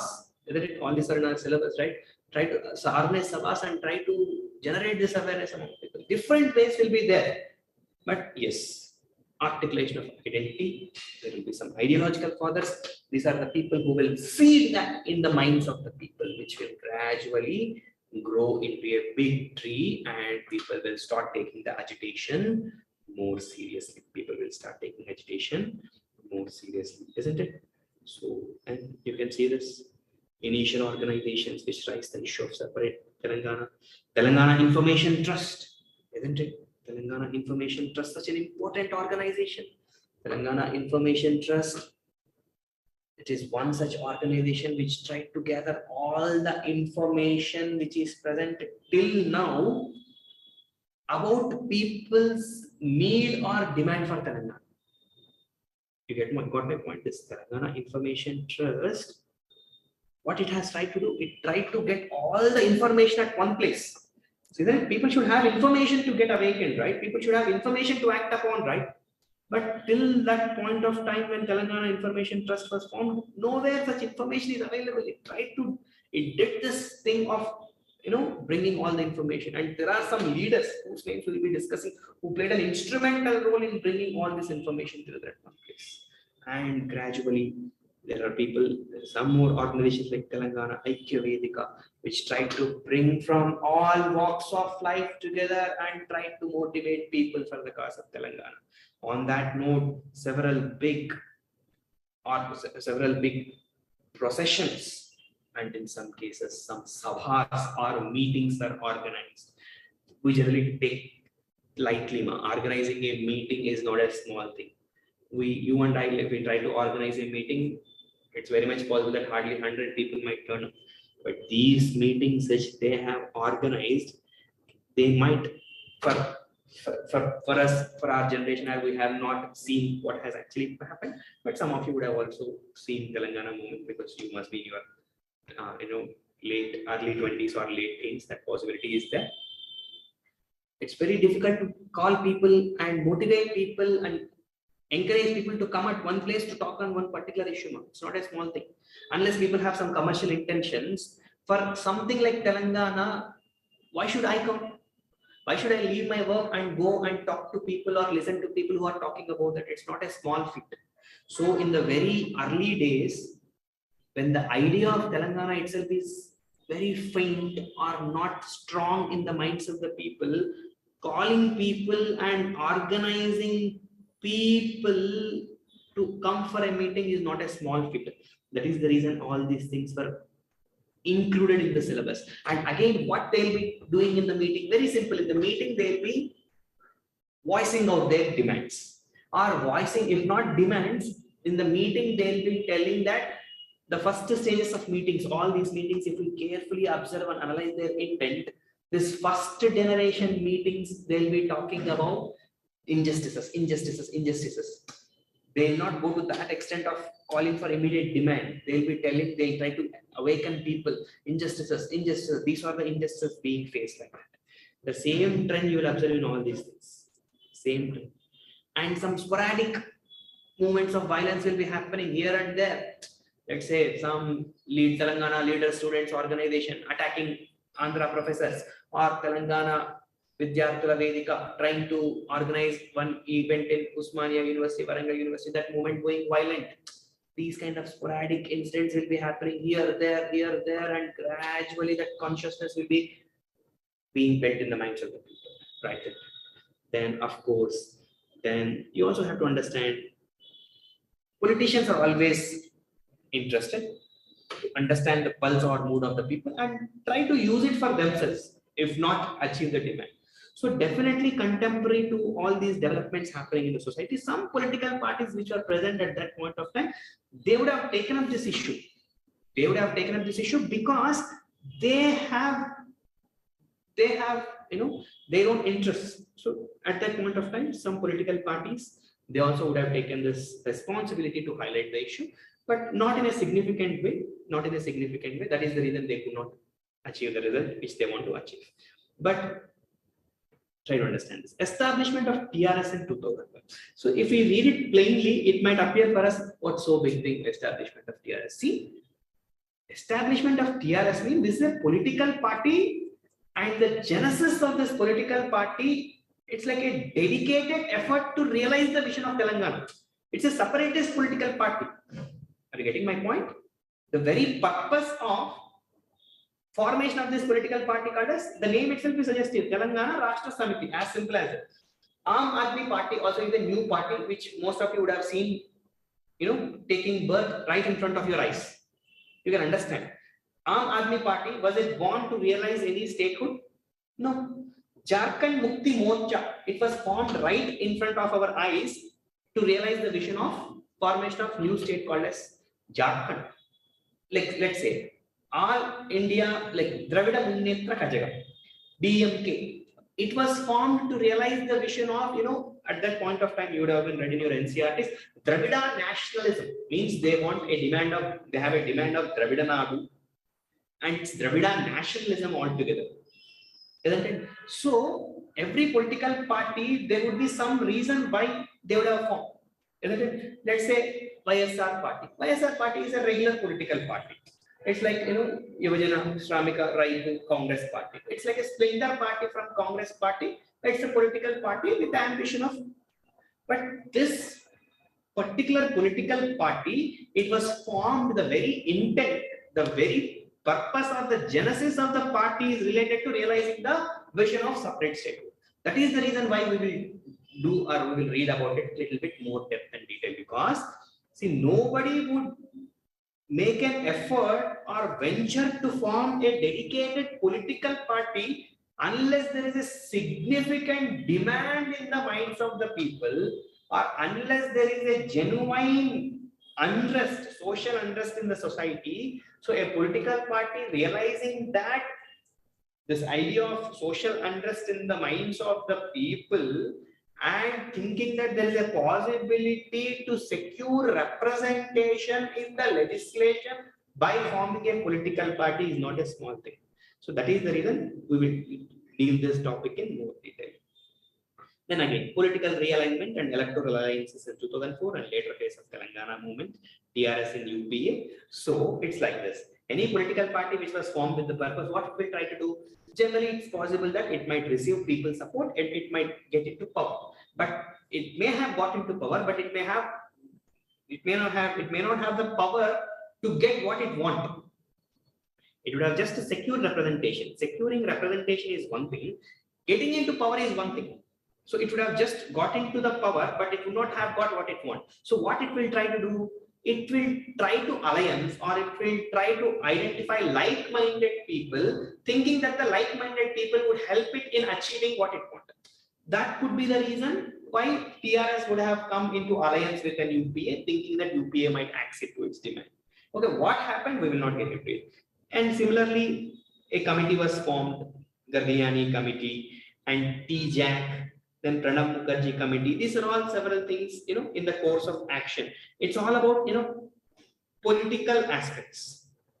This is all about political aspects on different things like demand for free zone, demand for separate statehood, and fast unto death by. All these things have happened till 2000, in 2009, and this is an ongoing process. Here, it's all about filler details. Conceptually, there is nothing much to teach. And when one political party started taking an active role, then other political parties, isn't it? They don't exist in vacuum, right? They also have to understand the needs, demands, and aspirations of the people. Then other political parties also will start picking up the thread, and they also will start agitating. And along with the political parties, it's not just political parties, then some caste-based associations and other grassroots movements, they will also try to get into the agitation. They'll also try to get into the movement. Here you have to understand. Every movement begins like this. One or somebody will take the lead and that somebody who takes the lead will try to do as many things as possible. Immediately looking at that somebody, several other people also, this is a common trend even in Indian national freedom struggle. Then looking at that somebody who has taken the lead, everybody else will later realize that, okay, we also have to, because there is a genuine requirement or demand of the people, they also will start doing the same.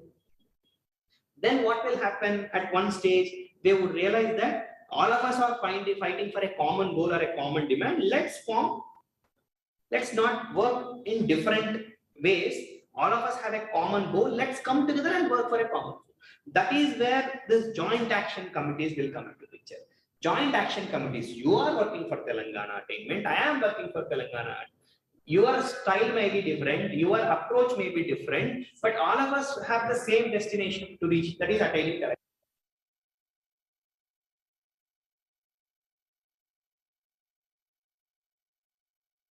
We'll try to come together and we will try to attain the Telangana statehood. So with that intent, they'll also form this joint action committees, isn't it? Then cultural revivalism we discussed, isn't it? Already I have shared that video also, just watch it once, but again I will discuss that topic. And cultural revivalism in Telangana, simultaneously they'll also work on the cultural revivalism, not just political aspect. Then all these people have come literary forms like performing arts, writers, poets, singers, intellectuals, artists, journalists, students, employees, advocates, professionals like advocates, doctors, NRIs also I told, right? Then just like in the freedom struggle also NRIs helped. Women, civil society groups, everybody, caste groups, everybody come, and the movements will get intensified and movement will take different forms of protest, and this would have led to different types like Sakala Janala Samme or non-cooperation movement or million march. All these will fall under this types of protest. Isn't it? All this somewhere, all this all the examples which they are given in the syllabus, they would essentially fall here. There will be just one or two specific points about them. Sakala Janula means everybody is involved here. All people from all walks of life. It's not just employees union or labor union or some political parties. No, Sakala Janala Samme is a classical example of a mass movement. Just like Quit India movement, wherein people from all walks of life participated, Sakala Janula Samaya can be equated to the Quit India movement. People from every walks of life participated in Sakala Janula Samaya. Like that. Then Million March, it has its own, Million March has its own, it's a show of strength. It's a show of solidarity. Again, all of them have a common demand attaining the separate statehood, and there are some sub-demands also which we'll be discussing as things come into specificity.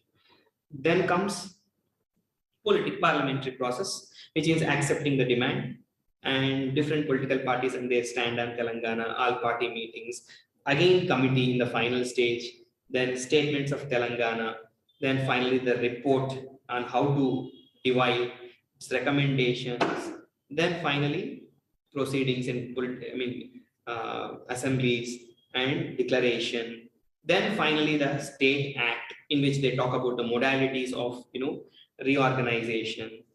Then it ends with one party which has contributed to the establishment of this has led to formation of Telangana state. This is how the movement will culminate. So essentially, this part actually I feel is the easiest part now. It's all about the filler details. Means you should know, say, who has played an active role, say how different student organizations have come forward, or how NRIs have come forward, or how journalist associations have come forward, or how some cultural organizations have come forward to help, and how they all have worked together, keeping aside their differences, and how they have protested, what different forms of protest they have taken up, what innovative means of protest they have taken up, how they try to put pressure on somebody in the center, and how somebody at the center or somebody in decision making try to water down the movements, and how contemporary political parties which are against the state who try to water down the movement. All these things will be part of our filler details, right? So now I would want you guys to talk.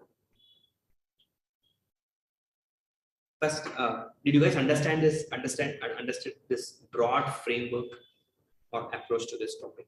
So with this, is there anything you guys would like to add to this? Yeah, please communicate. Please communicate. Only if you guys communicate, it will be easy for all of us, isn't it? Anything you think we have missed out in this broad framework?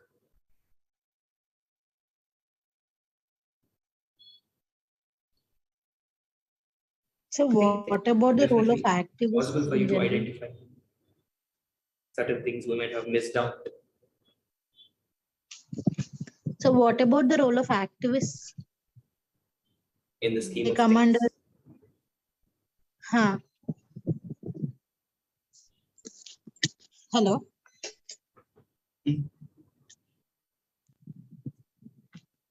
Hello. Nothing. Right. So let's do something. Let's do an exercise.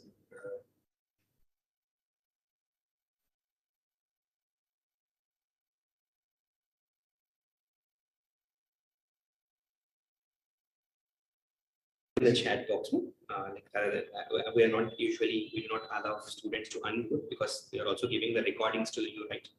So generally we don't. So it's much better to type it. Okay.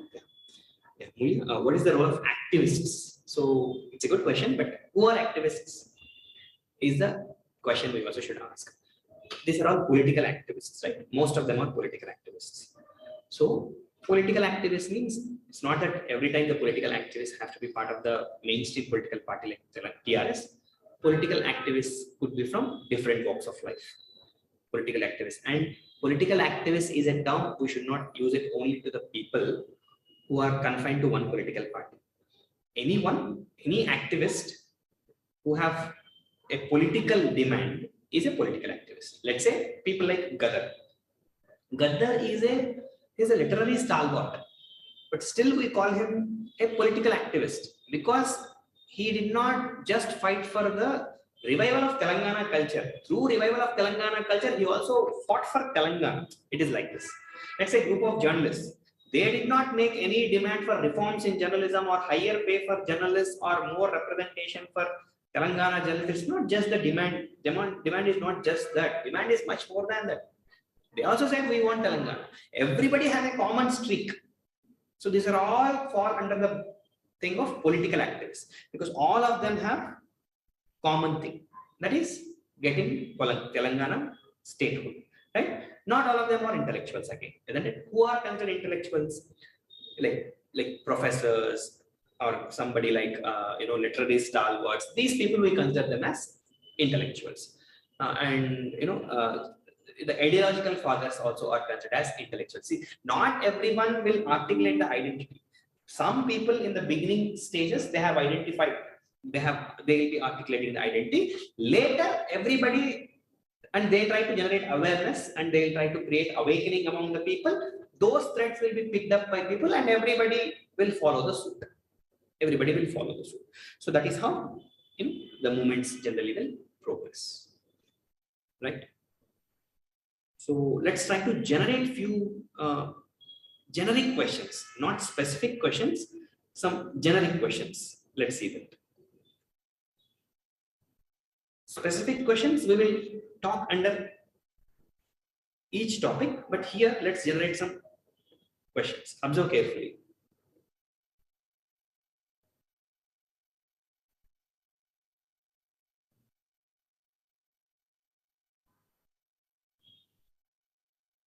Movements for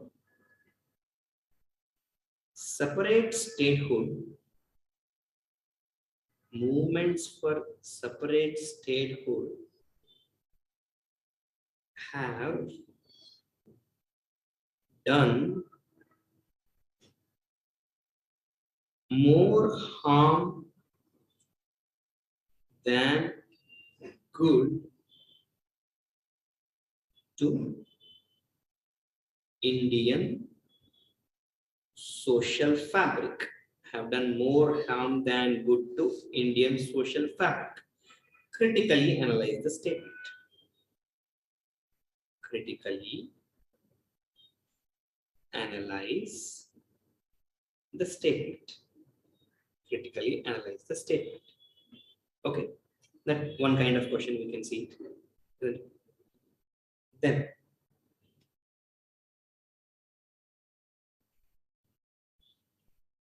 discuss in detail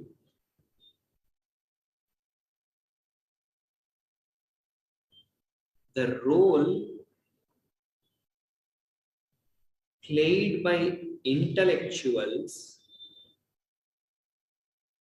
Discuss in detail the role played by intellectuals in the process of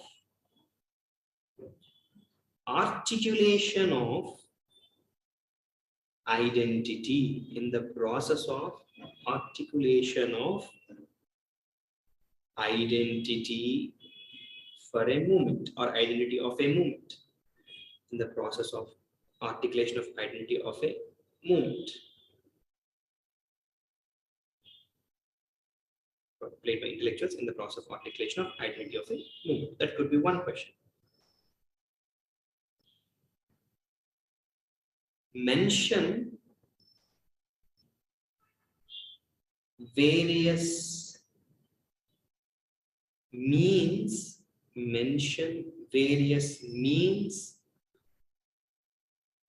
adopted by the leaders to generate political consciousness,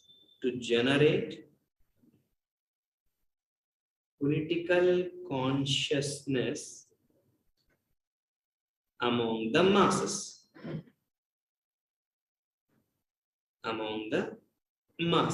That could be one type of question, isn't it? Different ways by which they try to generate political consciousness among the masses. Then political movements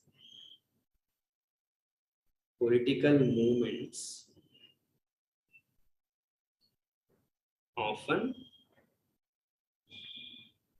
tend to be more often tend to be more holistic, subsuming in them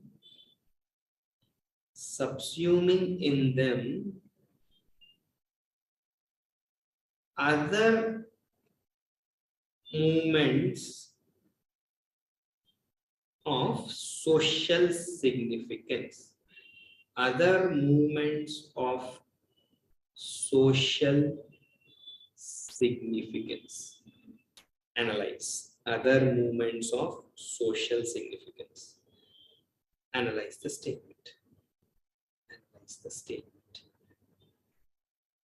See, not even one question is specific.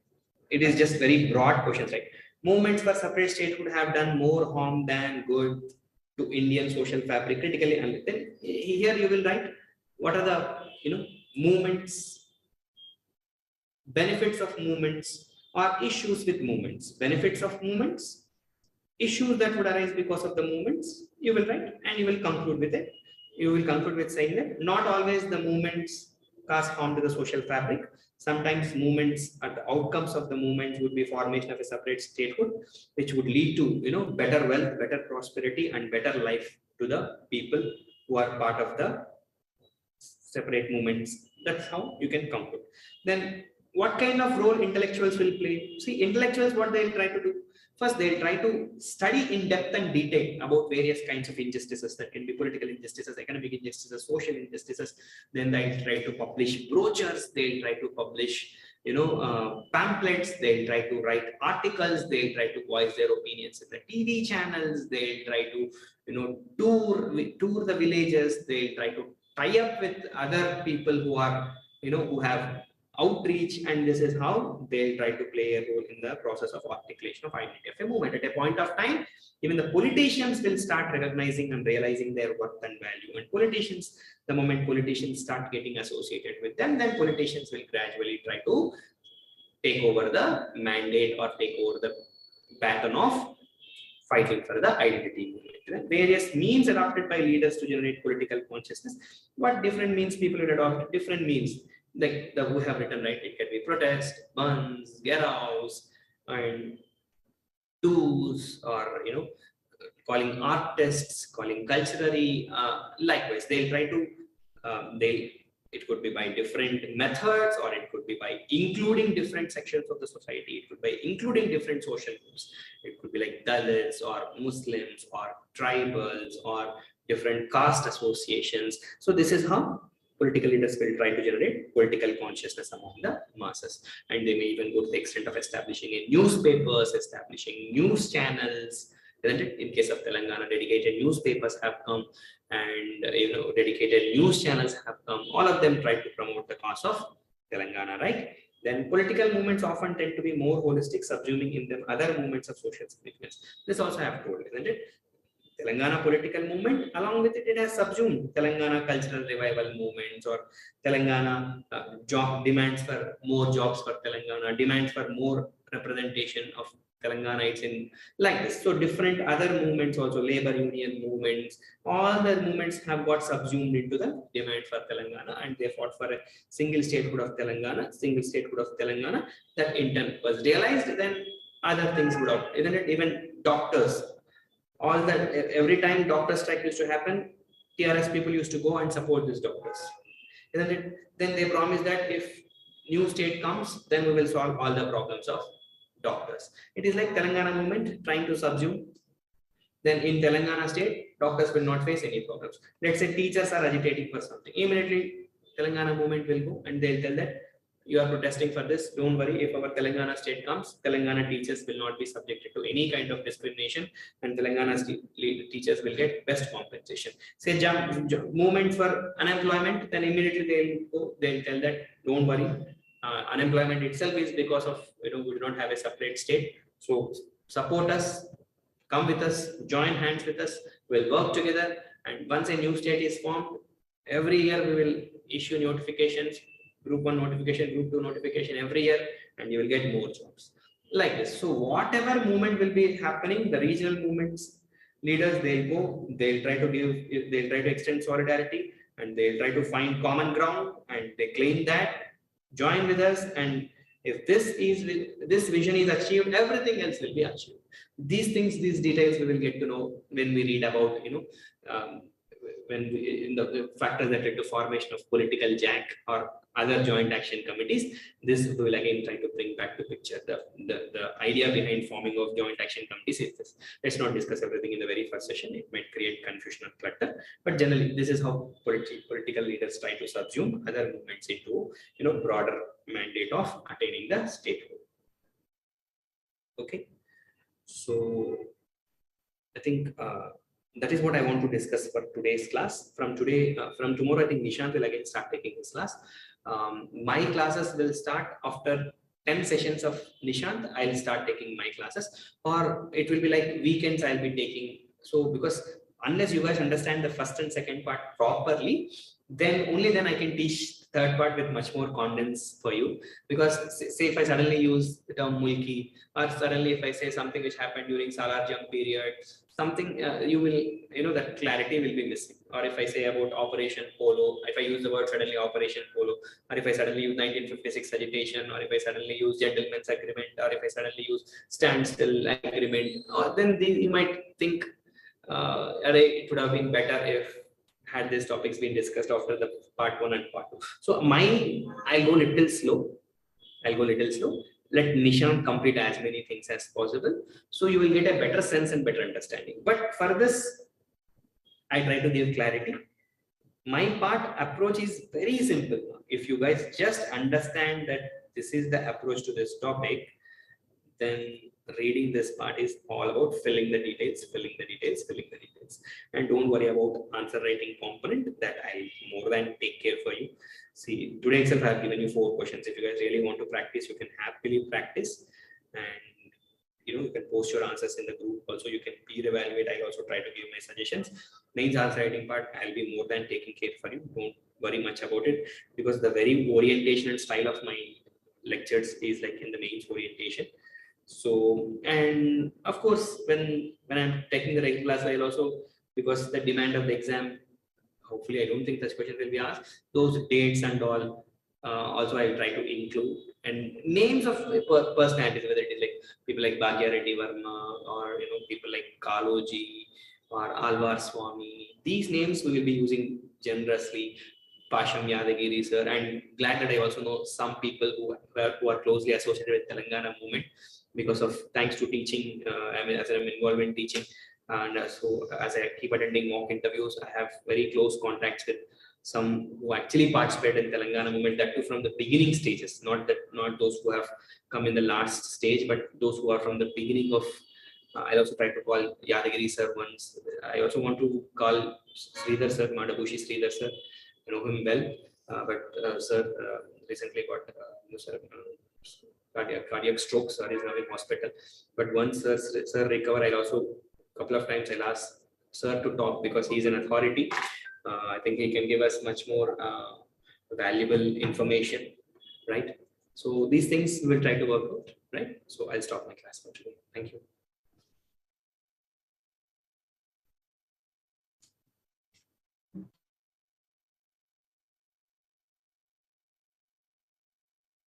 People have joined. So we'll wait for 2 or 3 more minutes and then start the session on time.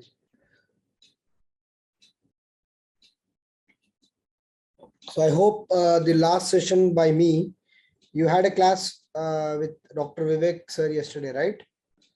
So he will be handling the formation phase, that is from 91 to 2014. Okay, the remaining 2/3 of the syllabus will be handled by me. So the first class, I hope, was clear for you.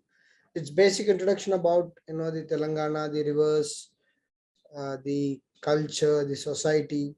So today we'll look into the art forms, okay, and what are the important aspects of these art forms, and then straightly move to the Salar Jung reforms.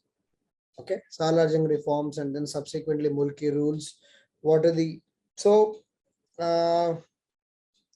the syllabus actually starts from Nizam time to 1948. Okay, so the syllabus is divided like this.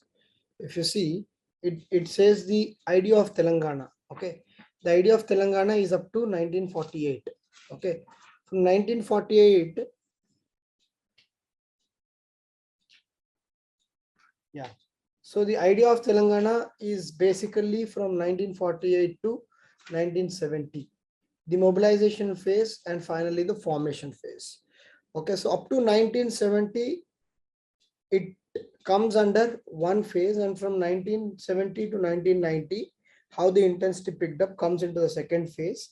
So one thing is, as we go deeper into the classes and syllabus, there will be a lot of movements, a lot of people whom you have to be remembering, and a lot of facts. So I'll try to make your life easy by giving those important people, and not everything mentioned in the textbooks will be important. Okay, we have to understand the gist of what is there in that particular topic. Okay. We have to understand what is there in that particular topic, and from there we have to analyze for ourselves as to what exactly we want to present when such questions are asked in the examination. Okay, so that's why our constant effort is that after the topic is over, we are trying to do certain questions in such a way that the topic is being remembered, and also we are prepared as to what kind of questions can be asked from that topic, right? So on that note, let's start the class today. It's just time, it's just 7 p.m. So I made it a conscious effort to start the class on time today, because last time we got delayed by around 15-20 minutes because of some technical issues. So yeah, shall we start? People are joining, 11 participants, including me. So, shall we start? Right. Done.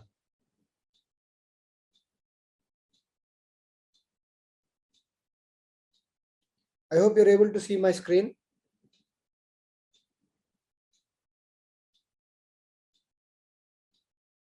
You're able to see my screen? Okay, thank you. So, in the last class, just giving some brief introduction so that we don't miss the continuity. This is what we have discussed. We have discussed about the people of Telangana, okay, and how various castes and subcastes are present in Telangana, the tribes, and we have discussed each tribe as to how they take up the Podu culture, what is their way of life, okay, and which areas they stay.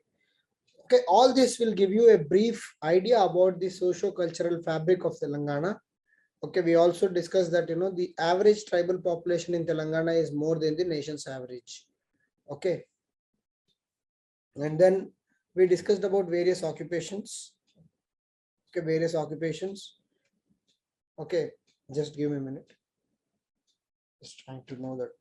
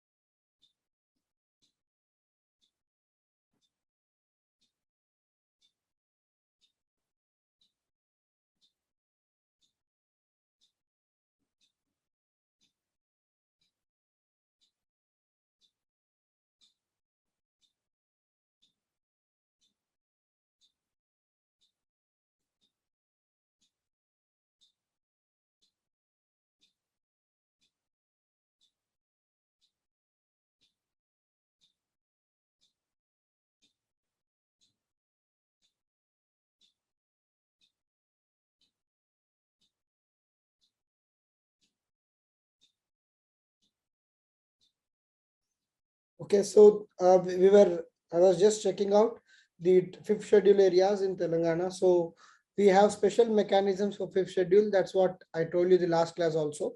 Okay, so and then we have discussed various occupations.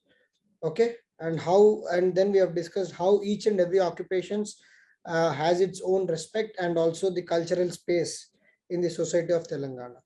Okay, so let's quickly move to the art forms of Telangana. Okay, uh, so because Telangana, as we have discussed, it comes from a folk background, be it music, be it art and art forms, be it architecture. Of course, the architecture is by and large Indo-Persian based because of the dominance of Muslim rule for close to 600-700 years in Telangana. Because right from the Kuli Qutub Shah time, okay, from Kuli Qutub Shah time up to the Asaf Jahi times, the Telangana was by and large ruled by the Muslim rulers. So that's why the architecture has bearing of Indo-Persian style. Okay, the Ganga Jamuna Tehzeeb is also reflected in the architecture. The art forms have both the Ganga Jamuna Tehzeeb, that is Indo-Persian style, as well as the folk forms of Telangana and as well as the rural background of Telangana. So one such art form is the Nirmal artware.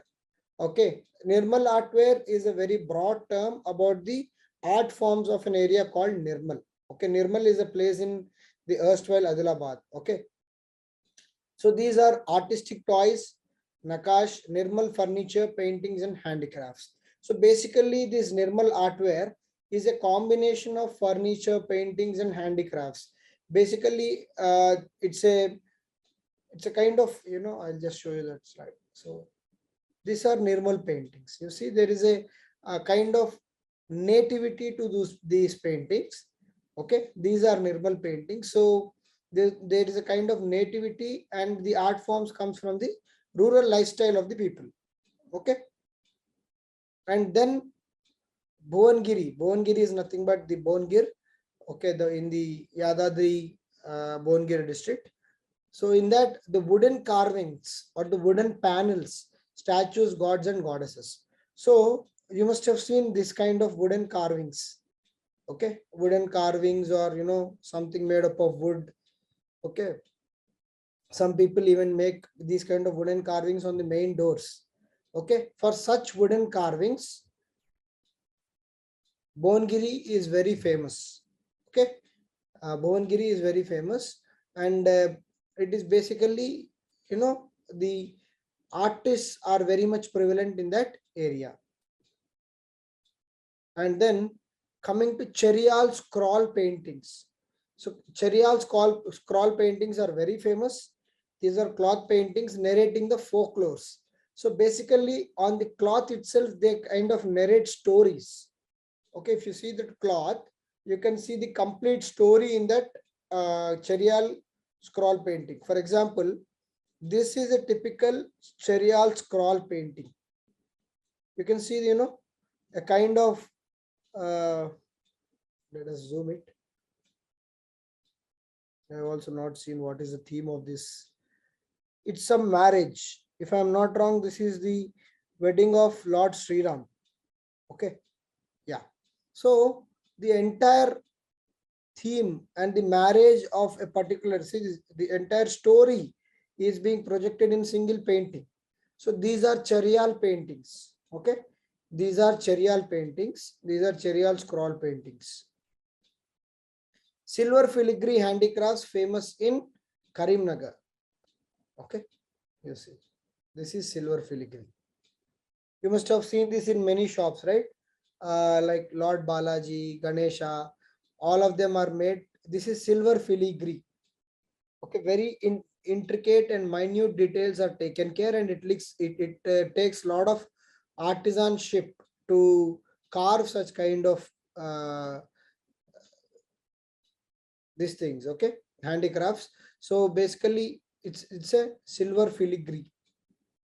This is silver filigree of Karimnagar. And then Asia Rumal or Telia Rumal.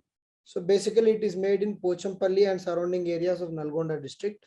You can see this. This is Telia Rumal. This is Telia Rumal. And finally, the Gadwal saris. These are the Gadwal saris. Everyone must be knowing it. Very famous. Okay. Very skilled. Sometimes, these Gadwal saris are so smooth that they are made to fit into a matchbox also. So basically, it is a combination of silk as well as kalamkari work. Okay. These are important art forms, some of the important art forms. See, the art forms of Telangana is something which is very exhaustive. Okay, so if we discuss on the art forms of Telangana, we may take some 4 or 5 hours only on art forms. But since this is only an introductory chapter to the Telangana movement, we are not concentrating on the art forms as such in detail. Okay, so when you do your Telangana arts and culture or Telangana history, do your Telangana art forms in detail, because Telangana has its own cultural identity and the art forms are quite unique and folk based and project the rural life of Telangana. Okay, so that's why the art forms become very important. So when you are doing the arts and architecture of Telangana as part of your Telangana culture, do them in detail and try to remember, what is the significance of main art forms, because as I said, the art forms are very exhaustive. There are a lot of art forms. It's not possible for having complete, uh, recollection of all the art forms. But what are the important art forms? So what are important art forms I have discussed here. Similarly, if there are any other toy making industries or any other prominent places like, the Sirisilla weavers, all these you have to just go through and try to remember. So coming to the music and dance forms of Telangana. Okay, Telangana, again, if you see the music and dance forms also, it comes from the folk background. Okay, the music, dance and art and architecture, most of them come from the folk background, representing or projecting the rural setting of Telangana. So one such folk dance which is really famous is the Perini Sivatandavam. Okay, this is Perini Sivatandavam. This is Perini Sivatandavam. This is Perini Sivatandavam. Okay, this is basically a warrior dance.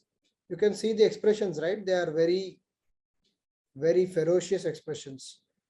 So this is a kind of warrior dance. Okay, you see, it's a warrior dance. It dates back to the time of Prataparudra, the famous Kakatiya ruler. So it dates back to the time of Prataparudra. That is Perini Sivatandavam. Okay. Kolatam and Dappulu. Kolatam we all know, it's like the hitting of sticks. Generally we do it for some important festivals like Janmashtami. Okay, or even in procession, even Ganesha is being taken into procession, you can see that some of the ladies or some of the men form into that circles and do kolatam. Okay, and then Dappulu, we all know Dappulu. Okay, Dappulu is again a very famous folk dance come music form of Telangana as well as Andhra. Okay, in Telangana also the Dappulu is very famous. Dappulu means basically that round and then people are beating it. Group of people, when they come, it becomes really rhythmic and it's really entertaining also. And then coming to the music, Kancharla Gopanna or the Bhaktarama Dasu, we all know him. He was one of the Tahsildars during the Tanisha, that is Qutub Shah. And then he was a very important personnel responsible for the building of Rama temple in Bhadrachalam. And we all know these poems. Okay, and we must have learnt it during our school age. It ends with Dasaradi Karuna Payonidhi. Okay, people who have Telugu as one of their languages must have surely learned his one of his poems at least in Telugu. Okay, the tagline ends with Dasaradi Karuna Payonidhi. He is a very wonderful poet when it comes to the bhakti of Rama. Okay, he has propounded the bhakti of Rama and how he was jailed for no mistake of his, and then how he was, there is a legend as to how Rama and Lakshmana came into the uh, dream of Qutub Shah and convinced him to release Ramdasu. So all these are very interesting stories and legends. So, but nevertheless, he was a great poet with regard to the bhakti of Rama, and he has given a lot of music and songs to the Telangana history. And when it comes to theater arts means basically performing arts. Okay, theater arts are something which are basically performed. Okay, when it comes to these arts, the famous one is the Burrakatha. Okay, this is called Burrakatha. You must have seen it or observed it in your villages or even in some movies. Okay, if you have never experienced that because of being in a city or something of that sort, you must have seen that in some movies, or maybe whenever you're going back to your town, your villages to meet your grandparents or something, these kind of performances are still happening. Okay, so these are called Burrakathalu. Okay, where the center person is the one who is giving you the story and narration, and his narration is again asserted by these two people. The role of these two people is to only make you listen. They don't give any story as such. The complete performance is done by this fellow only, middle person, and these two people only assert that yes, he has said right, and for that they use different words like tandana tana, and then different words. They'll try to grab your attention towards him. The basic role of these two people is to play the music instruments and grab your attention towards this person. Okay, and then one more theater form is very famous during many festivals is the Pagati Veshagallu. You can see here, right? You must have seen this when you go to villages or somewhere. People dress up themselves based on the occasion or the festival and accompanied by music instruments. They come in front of your house and play the music and sing the songs, etc. So that is in a way to grab your attention and to seek certain donations. Okay.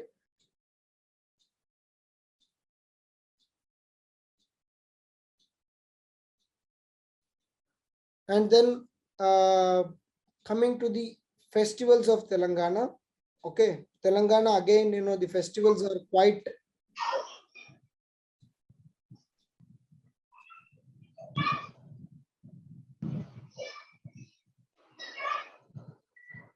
someone's on.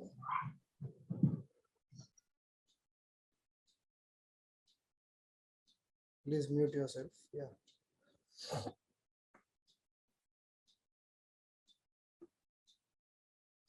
Right. So again, so far the music and dance forms are clear.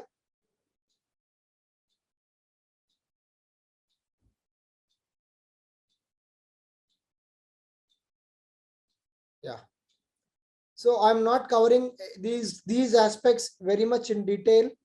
I hope you understand, because the paper only speaks about why Telangana is unique.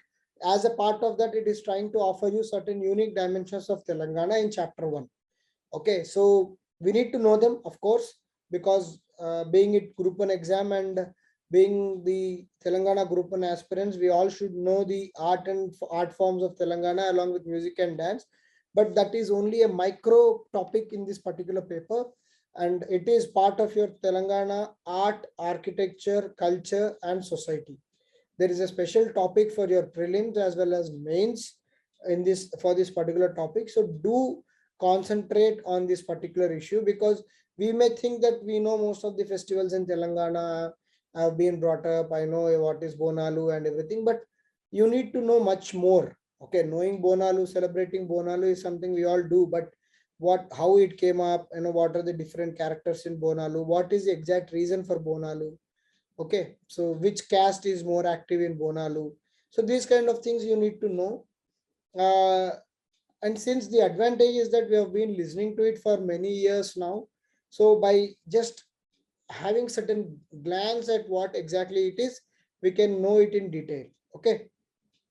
So coming here to the festivals of Telangana, the main festival is Bonalu. Obviously, it's also the state festival as on date. The state festivals being Bonalu and also the Batukamma. Okay, Bonalu is generally performed during Ashadam because the very next month, now we are in May. So once the Ashadam comes into the picture, Bonalu starts. Okay, Bonalu is basically to please the folk deities like Pochamma, Kattamaisamma, Yellamma, Uppalamma. So these are folk deities. We all discussed in previous class the importance of folk deities because every pond or every katta means basically it's like a bank.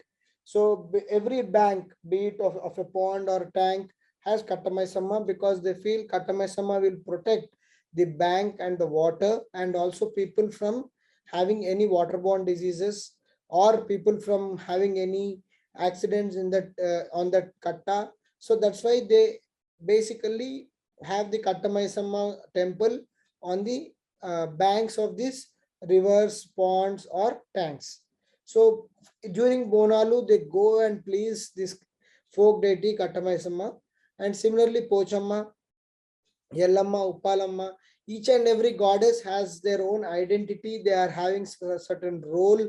Okay, each and every, they are called Grama Devatas. Okay, in Telugu, we call them Grama Devatas.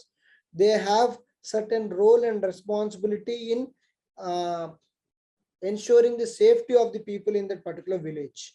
Okay, that's why, people go there even during Bonalu or before Bonalu, 1-2 days before that Bonalu. People tend to offer various offerings to the goddesses, including the animal sacrifice. Okay, some people give the goats, hens, they sacrifice all these to the folk deities because they feel, these folk deities being peaceful and pleasant is important for the safety of the village. Okay, so basically they all are the various avatars of main goddess like Parvati. Okay, so these are all folk deities or sometimes called Grama Devatas. So for to please them or as a part of the ritual, this bonum is offered to the these folk deities. So you can see that ladies who go there and as a part of this festival called Bonalu, they go and offer the bonum to the goddesses. And during this Bonalu, one more significant character which comes out and which is very reflective of the particular festival is the Potharaju. We must have all seen this. Bonalu is very common and a state festival. We all celebrate it. So we must have gone in some of the other Bonalu and must have seen how the Potharaju is decorated or how he gets himself decorated. He has that very ferocious look. Okay, very ferocious look, and he carries that hunters and keeps smashing himself and just doing that. Why? Because it is significance that he is basically there to intimidate the evil forces, right? So Pothuraju's basic that decoration or the kind of makeup is to ensure that evil forces are kept off. Okay, sometimes you must have heard the legend also. Some people also do it intentionally that they say if that Pothuraju's hunter comes and strikes you by mistake, it is good for you. I don't know if you people heard it or not. It's not like we should go voluntarily and get hurt about it, but if it comes and accidentally touches you, so some evil spirits in you will go out. These kind of legends are there. Did you guys listen to such legends?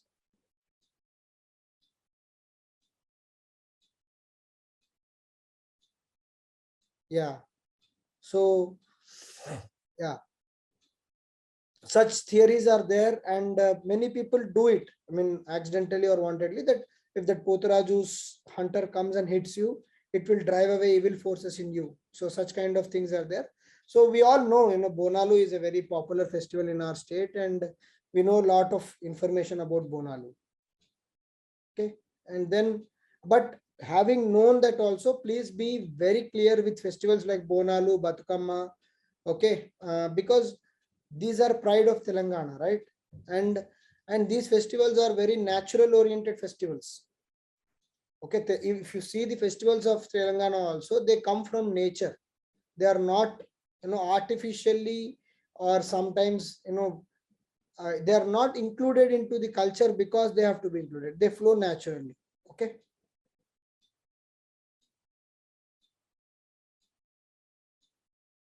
Some other festivals being the Dashara. We all know that, Dashara, we all offer prayers to Jamichettu. Okay, before that we do the Ayudha Puja.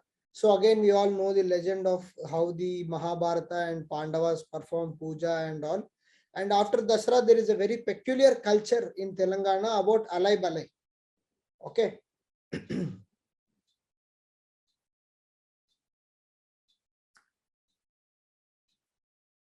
Does questions on festival will be specific or general? See, that we cannot predict. It can be, as last class we have discussed, what is a common festival or religious affairs of Telangana, like that, or they can ask you also, because Bonalu and Batkama are the two important festivals.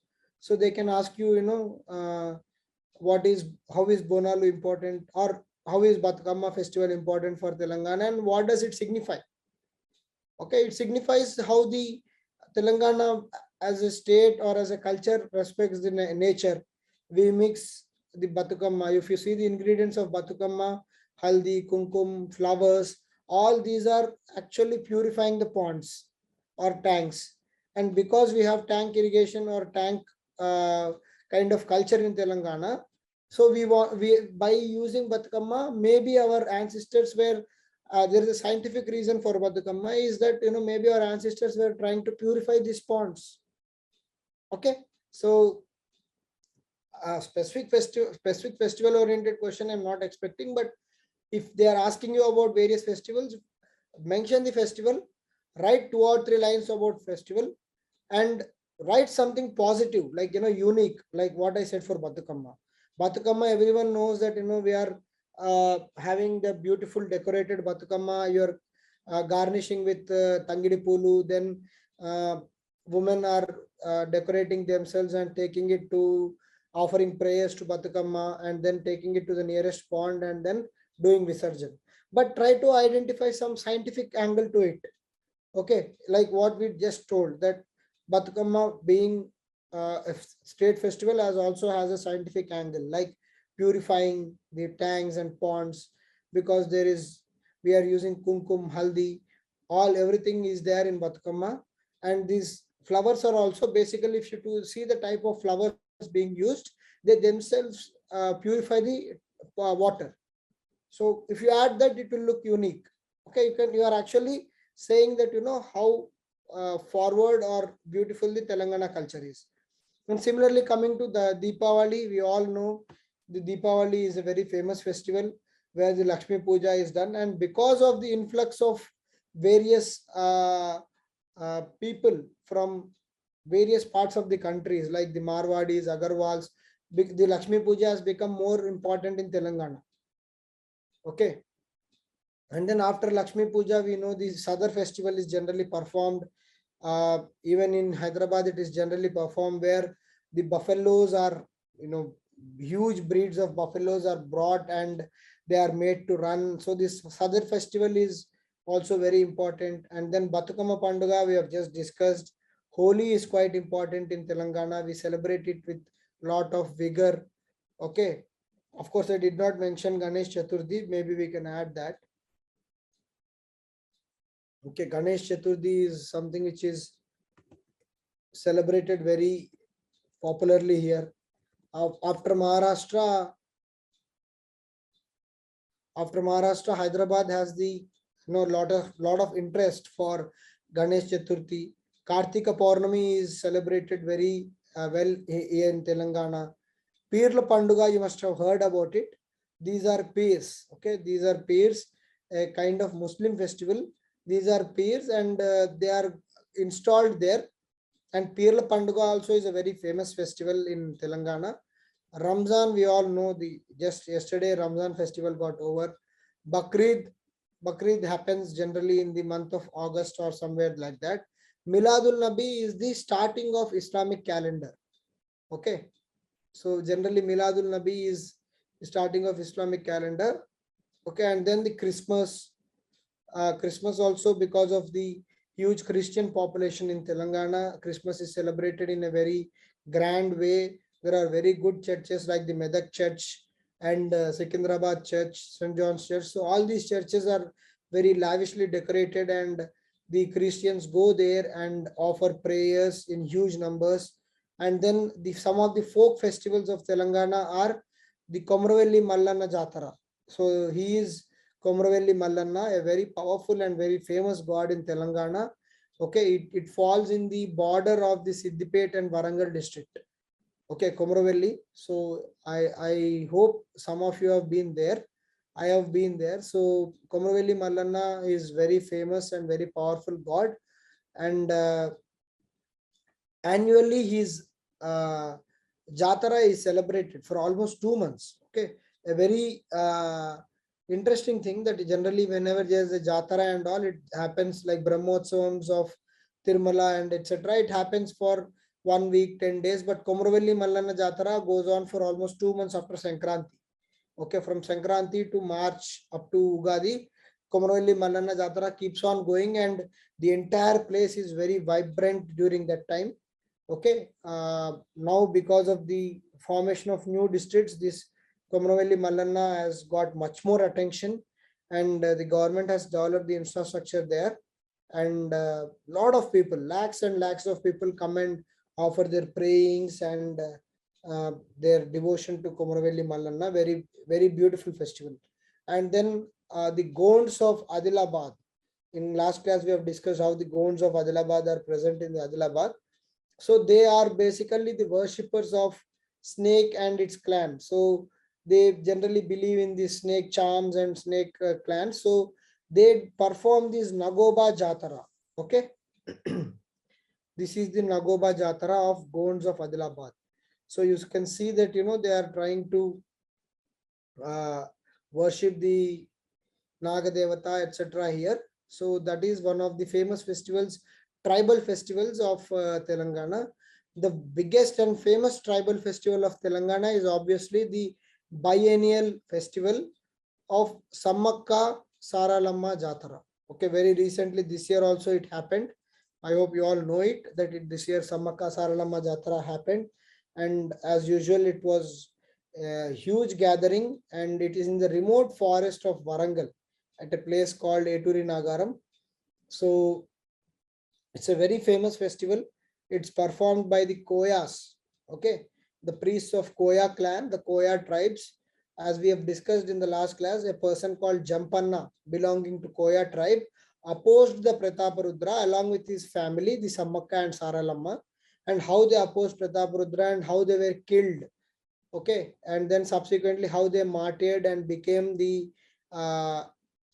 souls which are immortal, and then they have become, and even today it is said that their souls are in and around those area, and many tribal people, and not only tribal people, many others of Telangana go there and offer worships and believe strongly that if we think or pray something there to Sammakka and Saralamma, it generally happens.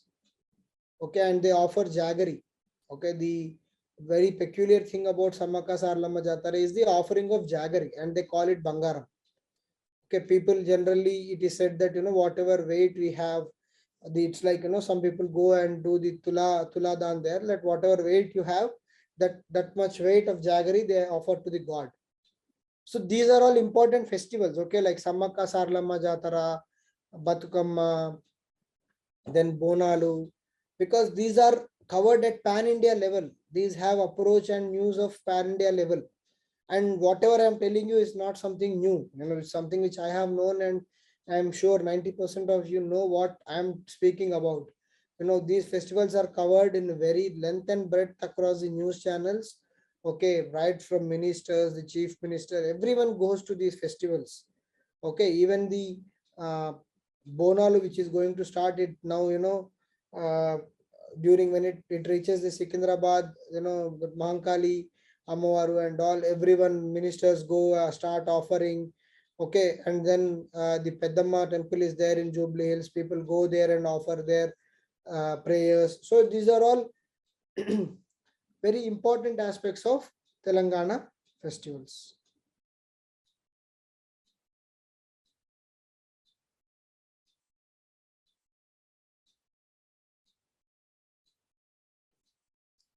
And finally, just to important places of Telangana. Again, the list is very exhaustive. You cannot say these are important, these are not important. Especially after formation of Telangana, we ourselves have discovered many new places of tourism. Okay, many new places of historical importance which were previously not known to us. Okay, so that is the beauty of Telangana, that after the formation of state, many new places have been identified and discovered as part of the tourism. One such thing, many such things in Hyderabad, we can have these Charminar, Golconda, Hussain Sagar, Salajan Museum, Birla Mandir, Chow Mahal Palace, Makkah Masjid, Faluknama Palace, and then the Nirmal Fort in Adilabad, Kuntala Waterfalls in Adilabad, Kaleshwaram project, in fact, it itself has become a very big tourist destination now. The Mallana Sagar area, okay. And then the Kondagattu Anjaneya Swami temple, okay, very powerful and very famous temple in the Jakidyal district right now. Previously Karimnagar, now it's Jakidyal district. The Bhadrachalam temple, we all know. Alampur, we know the Jogulamba temple, right? Alampur Jogulamba temple. Okay, it's one of the Shakti Peetams. It is called the very famous temple. Okay, and then the Gadwal Fort, the Singuru project, the Nagarjuna Sagar project, and now they are developing the Nagarjuna Konda. The entire area is being developed as a tourist hub and tourist destination. The government is investing a lot. And Yadadri, we all know how much the renovation has gone up in Yadadri and how now it is being, compared to one of the modern day greatest temples. Okay, then Sri Ram Sagar Reservoir, Chilkuri Balaji temple, right in the Chilkur, okay, very famous temple. And then Anantagiri Hills, Gandipet Lake, Thousand Pillar Temple in Warangal, Ramappa Temple, Bhadrakali Temple. So the list is unending. Every district has some of the greatest tourist destinations, be it, right from the northern Telangana to the Khammam Bhadradri area. Lot of tourist destinations are there, and especially after formation of state, we had the fortune of discovering new places, like, for example, the Laknavaram Cheruvu, the Laknavaram Lake. I don't know if you guys have heard about it or not. The Laknavaram Lake was previously unheard of, but now after the formation of Telangana, the lake was completely developed, and now it's one of the beautiful places to visit. Laknavaram project. And the Kuntala waterfalls. Okay, the Kuntala waterfalls of Adilabad also. They are very natural waterfalls, but now it has become a tourist destination. If you see the entire stretch of Kaleshwaram project, wherever the reservoirs are there, those reservoirs are now a beautiful tourist destinations. Okay, because of the landscaping, because of the water availability, and because of the pleasant weather, they have become very good tourist destinations. Okay.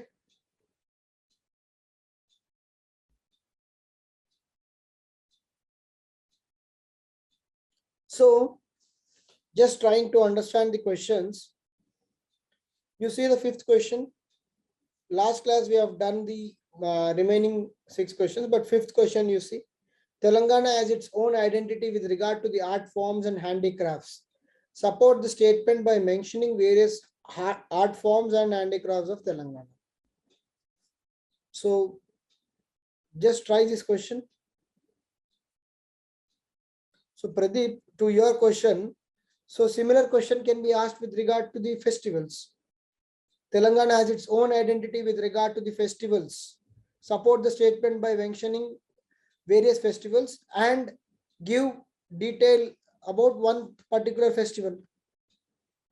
Okay, then you can take the example of Batukamma or Bonalu, whichever is your comfort, you can give the example.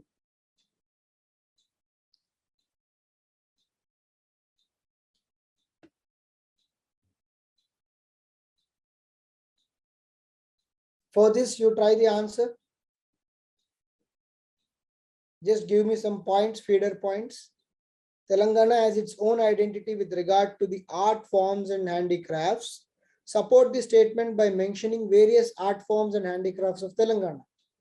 This can be a 15 marker question in mains. And believe me, most of your group 1 questions will be like this only. There will not be any straight questions. They'll give a statement and ask you to support that statement with certain examples or certain illustrations.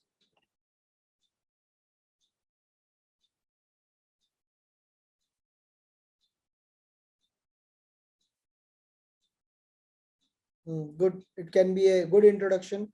Telangana has rich culture when it comes to folk, art, and culture.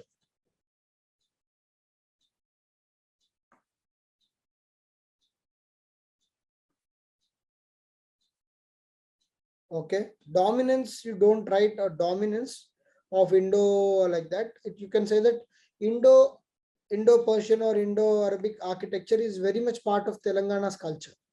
You can write that. Yeah.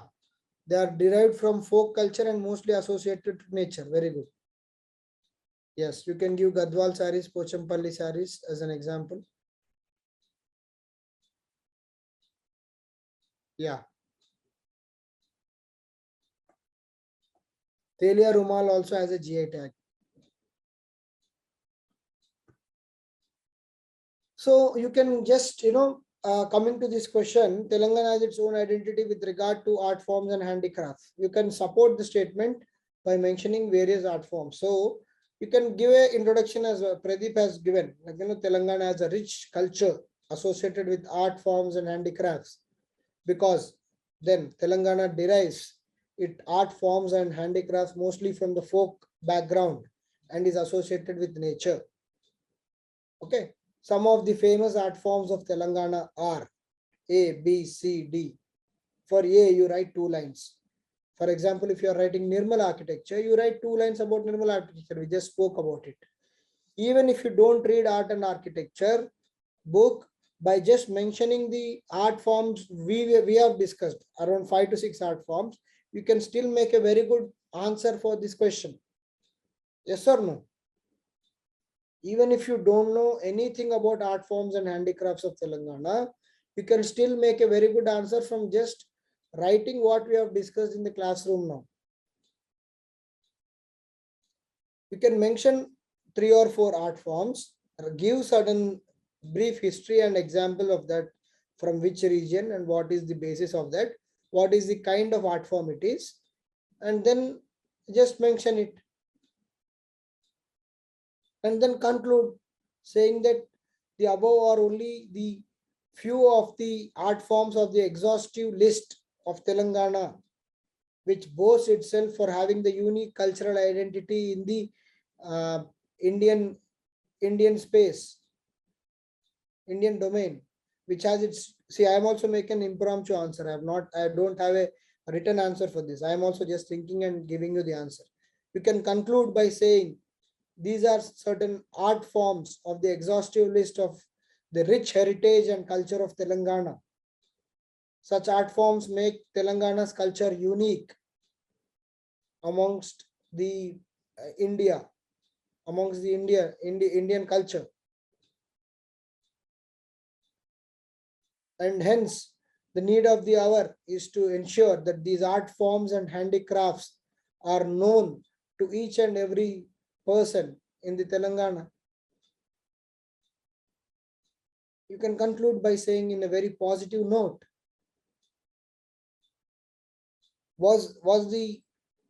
Is the answer or the conclusion convincing for you?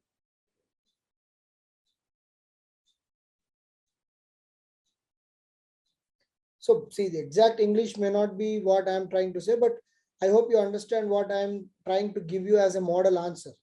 Okay, so how do we limit our answer in these cases? Like, what should we mostly touch upon? See, Ishwar, for these kind of questions, it's about the demand of the question first and the marks assigned to the question.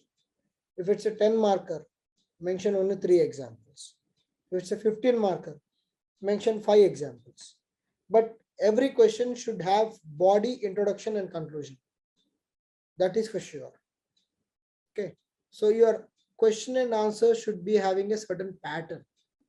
The examiner should be able to easily detect that pattern in your question and answer. You should make his life easy. Basically, you should make his life easy. Okay.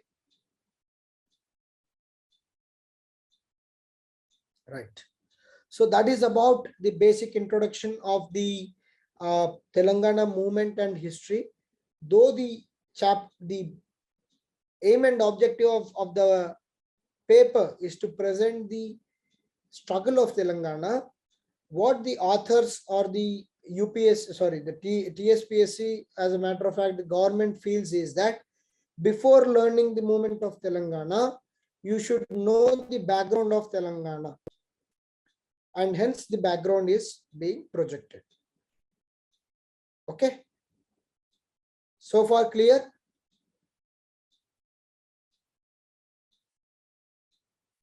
Shall we move ahead, or do we have any?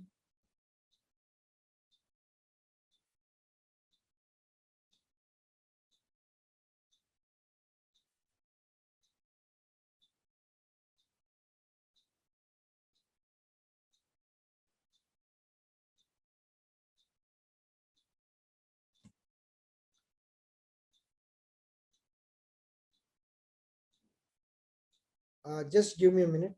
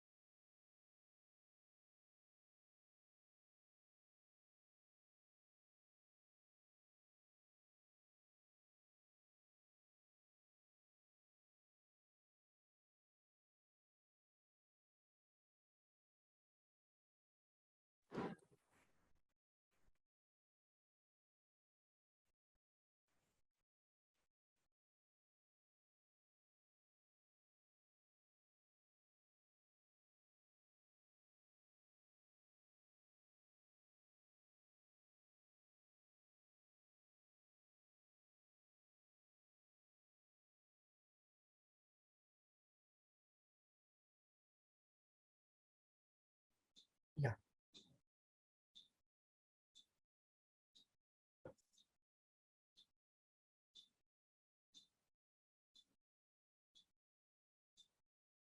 Yes, I am just going ahead based on your feedback. You guys are able to see me, right? My video is on. I am sharing my PPT, and also you guys should be able to see me on the right of your screen. If I am not visible, you can simply on your, there is a tab on to the right, you can see me. Okay, instead of, you can just drag down and you can see me, see my face, and I am visible. Yeah, so that you can look at me, and if you want to be more interactive, you can switch on your video but mute yourself. Okay, so that I'll also know that who is listening and all, so it's not an issue for me. So the questions what we have done is based on what we have discussed. Now moving to the crux of the paper, the actual part of the paper, which is the Telangana movement, the idea of Telangana movement, and the other parts also. So the first part of the crux of this topic is the reforms of Salarjee. Okay, so till now, it was like an ice-breaking session where we just transitioned into the idea of Telangana. We just try to understand what is Telangana state as such. Okay, but then now we are actually moving into the core of the paper. From here, slightly concentrate more, because there are a lot of facts thrown at you. You will be listening to a lot of people names, lot of committees, associations. It may look crammed up certain times, but don't worry. Okay, just keep your calm. Uh, Even when I'm teaching, you might sometimes feel disconnected because of the paper, because it's like, it's again like history, right? It's, you are reading Telangana history, as simple as that. So just what you can do is focus in the classroom. After the classroom is done, for every chapter, so Vivek sir has released his PDF yesterday, I've seen that. So what I will do is, my approach is slightly different. What I'll do is, after particular chapter is done from my side, the entire chapter PDF will be thrown at you. Okay, so I don't want to give bits and pieces.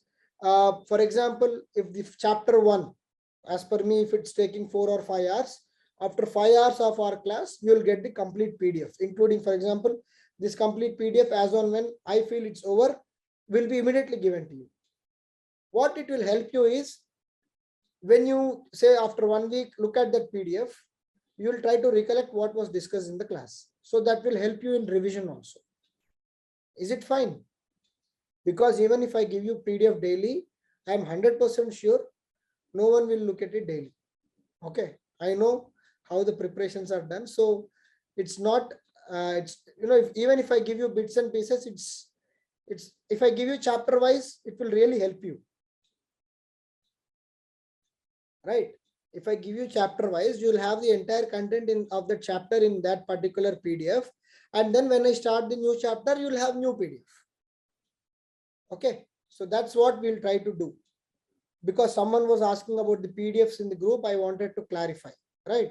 So now coming to the first important topic of this paper, okay, that is the next important topic, I must say. It is the reforms of Salarjung.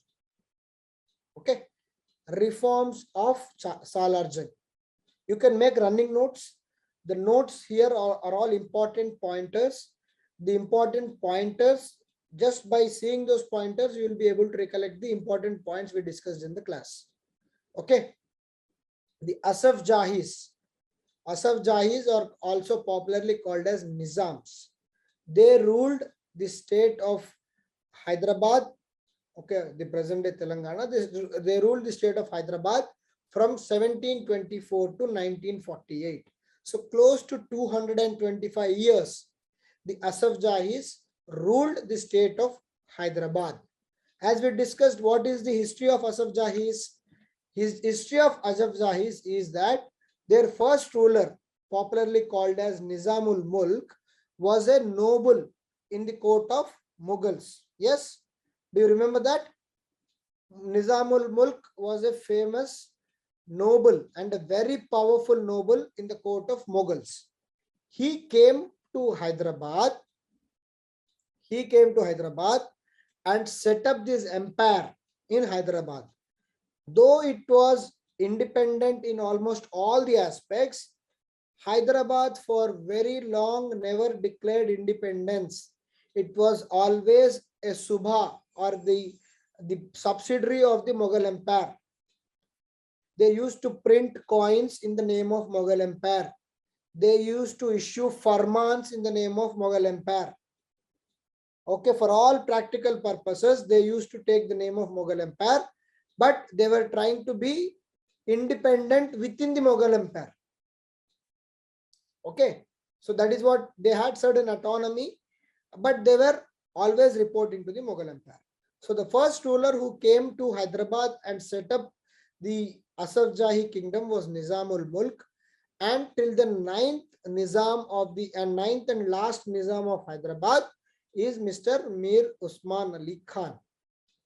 So a total of 9 rulers over a span of 224 years is the Asaf Jahi dynasty. It becomes very important to know the Asaf Jahi dynasty because the immediate impact of the Telangana or the Hyderabad state is felt even today. Be it the water reservoirs, be it the revenue systems, be it the name of the posts which are generally used in Telangana jargon, be it the Telangana dialect, be it the Urdu's penetration in Telangana dialect, Everything is basically the impact of Nizam for 224 years on the culture of Telangana. And Nizam, the state of Hyderabad, over a period of time became one of the biggest and richest princely states among the 562 princely states.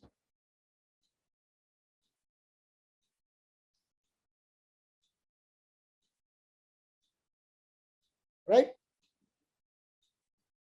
So this is the background of the Asafzahi dynasty.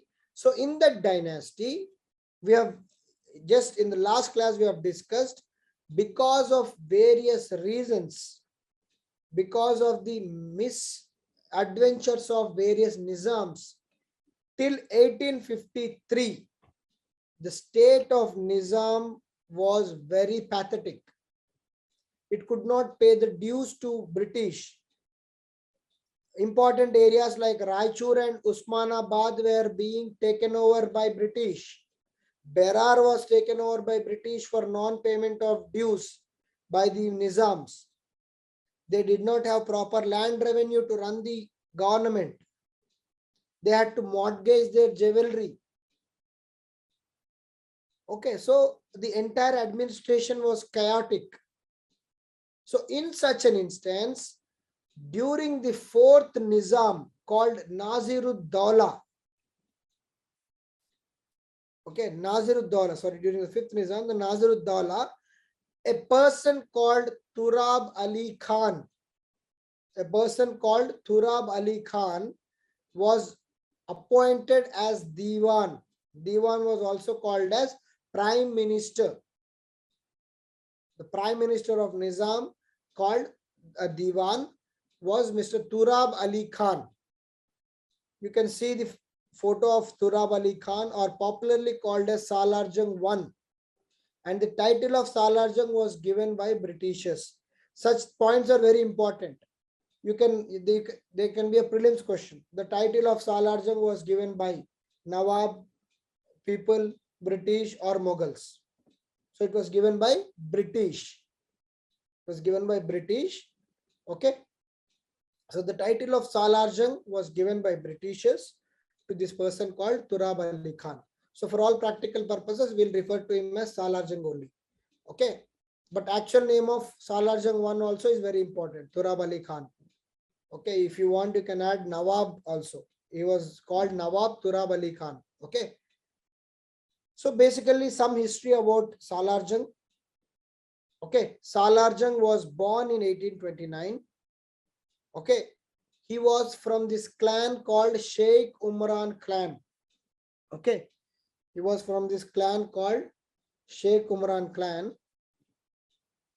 And when he went to London to discuss certain issue regarding the Berar, area called Berar was annexed by British for non-payment of dues to British by the Nizam.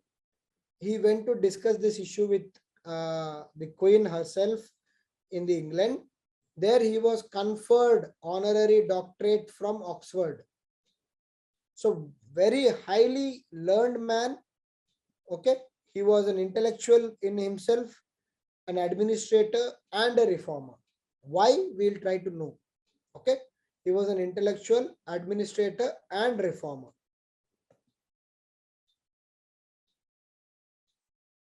Okay. So he served for 30 years under three Nizams: Nazirud-Dawla, Afzalud-Dawla and Mir Mehboob Ali. These three Nizams, under these three Nizams, this person Salarjung has served. These were the rulers. He was the prime minister under these three Nizams. And many scholars say that he brought renaissance in the Nizam's kingdom. He brought renaissance in the Nizam's kingdom.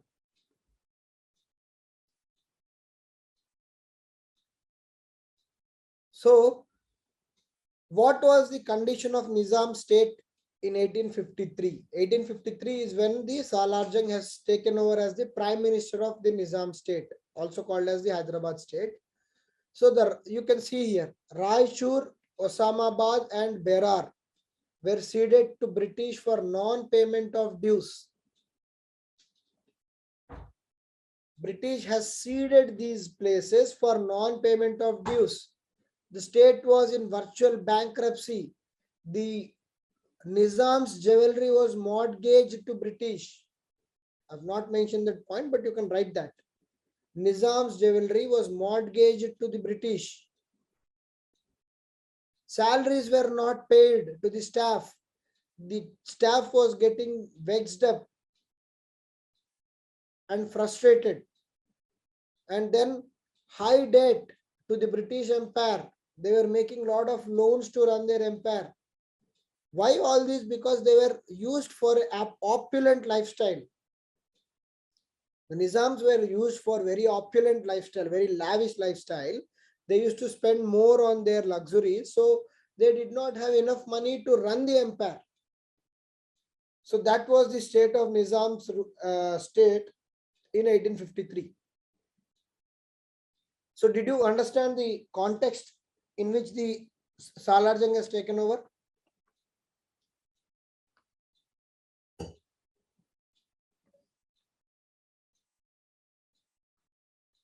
Okay. So in this context, this person came as a prime minister to the Nizam state. Okay. So he was just 24. He was born in 1829 and 1853 has taken over. So very young person. So he has taken a lot of reforms. Okay. So we'll discuss reforms in side headings. If you get a question on Salar Jung and his reforms, and there might be a 10-marker question asking only for administrative reforms, or there may be a big question, 15-marker question to mention all the reforms of Salar Jung. So please have all the content in the slides at one place so that you can present the answer as per the demand of the question. Okay. So administrative reforms. First thing was the administrative reforms, because he was very clear that, unless the administration is set right, you cannot manage the kingdom. So he has divided the entire Hyderabad state into 5 subhas. Subha means province. Okay. Like if I have to tell you in our own language, it is like your multi-zonal system. The entire Telangana is divided into 2 multi-zones. Multi-zone 1 and multi-zone 2. See, you have seen the notification, right? Or not yet?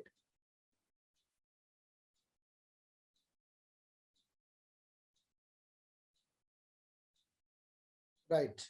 So basically it's like a 5 subhas. The entire state was divided into 5 subhas. And then these subhas were further divided into districts. So overall, the Hyderabad state had this 17 districts. 17 districts. These districts were again divided into taluks. Okay, even today the taluks means mandals. Okay, so these districts were again divided into taluks. The head of Subha was Subedar.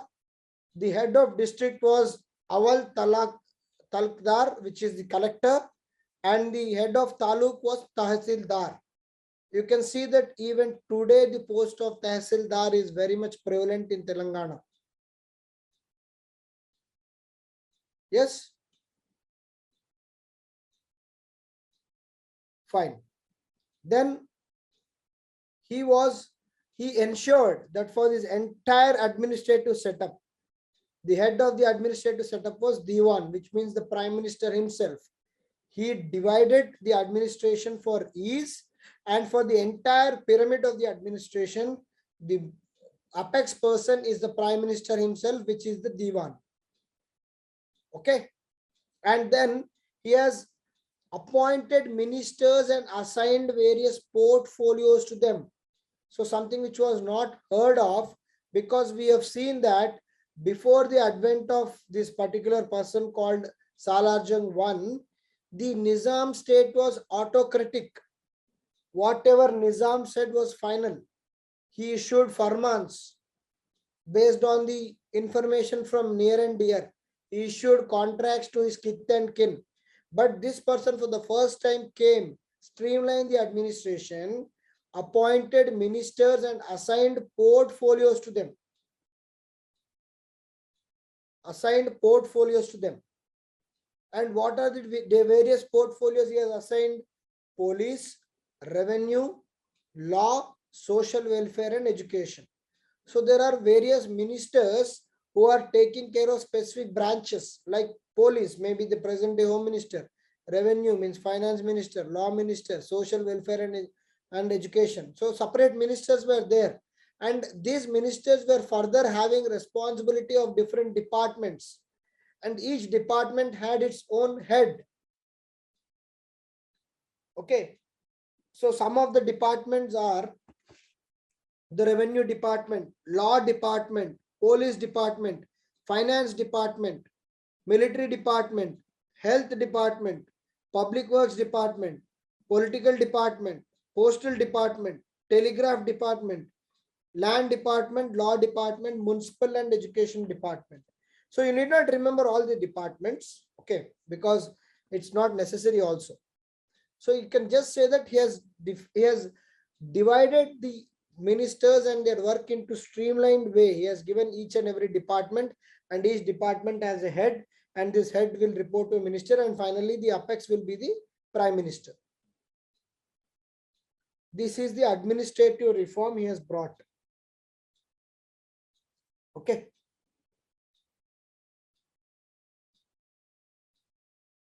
Is it clear? The administrative setup of Salarjung?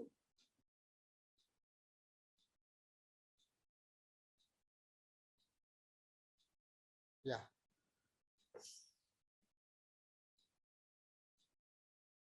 Okay. The next reform brought up by this person, Salarjung, was the economic reforms. Okay, we have just discussed that, by the time this person has taken over in 1853, Nizam situation was very bad. He was in bankruptcy. He was highly debt owing to the Britishers, mortgaged his jewelry, ceded certain territories, okay, and unable to generate income and spending lavishly on his own enjoyments. So when this person took over as the prime minister, he started minimizing the expenditure and maximizing the revenue. Okay, so in the economy terms, he was trying to cut down the revenue expenditure and generating the revenue receipts, if you go by the economic terms. So basically, he was trying to cut down the expenditure. What he did for cutting down the expenditure? For collection of land revenue, there were so many intermediaries like Deshpandes, Deshmukhs, okay, Chowdhuris, many people were there, Patwaris, Patels, all these people were there to collect the land revenue, who are acting as the intermediaries, and there was a leak of the finances, and also they were being paid. So he said there is no need of these intermediaries, let's directly connect with the farmers. Let's directly connect with the farmers. Okay, so in this context, he has reduced the intermediaries. And he was very diplomatically shrewd. He spoke to Marathas, he spoke to the people in this rulers in the south, and then he made peace with everyone. And then since there was already peace, he removed soldiers. He reduced the recruitment of number of soldiers required in the army. So once the soldiers come down, we know that, all these kingdoms are militarily dependent kingdoms, because king is heavily dependent on the military, and the spending on military was the major part of king's spending. So the moment the number of soldiers are reduced, the number of the cash outflow for that particular defense personnel reduces. So that was targeted by the Salarjung. And he was, as we discussed, he was diplomatically very shrewd. He convinced the British to release Nizam ornaments. He convinced the British to release the Nizam ornaments. Okay. And then, as we know that the Nizam kingdom never went against British at any point of time. Throughout the 200 odd years, they were always in the support of British.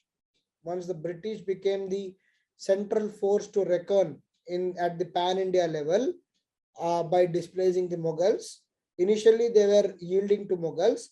Once after Battle of Plassey, Battle of Buxar, when the Britishers came up as a force and a centralizing force, immediately Nizam switched the loyalties. If we read the history, Nizam was one of the first ruler to sign the subsidiary alliance by Wellesley in 1799. Do you remember that? Nizam was one of the first rulers to sign the subsidiary alliance to the British. That means he has surrendered to the British and ensured the paramountcy of British. So instead of Mughals, now the entire external affairs of the Nizam will be dealt with British, while the internal affairs of the Nizam or the Hyderabad state will be dealt by the Nizam himself. This is called the subsidiary alliance. Okay, so Nizams were always loyal to the British and convinced this person called Salar Jung went to the British and convinced them to release the ornaments. And how did that happen? When in 1857, Great Revolt of 1857, the Nizams completely suppressed the revolt by using brute force, and the common people were not allowed to take the revolt at all. They completely favored the British. They were extremely loyal to the British. And because of the loyalty shown by the Salar Jung and the Nizam during the Great Revolt of 1857, British was pleased and released the areas of Raichur, Osamabad, and also cancelled the outstanding dues of close to 50 lakhs. So overnight, the Hyderabad state became debt-free, and two fertile regions, Raichur and Osamabad, are back into control of Hyderabad state. Now the revenue will increase and there are no outstanding loans. So obviously, this is a very diplomatic economic reform of Salar Jung. And for supporting British in the Great Revolt of 1857, the fifth Nizam that is Afzal-ud-Dawla. Okay, it's not Afzal, it's Afzal. Sorry. Afzal-ud-Dawla was given this title of Star of India award for supporting during 1857. So these were the economic reforms where the spending was reduced, revenue was increased, loyal to British, and then bringing back the territories which were ceded to the British. Clear? Economic reforms.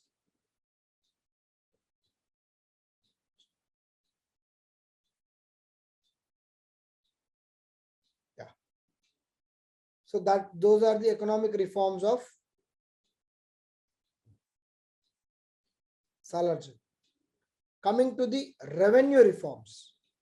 So what do you mean by revenue reforms? Economic reforms are about the spending, but how to increase the revenue to the kingdom? Okay, that was the next priority of Salar Jung. What he did, he reconstituted the entire revenue system under the new policy called Jilla Bandi policy in 1864-65.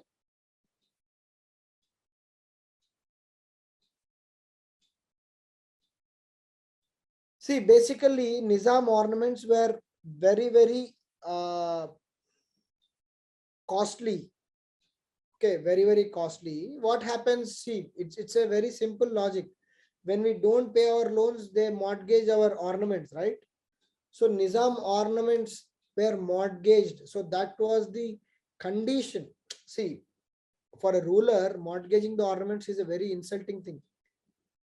They use it or not, it's a different thing, but you don't have ornaments to wear. And those rulers, Nizams, were extremely rich.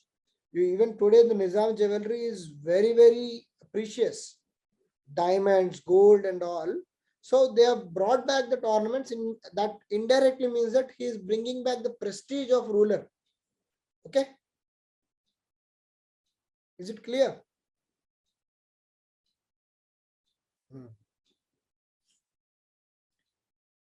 So he reconstituted the entire revenue system in 1864-65, which was popularly called as the Jila Bandi policy. And in that, what he did is he has removed the intermediaries and directly introduced the right wari policy, that is directly connecting with the farmer to extract the revenue. And what was the basis of revenue? 30 years average. Basically, whatever is the 30-year average, that is there as a land tax.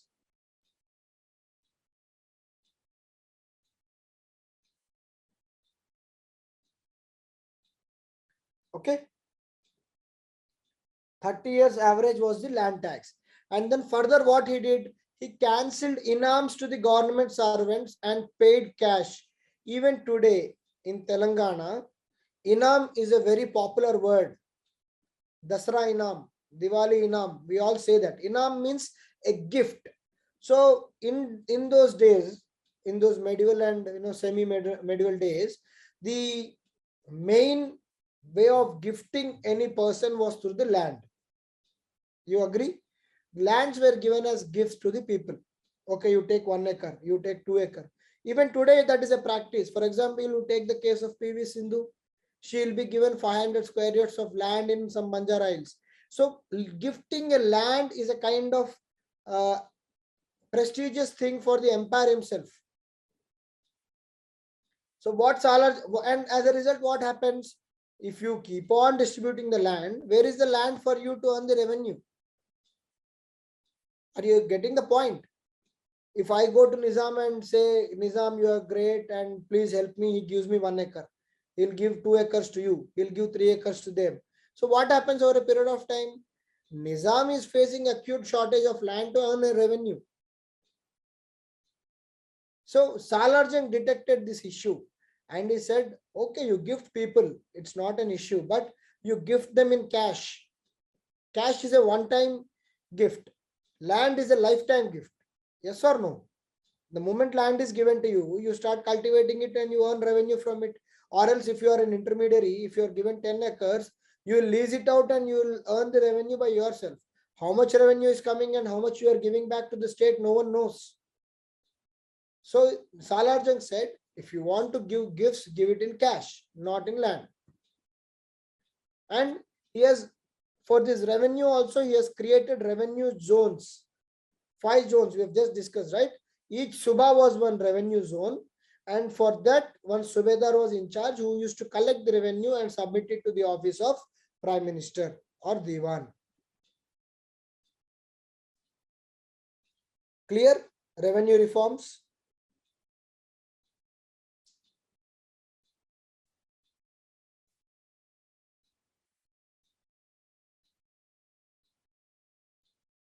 Yeah. Next, let's go to the law reforms. See, before coming of Salarjung, obviously Nizam being an Islam ruler, he was following the Shariat law. Okay, Shariat law is very, sometimes it is very harsh. Okay, even today in Saudi Arabia, they follow the Shariat law. So the punishments are very severe for even some petty crimes. Okay, so those were the days where these punishments were severe and being implemented, like chopping of hands, removal of eyes. Okay, in extreme case, the public hanging. So these kind of punishments were being implemented in Nizam's rule. And did it bring down the crime rate? No. The crimes were still being done because the rulers were not so keen or bothering. People who were doing the crimes were getting away. And then there was no justice disposal system. If I am cheated by someone, where should I go? At my village level, I have no support. If the person is having any background or powerful person, he is able to suppress me. So Salarjung did what he understood all these things and he has come up with law reforms.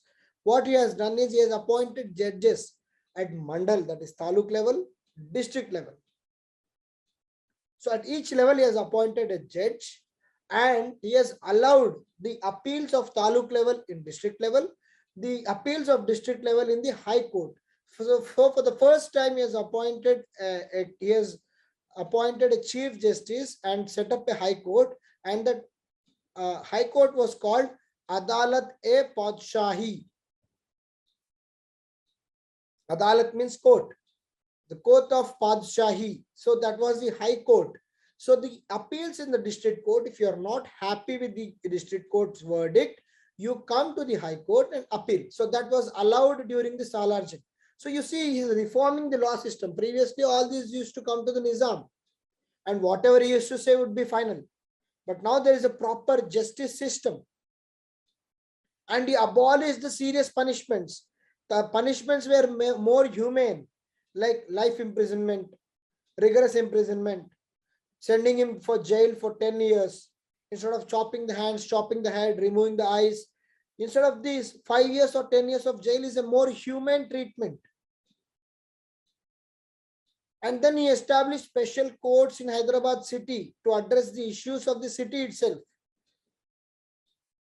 So you can see the kind of impact Salarjung had in various spheres of the kingdom, of the Nizam kingdom, and why he happens to become so important in the history of Telangana itself. And coming to the education reforms, he was a scholar himself. We just discussed how he was given the honorary doctorate of Oxford University. And then he introduced Darul Salam, that is the Higher Education Institute, in 1855. He promoted Arabic, Urdu, and English languages. And he was one of the first persons to introduce English medium schools. We'll see that as we discuss this paper, we'll see that all these reforms taken up by Salarjung have actually resulted in the development of intelligentsia in the state of Hyderabad. Like how the socio-cultural reforms happened in the 19th century in India. Okay, the 19th century of India. Similarly, the socio-cultural awakening happened post these reforms by the Salarjung. Okay.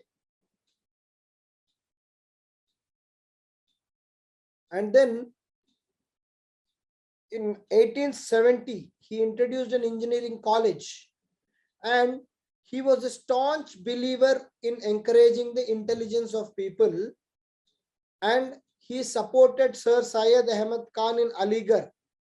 In history, you must have learned about the Sir Syed Ahmad Khan. He was a crucial person who was a reformist in the 19th century of India. He wanted to establish Aligarh Muslim University in Aligarh, and Salarjung supported the cause and aim of Sir Syed Ahmad Khan by sending funds, and also he has encouraged intellectuals across India to come and support the education system in Telangana, the Hyderabad state. He has encouraged the scholars and intelligentsia across India to come and support the education system in the Hyderabad state. This has its own drawback that also we'll discuss.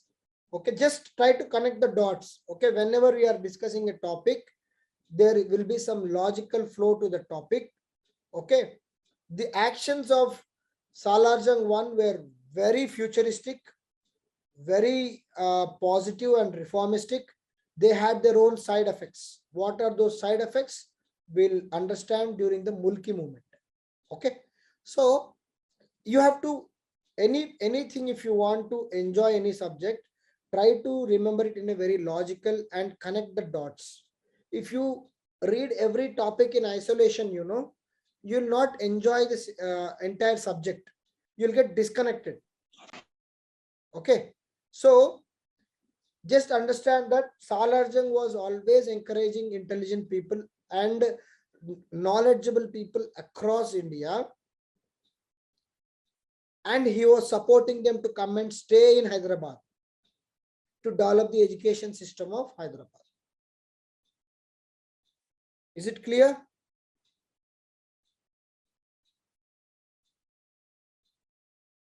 Yes, please.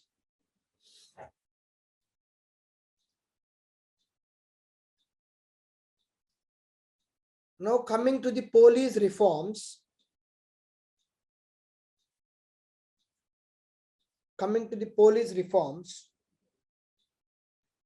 He separated for the first time the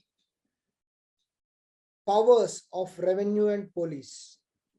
Previously, the zamindars at the village level used to have the power of revenue as well as police. At India level, it was done by Cornwallis in 1790. If you remember, Cornwallis was the first person who separated the revenue powers from police powers. He established darogas or the police stations. Similarly, this person Salarjung separated the revenue and police functions at Telangana level, and he created a post in police for each district called Superintendent of Police. Even today, SP is the head of police for district. And at taluk levels and sub-taluk levels, he appointed inspectors. The circle inspector, now they are called the SHOs. The circle inspector, previously called CIs, were the idea of Salarjung himself. Okay. And he had a clear ranking system for police officers. And the police officers were paid according to the ranks and experience, something which we follow even today. You can see, right, the reforms of Salarjung in 1870s or 1860s are even today being followed. So that was the kind of modern mindset this person had. And then he established the Department of Police called Mahakai Kotwal. Kotwal means a police officer. Okay, even today the police officers are called Kotwals in some villages. Okay. So Mahakai Kotwal is the police department. Such terms are important for your prelims. Okay, and then he has selected officers who had experience under British. Again, see, because he wanted the police officers to have the training and they should be trained and directly be inducted into the Nizam's rule. So where are they getting trained? So he went for the British officers, and the police officers who are trained under the British were brought into the Nizam's rule and they were directly given the posts. So they were police officers who were Indians and working for British. Do you know that? There was a movie also recently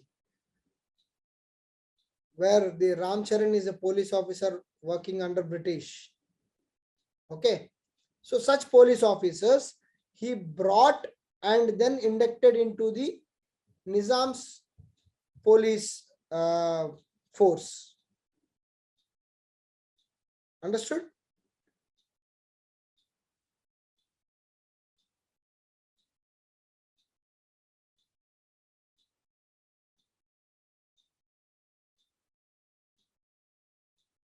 Okay.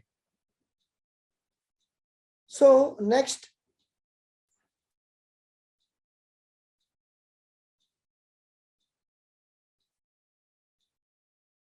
is the currency reforms by the Salarjung.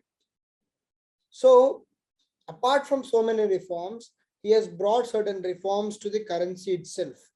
So now what we see is slowly the clutches of Mughal rule come to an end, and the assertion of Nizam's autonomy is increasing because now Nizam's rule is more stable under Salarjung. Okay. Now what he did is he has established the mints. Mints means where the coins are printed in Hyderabad, and then started printing Nawab name on the new currency called Hali Sikka. So previously we have discussed that the the coins were printed in the name of Mughals. But now the coins are being printed in the name of Nawab himself or the Nizam himself. And these coins were called Hali Sikka. So a new currency with the Nizam's face was being printed at these mint reforms. So he is trying to increase the circulation of money also to ensure that the money flow is there. And this money was called Hali Sikka. And in 1861, he has established a stamp paper office, and that particular department was called Munshi Khana. And for the stamp papers, he has given a special department itself. Okay.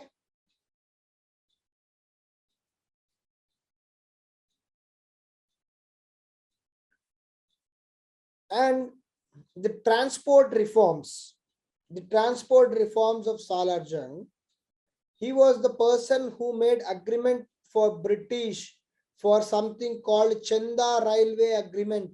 Very, very important in history of Telangana. Make a note of this term, Chenda Railway Agreement. What was basically this Chenda Railway? It was a connecting railway from the two presidencies, that is from Madras and Bombay. But the route was supposed to be from Hyderabad, Wadi and Gulbarga. He wanted stations at Hyderabad, Wadi and Gulbarga. At Hyderabad, he wanted a very big station at Secunderabad. So based on this agreement with British by Salar Jung, the Secunderabad to Wadi route of the railways was completed in 1878. So he was a pioneer in establishing the connectivity of Secunderabad railway station.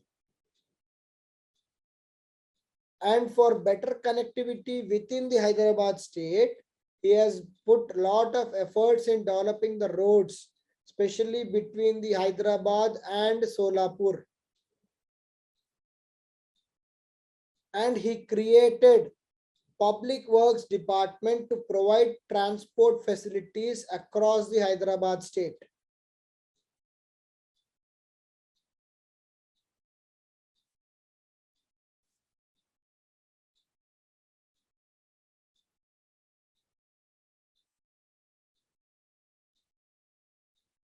Chanda Railway Agreement is basically an agreement with between the Nizam. So Nizam means here Salar Jung only. Nizam and the British Railway. That British was actually planning for a railway link between two presidencies. Presidencies means directly under British control. Madras and Bombay. Both these presidencies, they wanted to link, because when was the railways found in India? During Lord Dalhousie, that is 1854. So when they were expanding the railway network to connect Pan India, they were planning to connect Bombay and Madras. Both are presidencies under British. So in that process, this person Salar Jung has gone to British and requested that let the route be through Hyderabad, Wadi and Gulbarga. Let the route be through Hyderabad, Wadi and Gulbarga. And that agreement is called Chanda Railway Agreement. Is it clear?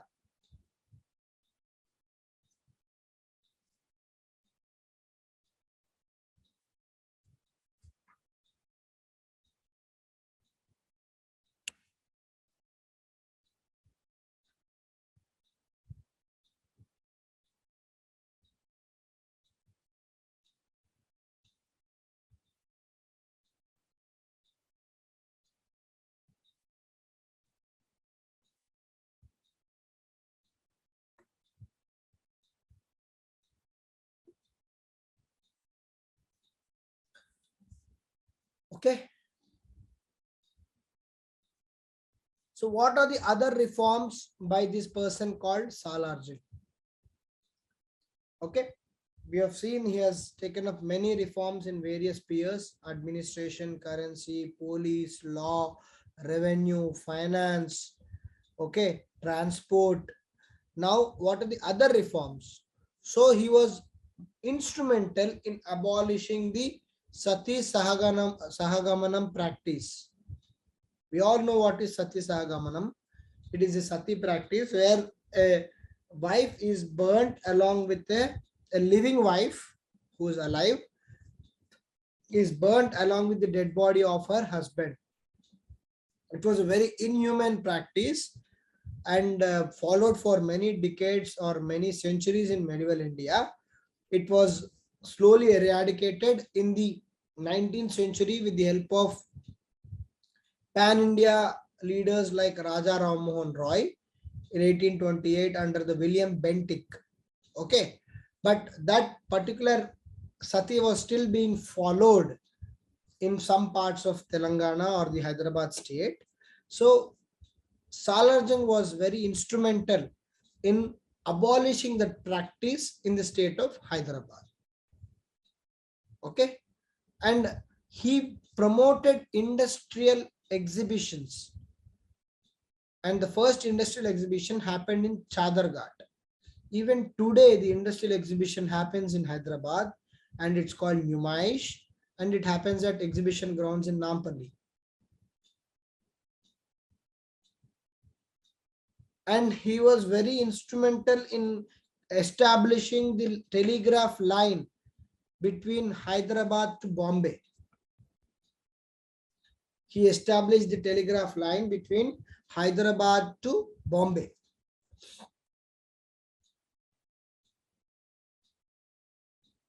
And after initial resistance, Salarjung was a person who finally announced Urdu as official language. Because for many centuries, Persian was the official language of Hyderabad state. Persian was official language of Hyderabad state. And when Salarjung was there, he announced Urdu as official language of Hyderabad state. And subsequently, English was also added as an official language of Hyderabad state from the pressure of British, due to the pressure of British. And along with so many reforms, this person was very, very particular about a corrupt-free governance. So he punished all the employees who were corrupt. He either suspended them, removed them, or seized their properties. And he was very clear and very strict with them. And he punished the corrupt people and brought new employees in their place. So all the above reforms make Salarjung one of the greatest statesmen and reformer during the Nizam's rule.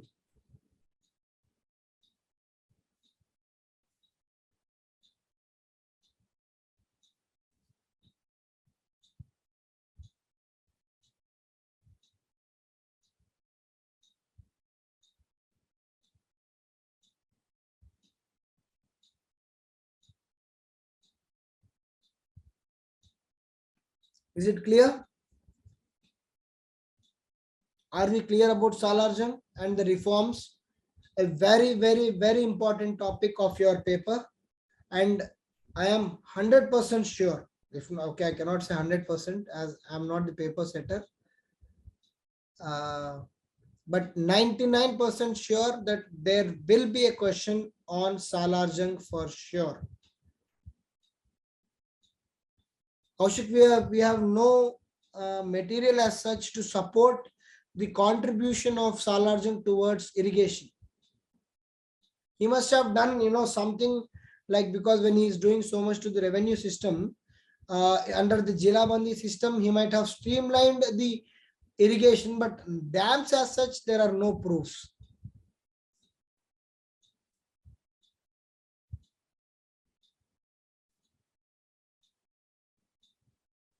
Anything, Pradeep, anything they may ask.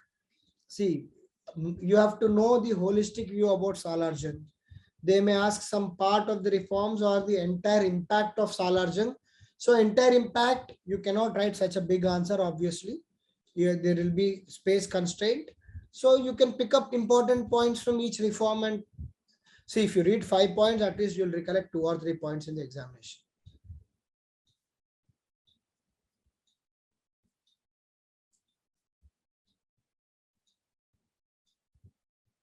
Just a minute.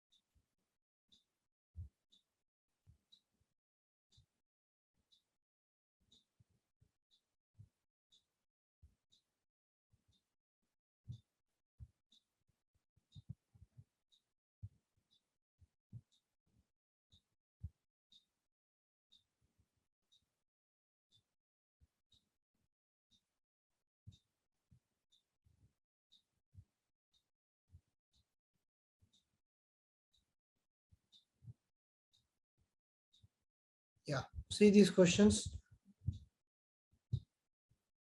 visible? Are these questions visible?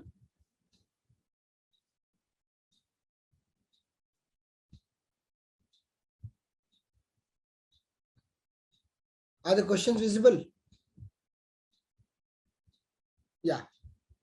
See the first question. Okay, first question is a simple basic question. I just wanted to ask a question on who's Salarjung and all, so it's okay. See the second question.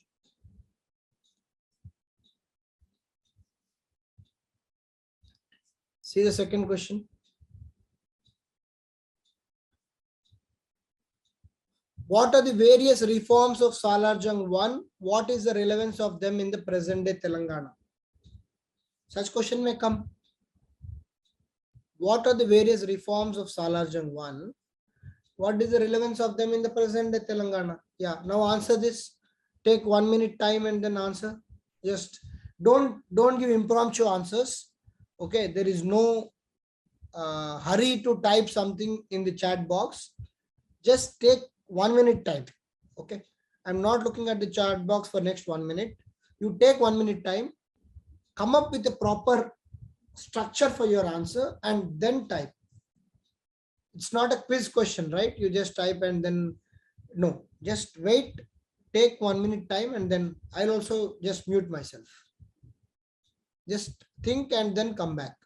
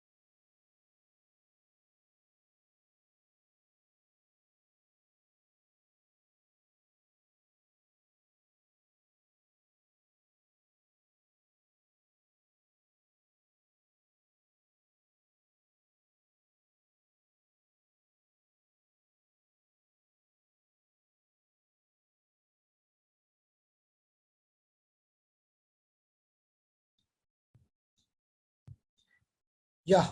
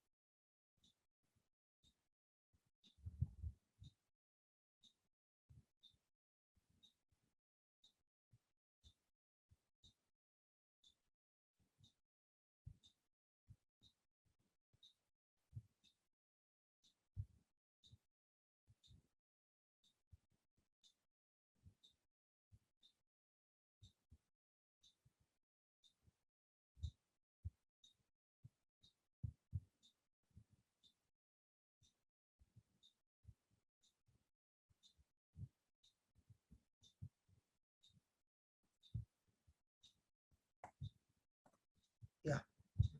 Very good attempt. Very good points by many of you.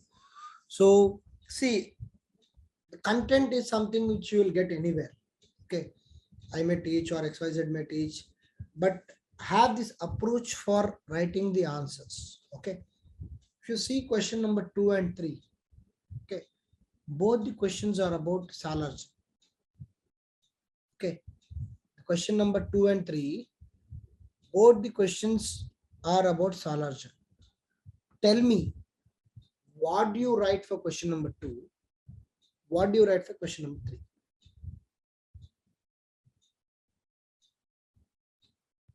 Question number 2 is straightforward. I discussed everything in the class. Okay, given 2 minutes, you have all covered all the points. Okay, if someone has not written the answer, just go to chat window, see what your friends have written, and almost 80% of the points required for this answer they have covered. Very good. Tell me the answer for 3. These are the questions which are tricky.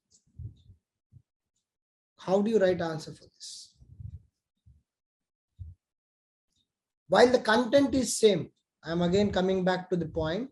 The content might be same, but the approach for question number 2 and 3 is different. How do you do that? Do you agree or not?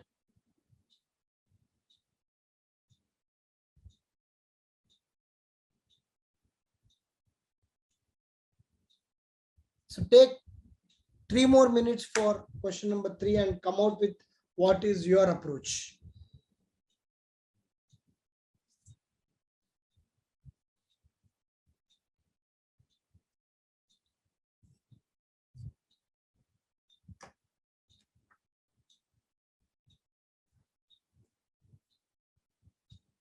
Take time. Amulya, take time.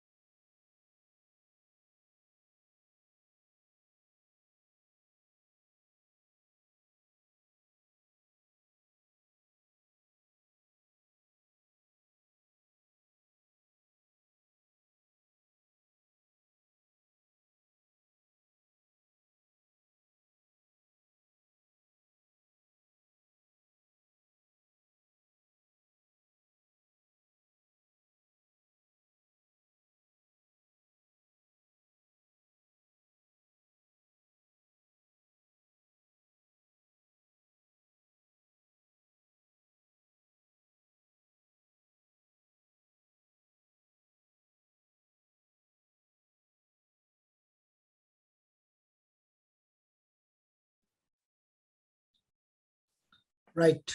So some of you are trying to answer this.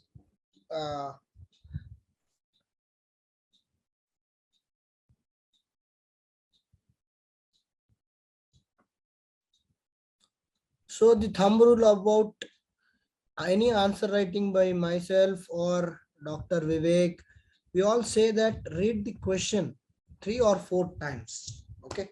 Then only you will be able to answer the question. Of course, you people have done decent justice, but the demand of the question, if you see the difference between question number 2 and question number 3, question number 2 is more about Salarjung reforms. Question, just give me a minute.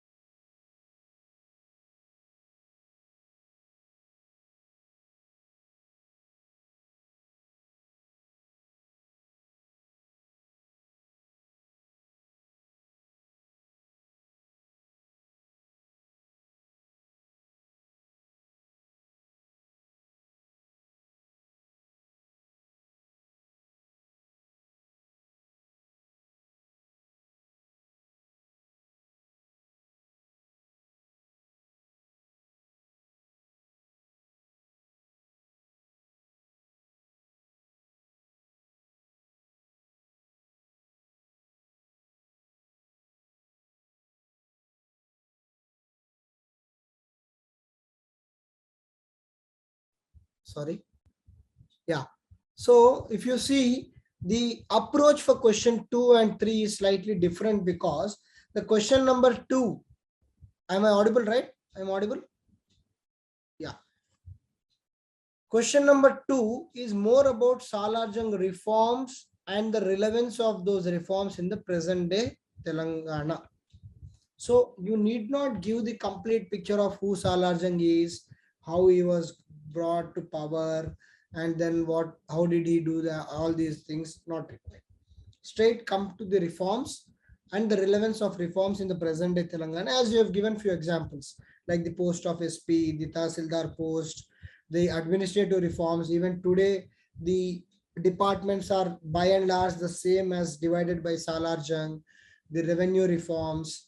Okay, the division of revenue versus police, even now implemented, the exhibition policy, promotion of industries, okay, encouragement towards education, and all these are your second questions. Answer is to the point.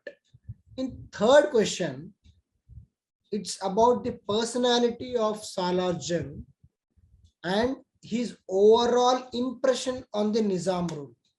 Am I right or wrong?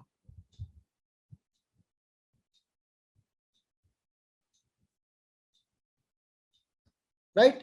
The second question is straight to the point.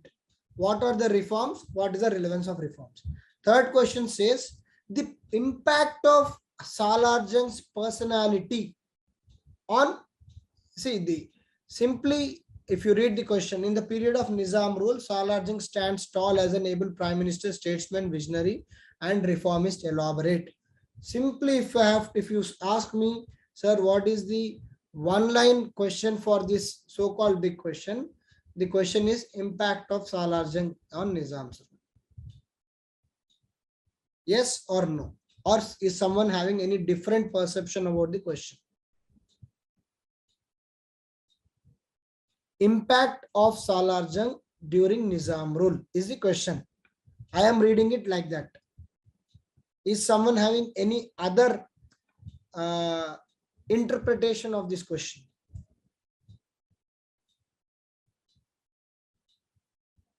Do you all agree with my interpretation of the question? Yeah.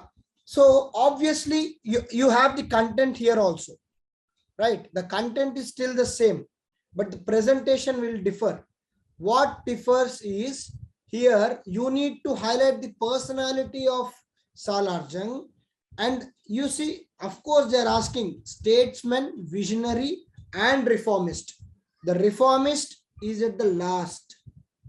So if it's a 15 marker question, your allotted answer for the reforms area is much lesser than what you have done for the second part.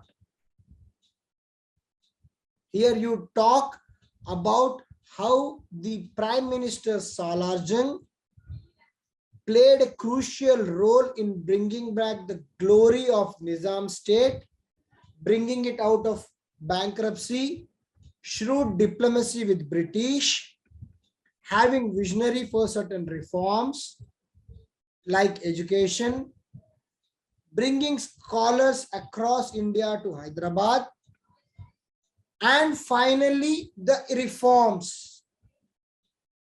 Finally the reforms. Do you agree?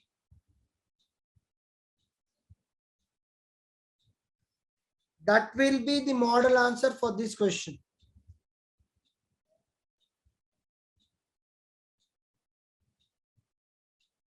Agreed? And finally the reforms, and then you conclude. The conclusion will still be the same. For second question and the third question, the conclusion will be same. You will conclude by saying that yes, the Salarjung was a statesman, visionary, and reformist, and he brought back the glory to the Nizam empire. Conclusion is same. Body is different. So that's how you handle different types of questions for the same content.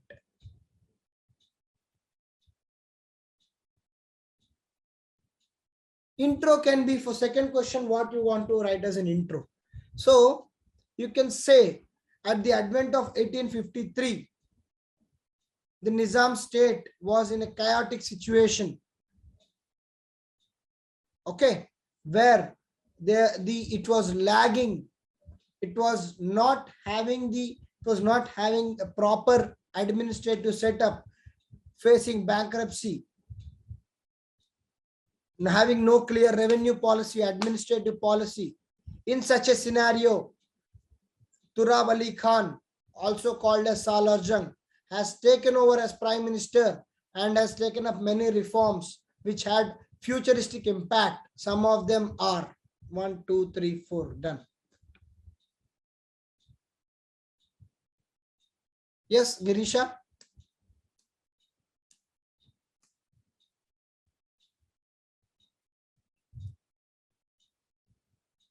Got it?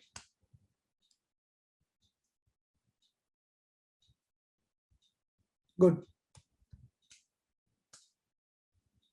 See, introduction and conclusion should be in line with your questions. Don't make them too filmy. Don't make them too big or too small. Always write crisp and clear answers.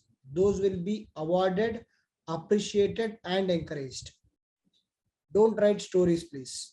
No examiner in the world has patience to read your stories. Being very honest with you. You write relevant content, you get marks. You write all language, whatever is there in Telugu Academy, V Prakash, Wikipedia, you dump that and expect the examiner to read? No. Write to the point. They know your sources. Okay, they know your sources. What they are expecting is, after reading the sources, are you able to present in a better way or not? That I am trying to do for you. You do in the examination hall, you will get better marks. Don't go and write stories for your straightforward questions. They will not at all be appreciated. What are the various reforms of Salarjung? If you keep writing Salarjung came from Sheikh Umran clan, born in 1829, got a honorary degree in Oxford, and then 1853, the Naziruddaulah appointed him Prime Minister. All this is irrelevant for that question. Even for the third question, that is irrelevant. Yes or no?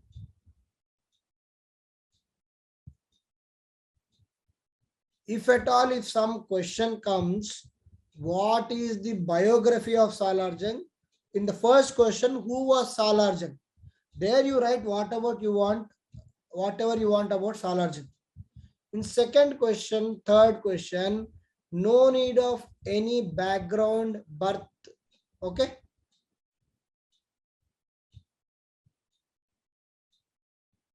With Vaticana reforms. What is it, Vatican? Various reforms. Okay. Yes, that's what I'm trying to say. In the second question, for a 10 marker, you can simply write one line introduction. In 1853, Salarjung has taken over a prime minister in Nizam state, which was reeling under various issues. And he has implemented various reforms. Some of them are done, over. If it's a 15 marker question, your introduction will be slightly bigger, conclusion will be slightly bigger, and even the body will be having more number of points. Right? So on that note, we'll wind up the session for today. Okay, tomorrow we'll do Mulki rules and we'll understand how the policies of Salarjung was responsible for Mulki movement and the consequences of Mulki movement, how the educated were drawn into the Mulki movement, and what were the offshoots of the Mulki movement, where the educated were not only bothering about the reforms of the Mulkis, but also the other social aspects where the Dalits came into the picture, and what was the Adi Hindu movement by Bhagyareddy Varma, and how these people were drawn into the Mulki movement. And finally, we'll slowly transition to how Hyderabad went towards the independence. So next few classes will be that, and after that we'll see how the independent Hyderabad state functioned in the independent India, what were the separate gentlemen's agreement and what were the various assurances given to the Hyderabad state to join the Andhra and to become Andhra Pradesh, and how those gentlemen rules and various assurances were being time and again not followed, and which resulted in the first phase of Telangana movement. So this will be the logical flow of our next few classes. So till then, we'll take leave and tomorrow we'll meet for another session on the same topic. Okay. Yeah. Good night.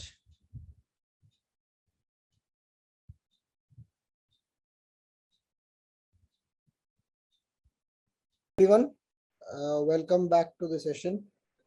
Okay, so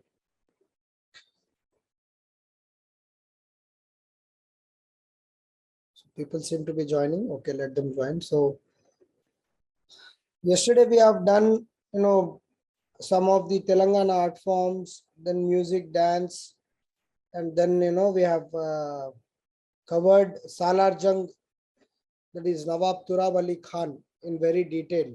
Okay, I hope the concepts were clear. Okay, so today and tomorrow 1 hour, and we'll do the questions tomorrow, not today. So by that, by tomorrow we are going to finish off chapter 1.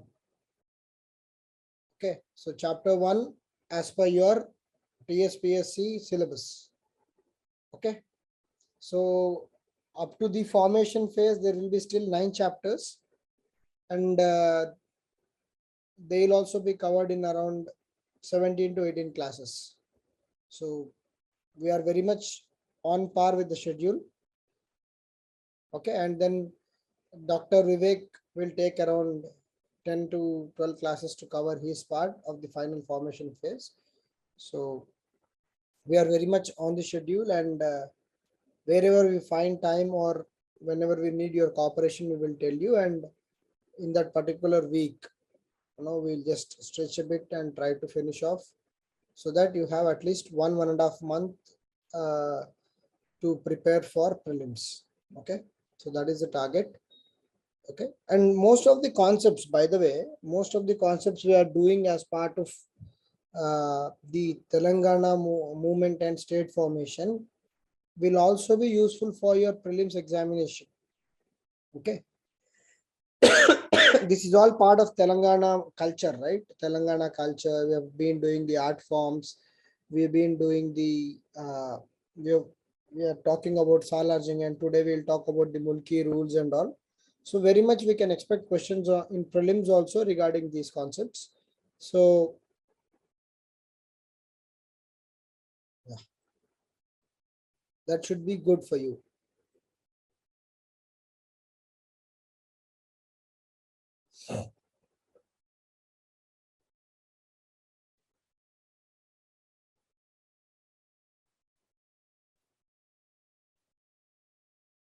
So I hope you are able to see my screen.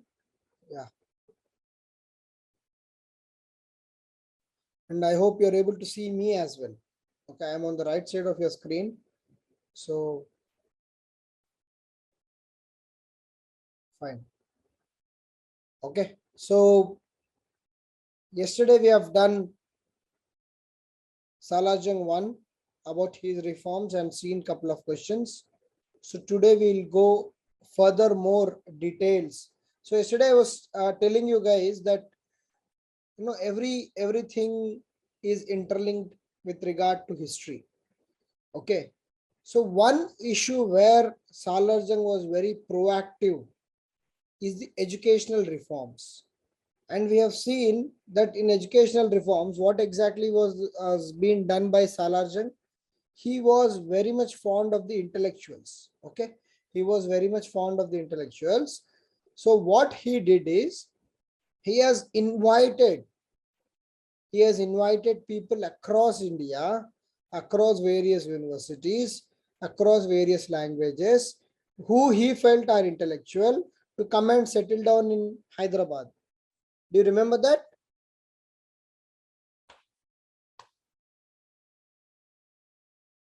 Right? So this person, what he was doing is, he was very fond of intellectual people. Even while doing the police recruitment, he was very particular of the police who were trained under British. So this way he was trying to bring the best talent, the so-called best talent, into the state of Hyderabad. He was paying them very good salaries. He was bringing them into Hyderabad, so that he wanted to make Hyderabad a big hub. Okay. So as every action has certain reaction, this particular step by Salarjung had its own drawback or side effect. And this particular issue was popularly called as the famous Mulki movement.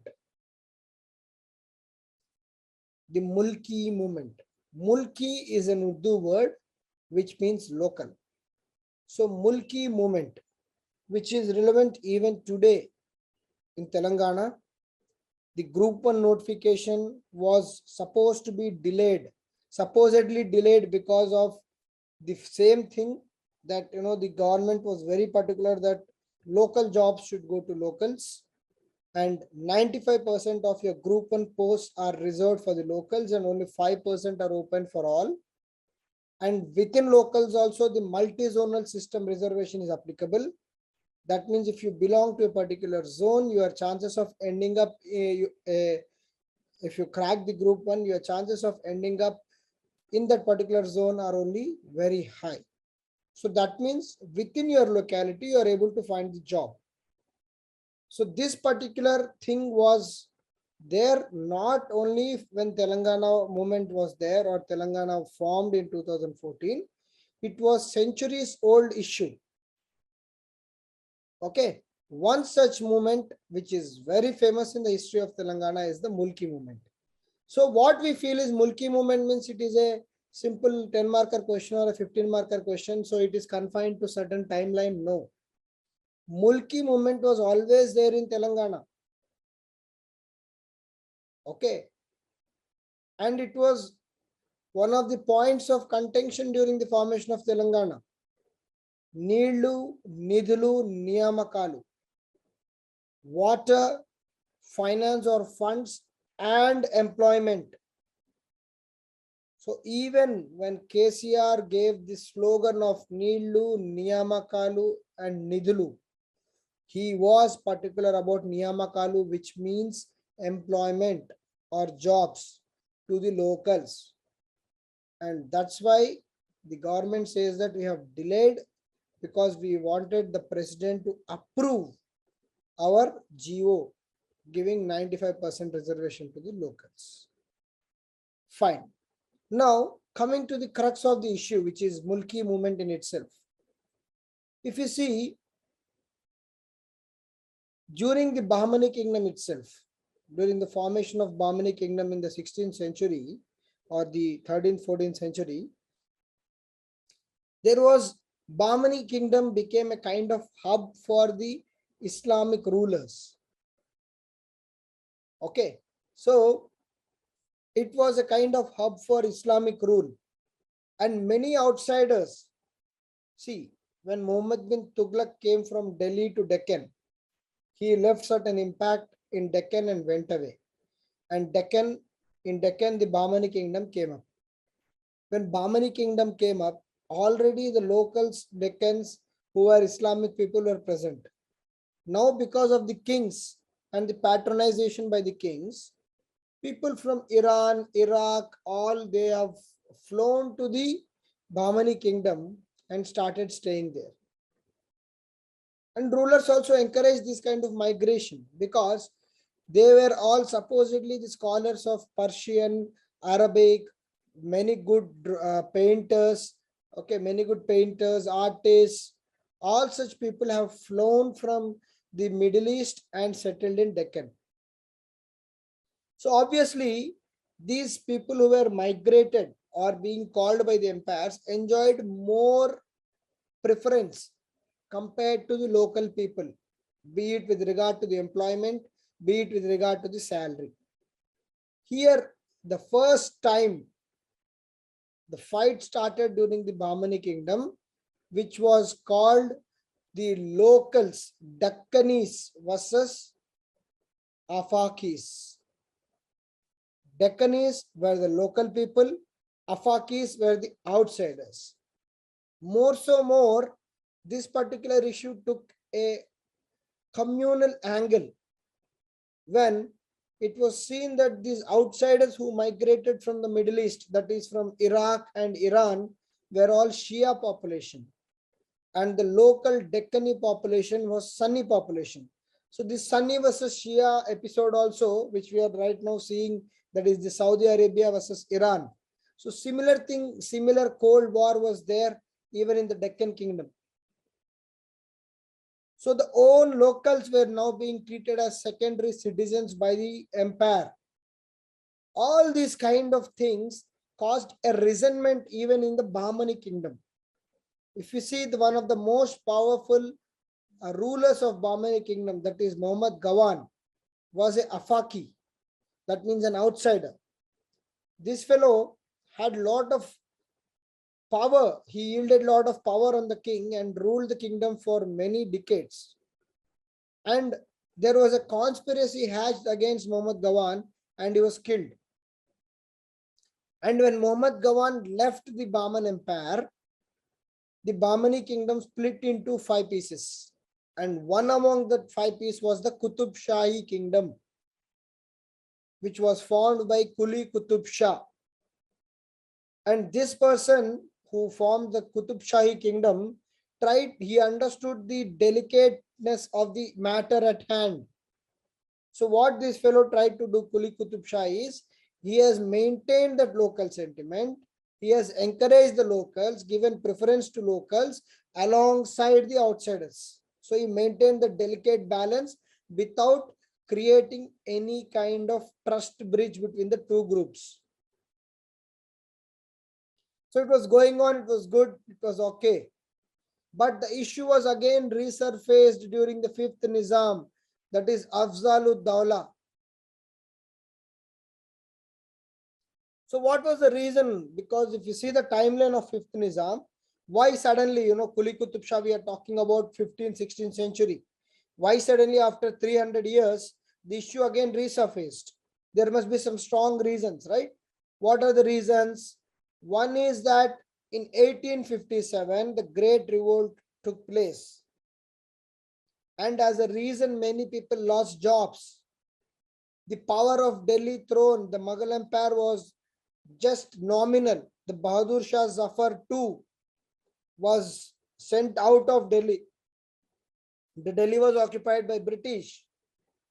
So the Mughal throne was no more paramount after 1857. We all know that. Till then, at least Mughal Empire was running. But after 1857, the Mughal Empire was asked to leave the Red Fort and go to Allahabad or somewhere in Rangoon. Bahadur Shah Zafar is just sent off from the Delhi.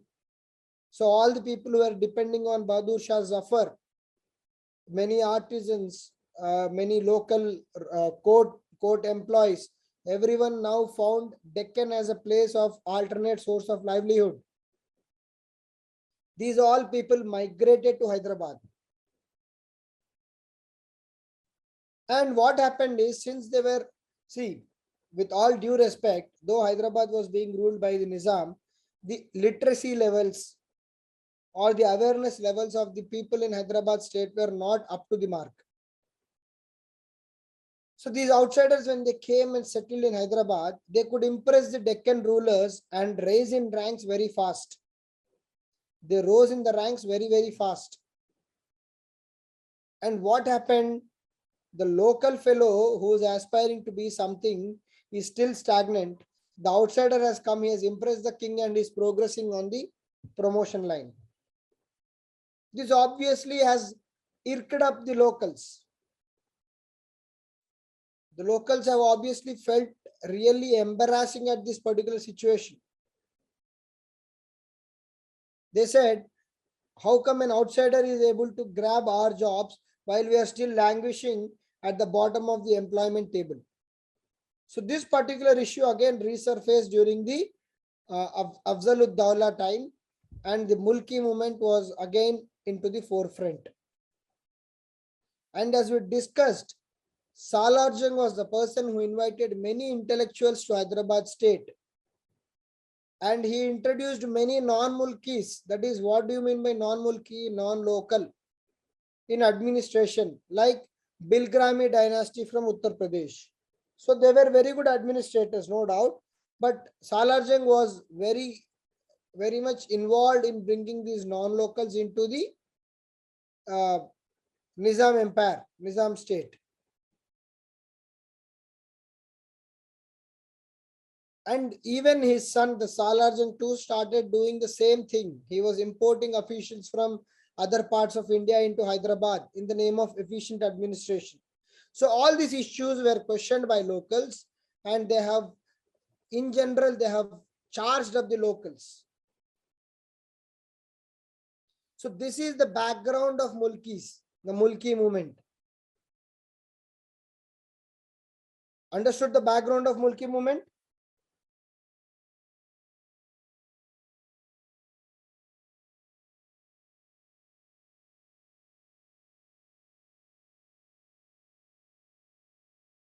Yeah.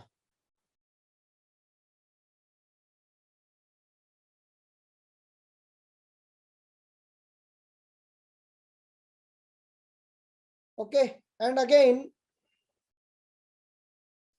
Urdu and English were encouraged and declared as official languages by the Salar Jung. Okay, by replacing the Persian. What is the issue again here? What is the issue? Tell me. Urdu and English languages were encouraged. When I say that Urdu and English languages were encouraged and declared as official languages by replacing Persian, this put locals in disadvantaged position, and hence there was an agitation. What do you mean by that? Just try to analyze.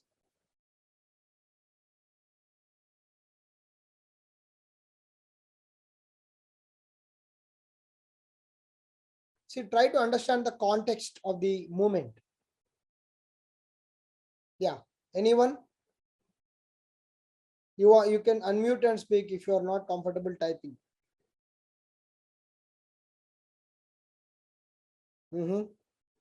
Since locals knew only Persian. So Girisha, yeah. So what Kaushik is saying is right, because from childhood onwards, because first of all, the literacy levels were very low, and the most of the population were educated in madrasas, because at that, before Salar Jung came, there were no formal schools.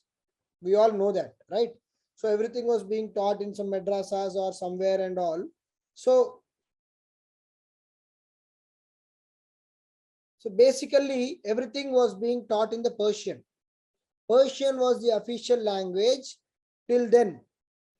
So you just imagine, for example, if I take, if I am in that position, from childhood onwards, first of all, most of my age group are not educated, being honest. But even in my age group, if someone like me is educated, I am educated in Persian. Right from my childhood, I am educated in Persian. So what all limited writing or reading skills I have, that is in Persian. Today, suddenly, you are saying that unless you know Urdu, you will not be employed. So how will I know Urdu overnight? You tell me, how do I know Urdu overnight? So that is the problem at hand.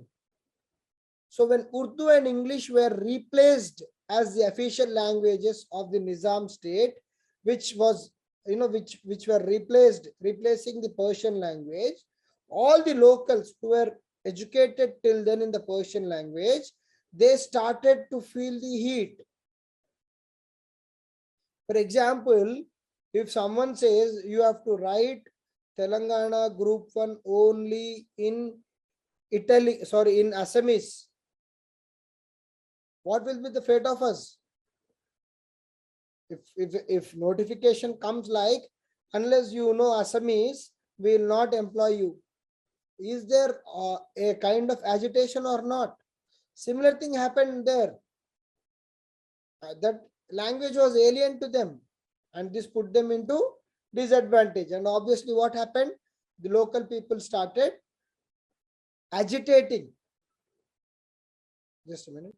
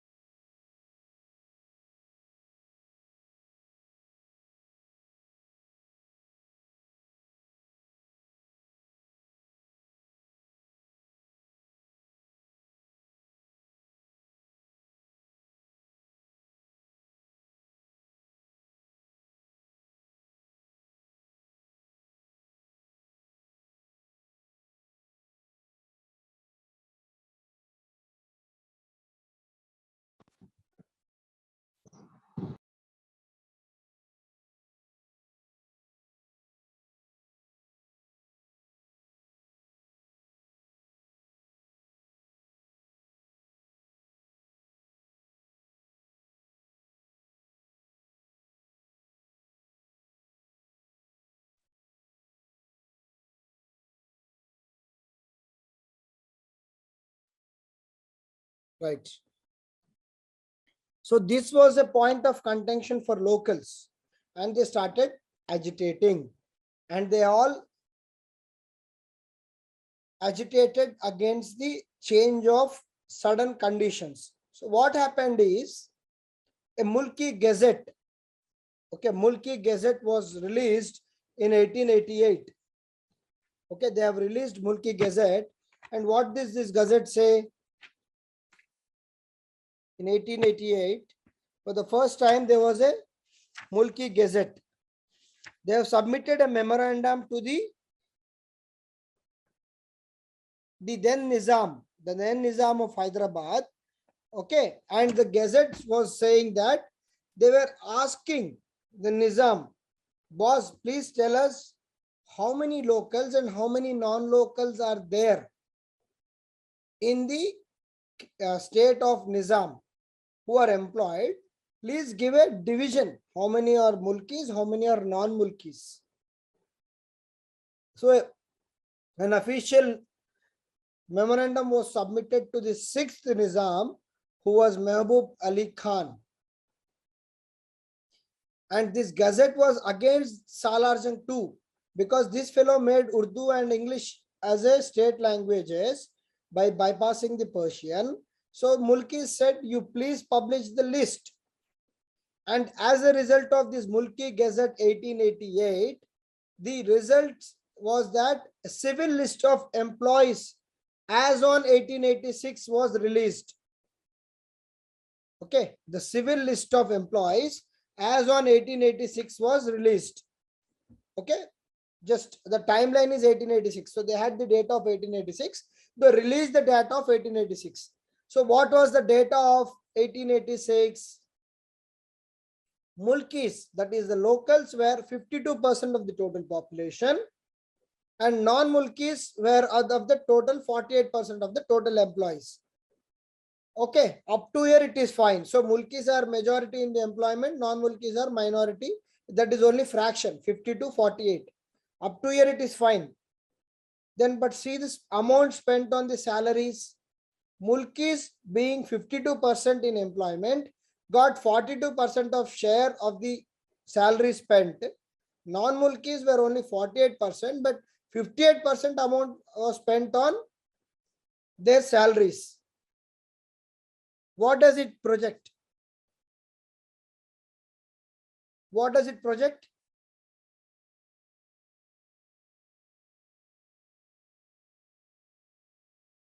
What does it project?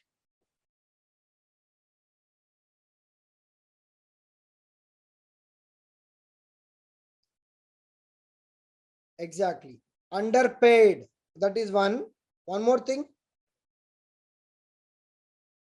Non-mulkis were in higher rank. That is the logical conclusion. Right? Exactly. Mulkis were working in lower ranks. Non-mulkis were working in higher ranks. For example, a collector is drawing a salary of 85,000, while a group 4 employee is drawing the salary of 25,000. So a group 1 officer who's drawing a salary of 80,000, how can he compare with group 4 officer? Obviously, the group 4 staff may be more, but the group 1 officer is more powerful. You cannot say that, yeah, we have 100 people in group 4, but one group 1 officer is very powerful. He is directly involved in the executive policy making. You understood? So there are two things which are coming out. One is the non-mulkis have occupied key posts, and second thing, they are playing a role in the policy making. So this was definitely a cause of concern for the locals. So as a result, the Nizam was forced to yield by the mulkis, saying, boss, this is injustice. Come on, you have to do something. So for the first time, so very important, for the first time, a Gazette of 1888 was released. So once the memorandum was submitted, civil list of employees was released. So this Mulki Gazette of 1888 was released by the Nizam. In that, for the first time, the term Mulki was used. And what was the criteria to become a Mulki? If you are there in the Nizam state for 12 years, you will be called a Mulki. If you are there in the Nizam state for 12 consecutive years, you will be called Mulki. And then the Gazette also said, all jobs should be given to Mulkis based on the qualification. If any job is not given to the Mulki and the job has to be filled by an outsider, the special permission by the Prime Minister should be taken, or Prime Minister is here, Diwan should be taken.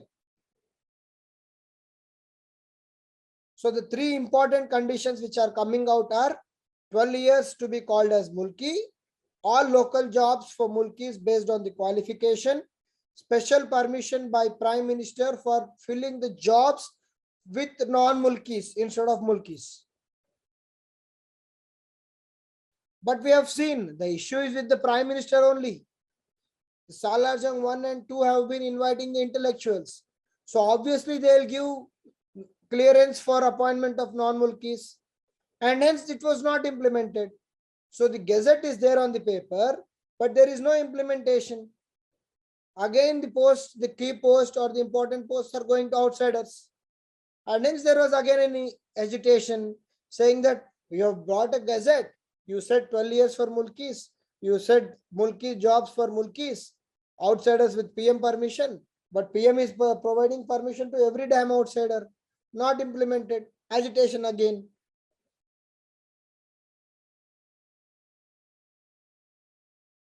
Again, there was a demand to release the white paper or the civil list. And here there came a very stark reminder, which again substantiated the civil list of 1886. That is, the maximum number of gazetted officers were non-mulkis. Just now we have discussed.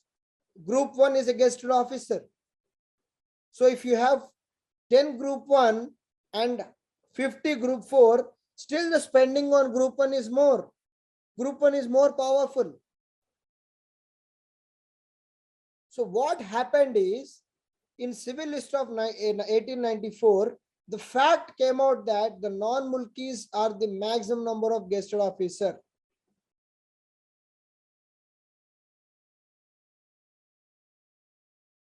In this context, a person called Maharaja Kishan Parshad was appointed as the Diwan or the Prime Minister in 1901. He was strongly in favor of mulkis. He believed that local people should be given maximum priority in the local jobs. But the finance secretary of the Nizam state was a Britisher who was by the name Casson Walker. You can write this. He was by the name Casson Walker. This fellow believed that the local people were not so intellectual to come and fill the prominent gazetted officer posts. And hence he favored the outsiders to come and occupy the privy posts in the Nizam state. And there was a friction between these two people. But then, he being from the British Empire and having the backing of Nizam, the Casson Walker had a more say. And then again, non-mulkis were more in the Nizam state. You see how there is one rule and then it is bypassed, rule and then it is bypassed. So this was the fate of Mulki movement.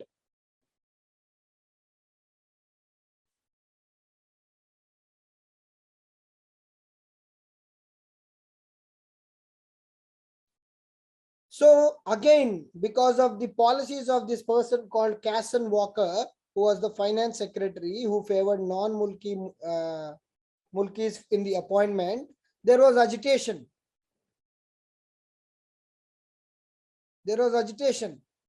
And the 7th Nizam, Usman Ali Khan, he has issued a farmana. What do you mean by farmana? It's a royal order. So Farmana of 1919, very important. The Farmana of 1919, what was the content of Farmana? Only mulkis will get the jobs henceforth. So what is the definition of mulkis?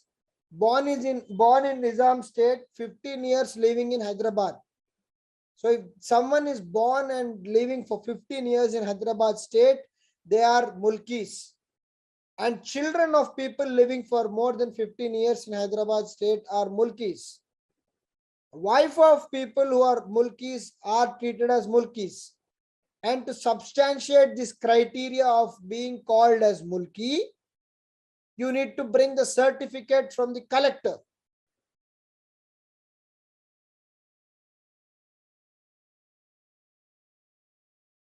You understood the content of Farmana?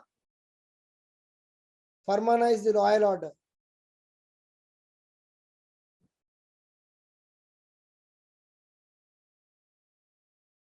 Is the Farmana clear?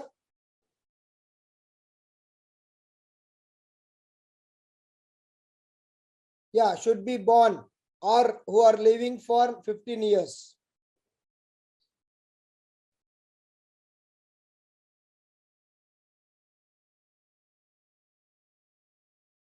So that is the problem, right? Even the non-mulkis over a period of time live for 15 years and become mulkis. Okay. So in 1918, Usmania University was established. So what it did was, it helped the local people for the first time to have the fruits and benefits of education. Basically, Usmania University was built to ensure that the local people get the education. Subsequently, they can apply for the jobs under the Mulki quota. But then what happened again? The university is established. Unfortunately, you don't have enough number of professors. So again, the professors were being brought from the outside states, that is non-Mulkis. Even within Usmania University, there were two divisions for speaking Urdu. One division was Northern Urdu, one division was Dakkani or the Southern Urdu.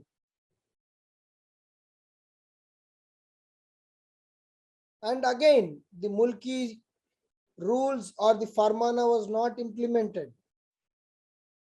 So in 1933, again a Farmana was released supporting the Farmana of 1919, which was supported by this person called Kotwal Raja Bahadur Venkat Ram Reddy. He was the Kotwal. He again supported the strict implementation of these particular Mulki rules.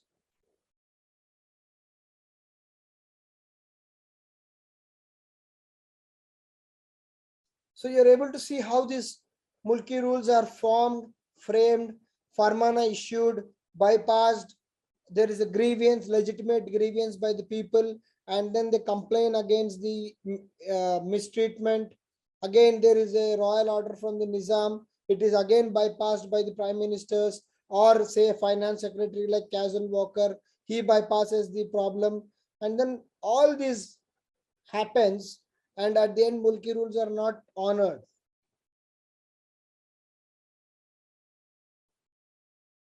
Clear?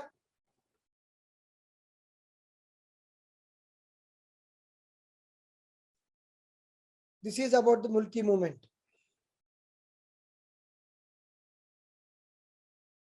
So now you should be able to answer any question on Mulki movement and its history.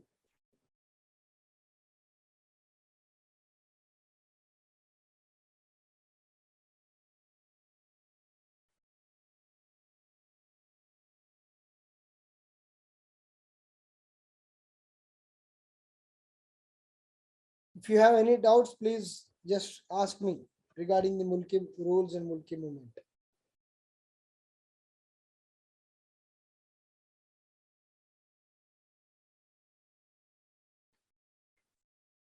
North and South Urdu. So Usmania University, when it was established, Urdu was one of the important languages or medium to be taught in Usmania University. And then Urdu, see, every language has its own dialect, right? Like for example, Telugu, there is a Andhra slang, Telangana slang, and Rayalaseema slang. So everyone respects the slang of other region. Ultimately, as long as the language is understood, we don't mind. But the non-locals, the non-Mulkis who came and got appointed in Usmania, they spoke Northern Urdu. Obviously, the Deccani Urdu will be different from the Northern Urdu, right? Northern Urdu will be more influenced by maybe Hindi. So Deccani Urdu was more a kind of influenced by Persian or something else. So what happened is there was a difference between Northern Urdu and Southern Urdu, and within Usmania University also there were various groups.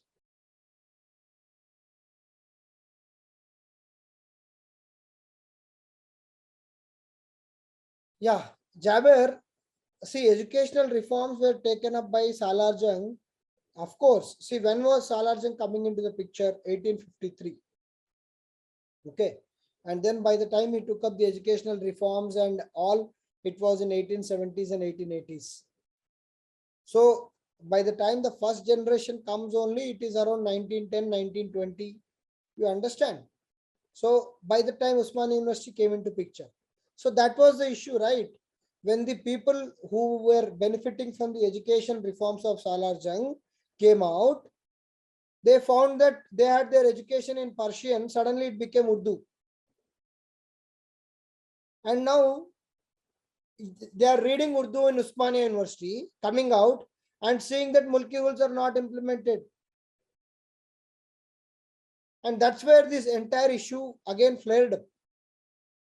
The rules of 1933 Farmana are not different from 1919. The only point is that they said the 1990 Farmana should be implemented in toto. That was 1933 Farmana.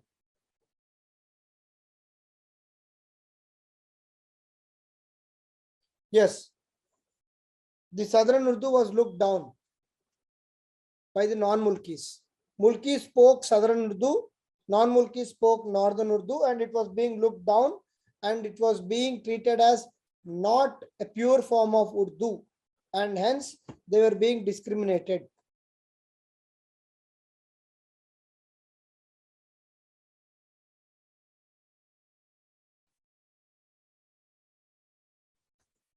Okay, when this kind of ill treatment was happening to Mulkis, even though there were so many royal orders to implement them, that is when the new generation, as Jaber you just now asked, that is when the new generation who were educated, enlightened with the educational reforms of Salar Jung came into the picture.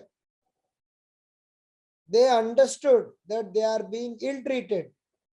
They are not getting prominence in their own locality. That's when the public movements in the Telangana started. So that's why I keep saying you should have a logical flow. How did the public movement start? So basically, public movement started from the education of the Nizam people and from the non-implementation of the Mulki rules. And that's where the public movement by the educated class started. They not only questioned the Mulki rules, but also started questioning the larger issues at hand, including the Nizam rule. So that we will see, and how, and the final outcome of this is the independence of Hyderabad state and the union of Hyderabad state into India. Some moments are important. We'll study some moments and see how the Hyderabad state got integrated into Indian nation. Okay.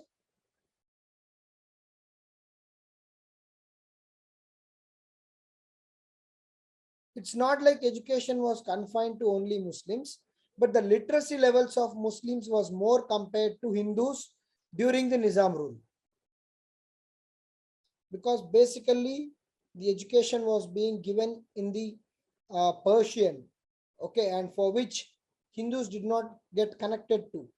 And the stats say that during Nizam rule, the first of all literacy was very poor, and among them 10% literacy was there for Muslims, around 5% literacy was there for Hindus.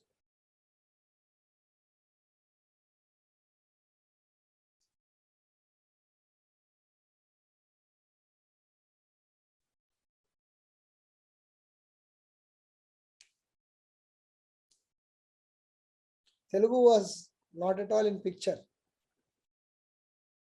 Okay, Telugu came up with the public movements that we'll discuss in the 20th century. No, see, this movement, Mulki movement, never ended as such. It kept on recurring. So even 1933 Farmana was not implemented in toto. And then came the gentleman's agreement after the formation of Andhra Pradesh. There again, certain jobs were to be reserved for Telangana people. Again, not implemented. In 1970s, there was one more agreement that was also not implemented. And that's why we fought for Telangana, right? This is not only confined to Nizam period. This Mulki means local. Local means a person belonging to Telangana. So person belonging to Telangana was not getting job in Telangana, even in the independent India, in the state of Andhra Pradesh. All the group 1 officers were from the state of Andhra. And the lower Group 3, Group 4 posts were being given to Telangana guys. That's where again the movement started, right? So this is a recurring issue. And luckily, now at least we cannot complain. When 95% of the jobs are reserved to the locals, a very big achievement actually. No state has this kind of reservation. Even in Andhra, I think it is only 70% for non-zonal posts. That is for deputy collector, DSP and CTO. There is all India level, anyone can write in AP also. Only in Telangana, there is this reservation.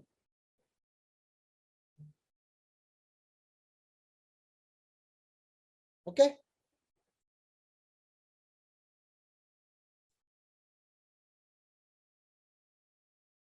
Shall we move forward?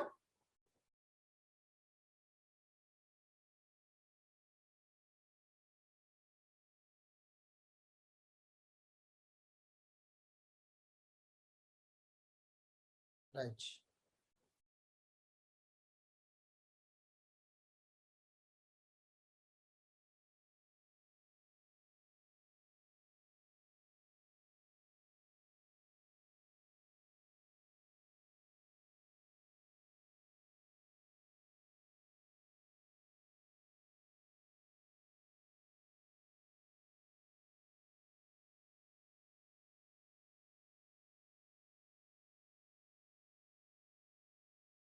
Yeah.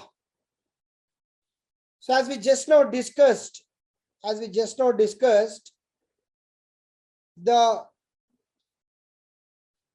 Mulki movement or the educational reforms right from the Salar Jung have created a new intelligentsia within the state of Hyderabad.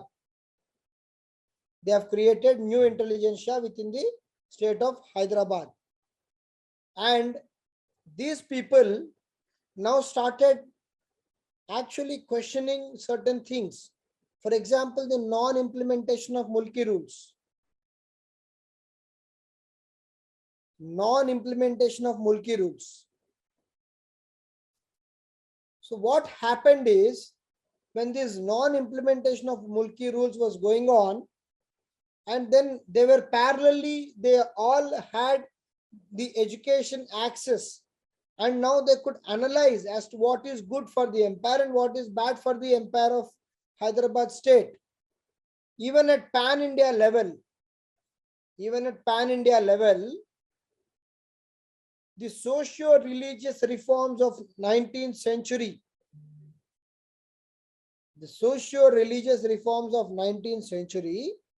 were directly or indirectly responsible for the rise of nationalism. Yes or no? Do you know modern history?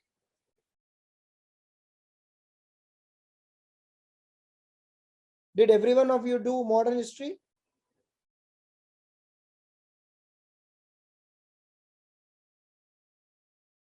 Yeah. What was the outcome of the 19th century? What was the outcome of the 19th century socio-religious reforms? During the latter half of the 19th century, the educated class started analyzing the economic policies of British, and from there, people like Dadabhai Nauroji and others started publishing papers, that is the drain of economic wealth. They started questioning the drain theory. They started questioning the British about their economic policies. What was the basis for that? Is the access to education. The Charter Act of 1813. The Charter Act of 1813 provided access to education to the India. From there, Charter Act of 1833, Macaulay Minutes, and then the Woods Dispatch and the Hunter Commission. All these educational reforms enlightened India, and British, who thought by giving the Western education to Indians, they will be eternal slaves, were actually taken back by Indians questioning the motive of British itself.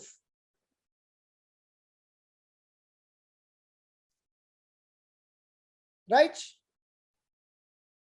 So that was the side effect of providing education to Indians. Similarly, when the Hyderabad state locals were having access to education, they now thought not only about the jobs but also the overall policy making of Nizam.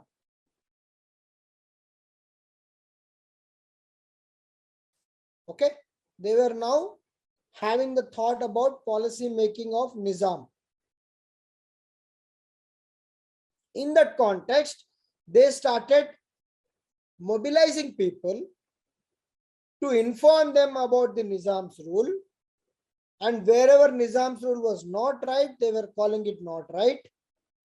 If it was good, they were saying it's good. So a kind of constructive criticism started. For this, Nizam was not ready because he was an absolute monarch for 200 years. No one questioned them. Suddenly, an educated class are starting to question the intentions of Nizam.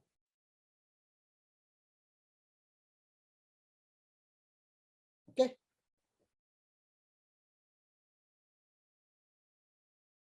Right?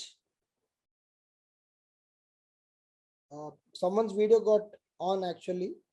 Just switch off your video. It's too disturbing. Thank you. Right?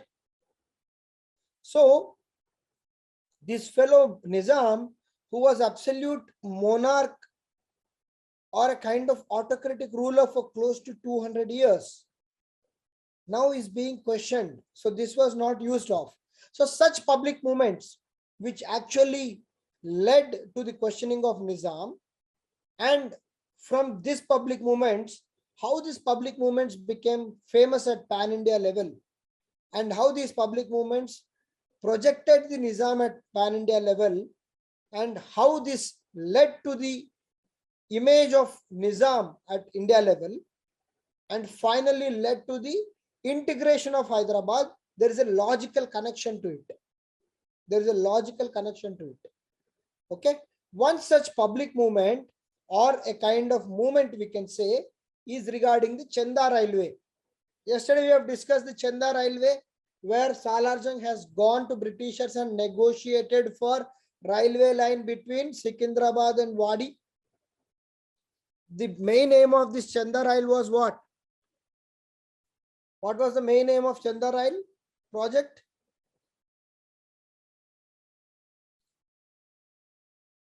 What was the main aim of Chenda Rail project?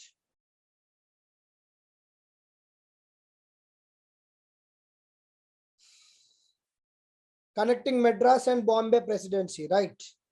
Connecting two presidencies, that is Bombay and Madras. No, Jaber, the main aim of Chenda Rail project was to connect Madras and Bombay. That was the aim of British. So Salarjung went to British and requested them to lay this railway track so that Secunderabad and Wadi also get benefited. Right. So, and then in meanwhile, there was see, the Chenda Rail project was named after a coal mine in Maharashtra called Chenda coal mines. Okay. So initially the Chenda coal mines were under the Hyderabad state. So they wanted to connect these Chenda coal mines also. And already there was a railway line from Warangal to Bhadrachalam. Bhadrachalam, we all know coal mines are there. So they were already transporting coal till Warangal. From Warangal, it was already going. Now they wanted to connect this particular railway line even to the Chenda.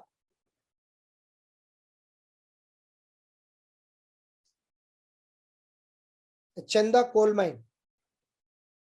So Britishers said, okay, we will connect, we will lay railway track to Chenda coal mine, but Nizam should bear the cost of the project.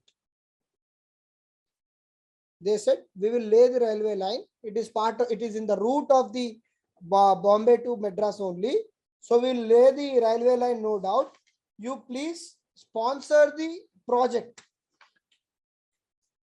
You please sponsor the project of laying railway line up to Chenda. That was the proposal given by the British. So Nizam agreed. Nizam agreed and he spent close to 3 lakh rupees on this project. He agreed the rail up to Chanda and he spent 3 lakh rupees on this project. So 3 lakh rupees of investment. So what was the dividend? See, whenever we are investing on some capital expenditure, we will see what is the return on investment, ROI we call it. So some people who were employees of the Nizam government, they formed an association called Chanda Railway Association or Chanda Railway Scheme. They started debating, like what was going on in India level with Dadabhai Nauroji, the drain theory. These people started debating and the committee was formed with people, these 4 people, Dr. Aghornath, Mulla Kayum, Jasogi Hoshang and Ramchandra Pillai. These 4 people took the initiative. All these 4 people were proper government servants under Nizam. These 4 people created an association and gave an official letter to Nizam, ki sir, tell us the details of the project, how 3 lakh spending on Chanda railway station is going to be viable, and please let us know the necessity of this project when you already have Bhadrachalam to Warangal connection and your coal is already being brought from Bhadrachalam. Why again Chanda? A very logical question. But Nizam was furious. He has never had the kind of questioning. He was always absolute. His decisions were unchallenged. For the first time, someone is asking him to give the details of the project. Spending of 3 lakhs of public money, please justify. Something like RTI. They're asking the RTI to Nizam. And Nizam got furious. He said, how dare you ask me these kind of questions? And hence he has suspended and removed all these employees from government service. He said, you people are all removed from the service for questioning the intentions of Nizam. It was given wide publicity at pan-India level. This particular issue, the Chanda project issue, was given wide publicity at pan-India level, and this has inspired the next generation to start debates and public movements against Nizam. So Nizam was never challenged, never questioned. For the first time, someone questioned, and then it gave inspiration and it gave kind of, a faith to people to start the debates. A very common narrative in the movies, I would say. A villain, huge villain is there, he is never challenged, and the hero for the first time comes and challenges, and then everyone is saying, yes, you are the one who started. So maybe this Chanda railway movement is a kind of first trigger moment in the history of Nizam state, which actually gave confidence to people that yes, Nizam can be questioned.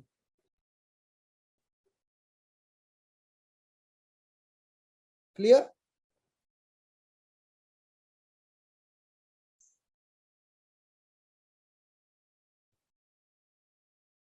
Right. So coming to the spread of education. So educational reforms were already implemented. So how this education was spread among the next generation people? We all know, the Christian minority schools date back to long time in Hyderabad. Okay, because Nizam was under the control of British for close to 100-150 years. Okay, so the Christian missionary schools were established in the state of Hyderabad long back. So they were all, just 1 minute.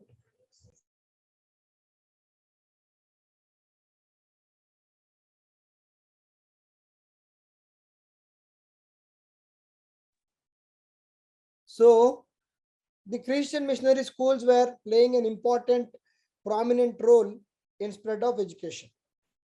Apart from that, a group called Hindu Social Club was established in Chadarghat. It was establishing schools and also it was propagating education. In 1879, Young Men's Improvement Society, one more public group, started schools to propagate education. And a person called Maulvi Murtuza, he created a platform called Hyderabad Educational Conference to promote education. In 1916, Vaman Nayak, okay, very famous personality, Vaman Nayak, he created Hyderabad Young Men's Union. And there is one more famous personality, we can mention it here.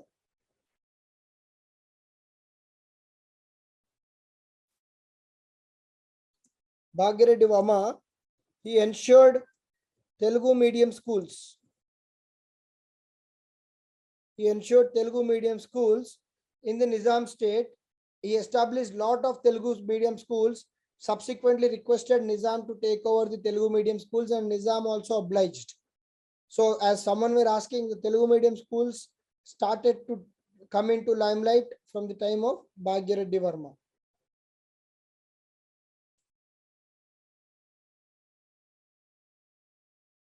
So what is the impact of Indian National Congress on Nizam state? See, as the public opinion was generating against Nizam from the time of Chanda Rail movement, in 1885, Indian National Congress also formed, and it was formed at all India level and many lakhs of members joined the Indian National Congress. So what was the impact of that Indian National Congress on the Nizam state? So Nizam did not allow the formation of Congress units in Hyderabad state itself because Congress was trying to ask questions to British. Nizam was under British and he was feeling threatened that if I allow Congress, they'll ask questions like what happened in Chanda movement. And then he has not allowed. But people who participated in the Chanda Rail movement, they were actually a participants of Congress sessions, and they went outside the state of Hyderabad and attended meetings. And when they came back to the state, they circulated the pamphlets about the vision of Indian National Congress to achieve the independence of India. And this person called Vaman Nayak, he was the unit head of Indian National Congress. And this entire activity, though it was going in secret or sometimes in a very micro level or in a very small scale, it was severely suppressed by Nizam. Nizam did not allow any form of Congress activity to take place in public.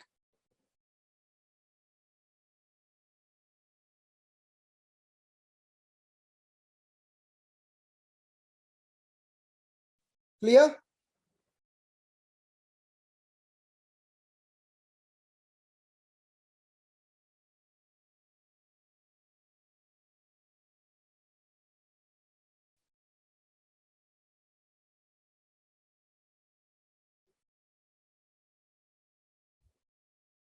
Hello.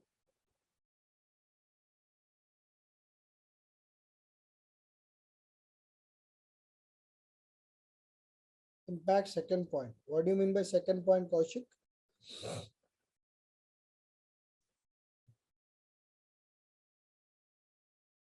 You mean these names? So they welcome the Congress ideology. These people, they welcome the Congress ideology and they have attended the meetings by going outside the state of Hyderabad. Because Indian National Congress was not allowed in the state of Hyderabad, they went outside because they liked the ideology of Congress. They welcomed the Congress, not into the state. Even at state level, they tried, but people like Vaman Nayak, who were appointed as district unit heads and all, they tried, but they were suppressed by the Nizam. We'll see that the activity increased in the later half of 1930s. That is different. But initially it was not encouraged by Nizam because he was insecure. He was insecure when people asked him what you are doing with 3 lakhs. So how can we expect him to encourage a kind of Indian National Congress movement in Nizam state? He did not encourage.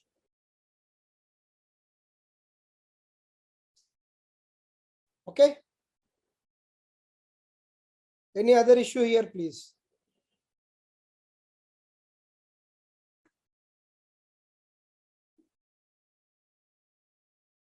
Fine. Now, similar public movement was one of the very famous movement called library movement. Okay. These are some important movements which we have to know, because there should be a logical connection as to why these communist parties or the Indian National Congress party started revolting against Nizam. So the logical bridge between the Salarjung reforms and the outburst against Nizam is the socio-cultural movements of Telangana. Amongst them, some are important that we are discussing. The socio-cultural movements of Telangana by the educated class have actually exposed the Nizam. And ironically, Nizam's reaction to them also was not good. If he was, because though Salarjung came and reformed a lot of things, Salarjung too continued those reforms, but still, the empire was by and large controlled by Nizam. He had the absolute power. He took decisions as to what he felt are right. He was not a democratic ruler. So when people get educated, they want themselves to be included in the activities of the state. In fact, they themselves get included into the activity of state. And when they know that the state is doing wrong, they'll highlight that. And obviously a powerful ruler like Nizam will not encourage such things. Okay, so this is the logical flow. Now, the library movement is famous because it encouraged lot of dissemination of education. Lot of dissemination. Dissemination means spread. Lot of spread of education within the Hyderabad state. Though it started as an educational reform, the library movement, though it started, the main purpose of library movement was to impart education. Over a period of time, its wings got more and more bigger. It included social reforms, economic reforms, and finally it even included the political reforms of Hyderabad state. So what are the logical outcome of political reforms? Either Nizam should be democratic or a democratic government should come into the throne. So a movement which started as the one to propagate and make education more inclusive spread its wings to become a social movement, an economic movement, and finally a political movement. Clear? So amongst them, there are few important timelines. Like in 1886, for the first time, this Abdul Qayyum, Maulvi Bilgrami, Imadul Mulk, they all together came up and set up Asafia State Library. It is still there in the Afzalganj. It was called Asafia State Library. All the books were brought at one place and they were kept in Asafia State Library. Similarly, in 1895, Gunavartaka Society came up near Lal Darwaza. They also started the library. And people were encouraged to come to this library and get education. In 1901, Sri Krishna Devaraya Andhra Bhasha Nilayam was set up in Sultan Bazar by Komaraju Venkata Lakshman Rao, Ranga Rao, and Munagala Rao. So this timeline, which started from 1886, started to grow on a much larger scale and replicate on a much larger scale. It mushroomed, and over a period of time, by the first half of 19th century, 20th century, lot of libraries were established across states. In fact, each district had its own library. And these libraries became a kind of hub for people to come and get educated. So when people get educated, they start questioning which is right and which is wrong. And Nizam felt insecure about this movement. It was not a movement, it was a series of establishment of libraries. But Nizam felt insecure and he did not encourage or support this particular library movement. But the people who were involved in this movement, they started collecting the transcripts of ancient India, medieval India, and started analyzing them, of the literature of the poets. They started publishing books. They started publishing the articles. And sometimes the books were indirectly questioning the state policy.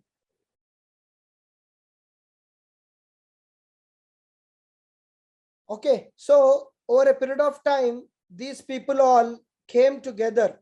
They wanted to come together to have a meeting. All these library movements or the series of libraries established over 3 or 4 decades, they all wanted to have a meeting. And the first meeting was called Grandhalaya Mahasabha. It was proposed to be conducted in 1925.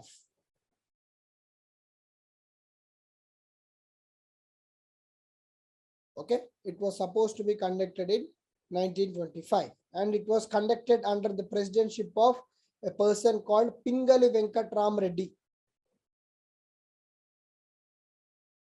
And the agenda for that meeting was how to cooperate and develop libraries more and more in the state of Hyderabad.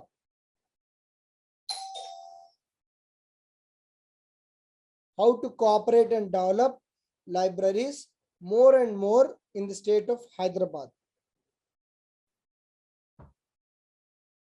Okay, so that was the context in which this meeting happened. And then based on the response to this meeting, Nizam was annoyed. And the second meeting, which was proposed to be conducted in 1929, was not allowed by the Nizam.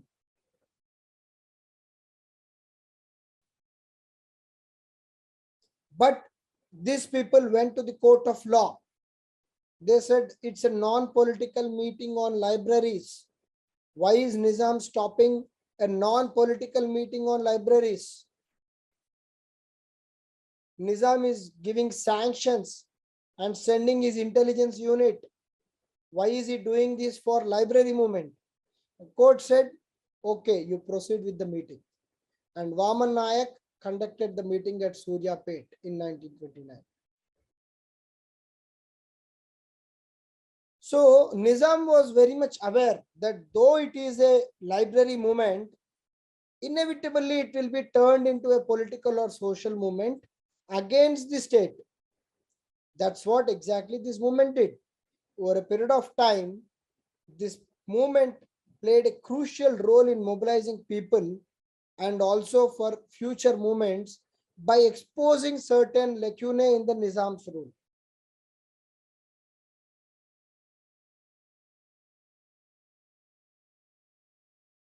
Library movement clear?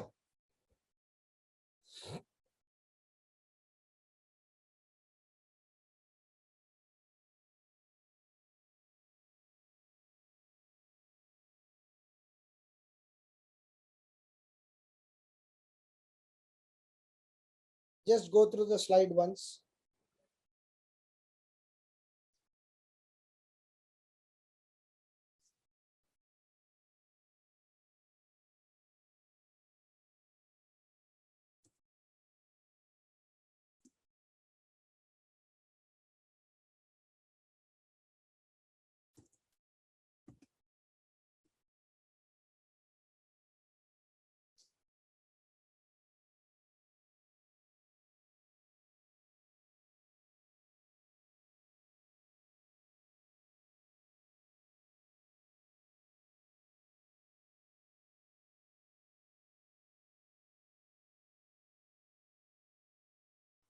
Is it fine?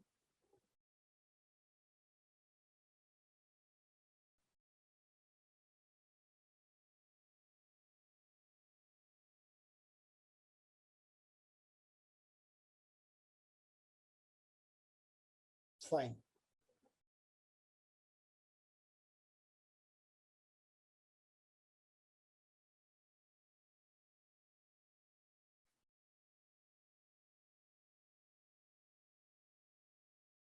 So Nizam Andhra Mahasabha is the next important movement. Okay. Nizam Andhra Mahasabha. And again, the logical flow is that library movement or the Grandhalaya Mahasabha movement is the pioneer for Nizam Andhra Mahasabha. Okay. Nizam Andhra Mahasabha. In 1930s, again, the situation was very bad. Okay. Though Salarjung during 1850s, he tried to set the empire in order. Sorry. He tried to set the empire in order. He did many reforms and all. But the later Nizams again discarded the issues, and there were a lot of economic issues, social issues where the women were not being treated properly and they were not being honored in the state of Hyderabad. The economic issues, the poverty levels rose up. Okay, the people did not find sufficient employment. The treasuries of the Nizam government were being emptied. He did not have enough funds to spend on the welfare of the people. But the Nizam himself was very comfortable and luxurious. So kind of anarchy prevailed in the state of Hyderabad. And when this kind of situations were being reported by the newspapers, Nizam did not like it. He said, this is not possible. You please stop reporting all this. So he kept restrictions on the newspapers. Not only restrictions on newspapers, the Nizam passed GO 53. So what was this GO 53? He said conducting of meetings or any kind of union is prohibited. He simply said no meetings. GO 53, the crux of GO 53 is no meetings. No one should meet, because obviously the situation was not good. He was afraid that if he allows for meetings, there may be a problem and his anarchy rule might be exposed.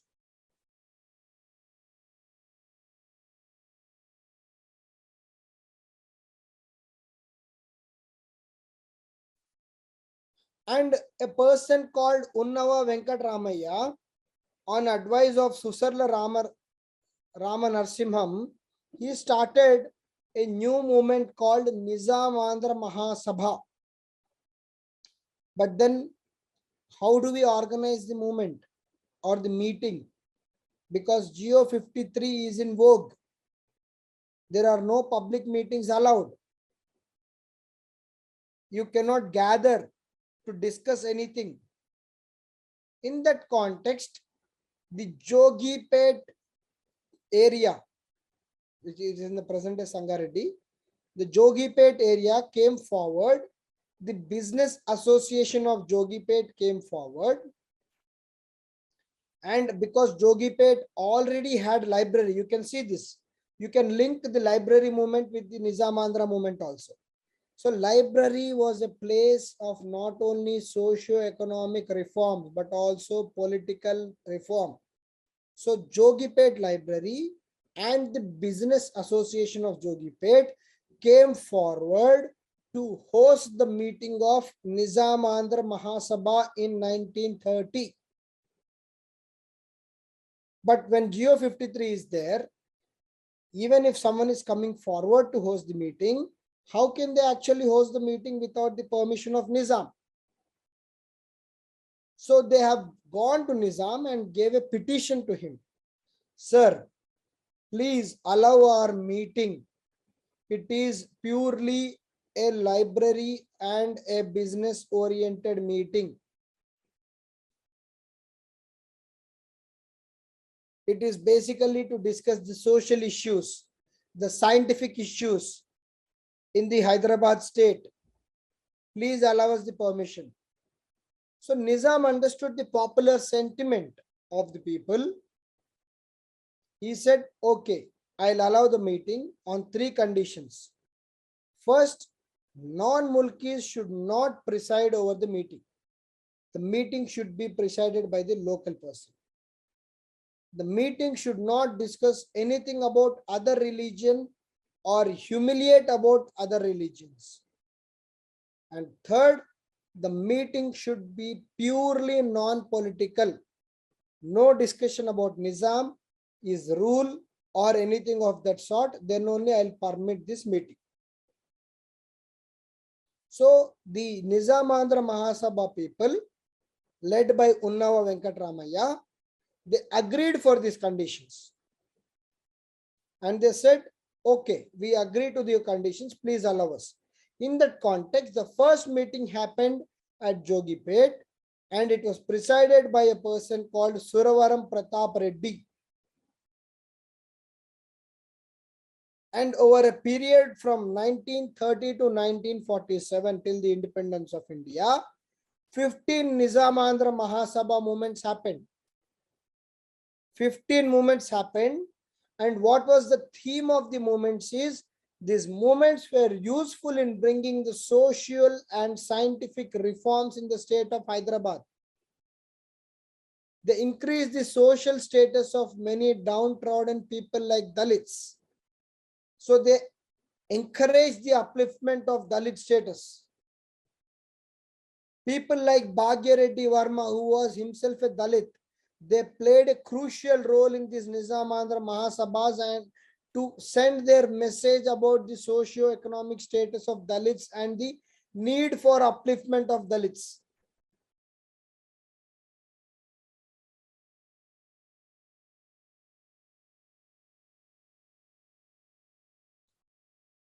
Okay, that was the context in which these Nizamandhra Mahasabha movements were happening.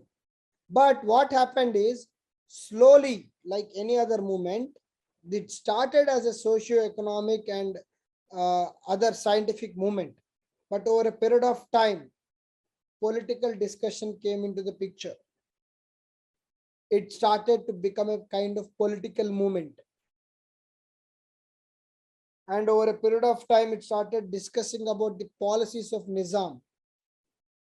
And at one point, it became a movement against the Nizam's rule itself. Simply, we can compare the role of Nizamandhra Mahasabha with the role of Indian National Congress at the nation level. If you see the Indian National Congress also, during the moderate phase, it was supporting the British. It was working in favor of British. What all it was asking is minor reforms. In extremist phase, it said Swaraj, that is the dominion status it demanded under under Tilak. Under Bal Gangadhar Tilak, the extremist Congress asked for a kind of dominion status. By the time it came to the Gandhian phase and then the subsequent 1930s, after 1929, Lahore session, before the starting of non-cooperation movement, the civil disobedience movement, before the start of civil disobedience movement, the goal of Indian National Congress was Purna Swaraj, that is complete independence. So how the transformation of INC happened at India level from a normal suggestion body to a main political force by 1930s, similar transition happened with Nizamandhra Mahasabha from a body which is demanding socio and scientific reforms in the society and the state of Hyderabad. Over a period of time, started gaining more and more knowledge about the Nizam's policies. And by 1930s and 1940s, it started to become a political movement in itself, opposing the Nizam rule. Clear?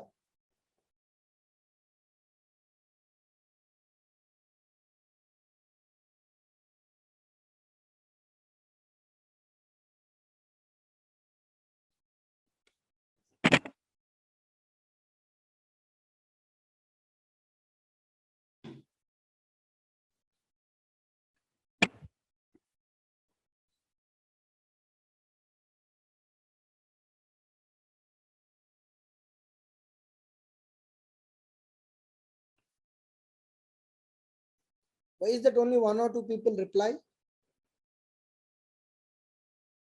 The others are following the class or too lazy to type in the chat box?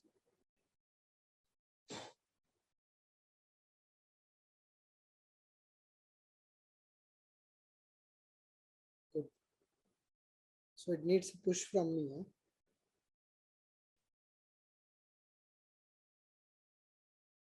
Fine. So we'll just finish our class by 8:30, 8:35 because I am told that Dr. Vivek is addressing some having some class today, addressing all the students of reflections. I don't know if you got the communication. He is going to speak on some exam related preparation and all. So I was asked to close the class a bit early today. So we'll close by 8:30, 8:35. And by tomorrow's class, whatever is it, we'll close the chapter 1. Okay, there will be 9 chapters as I discussed, and we'll be completing them one after the other. So the initial foundation classes are important because it is talking about a lot of span. From next second chapter onwards, it's all about the timeline and the people, okay, and some significant events. So what you try to do is go chapter by chapter, link chapter with chapter, and then try to see the logical flow. You can remember all these things only when we have the mind map with us. If we look at library movement as one isolated event, Andhra Mahasabha as one isolated event, Mulki movement as isolated movement, education reforms as isolated movement, then it becomes too much of confusing. You have to link them, how each was directly or indirectly responsible for other. Okay, how each episode was directly or indirectly responsible for other.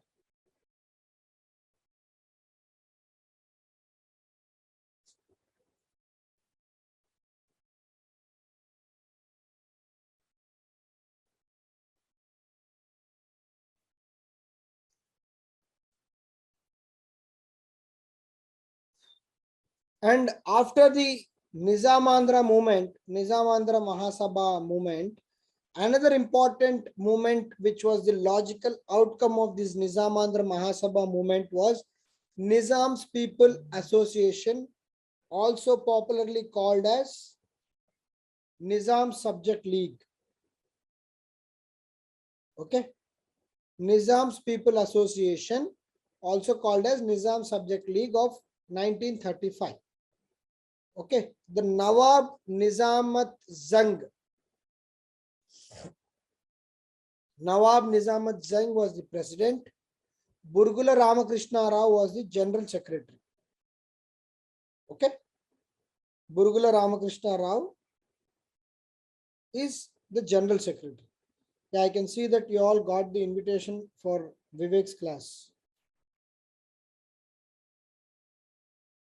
It says action plan for last 30 days. Okay, maybe related to the prelims.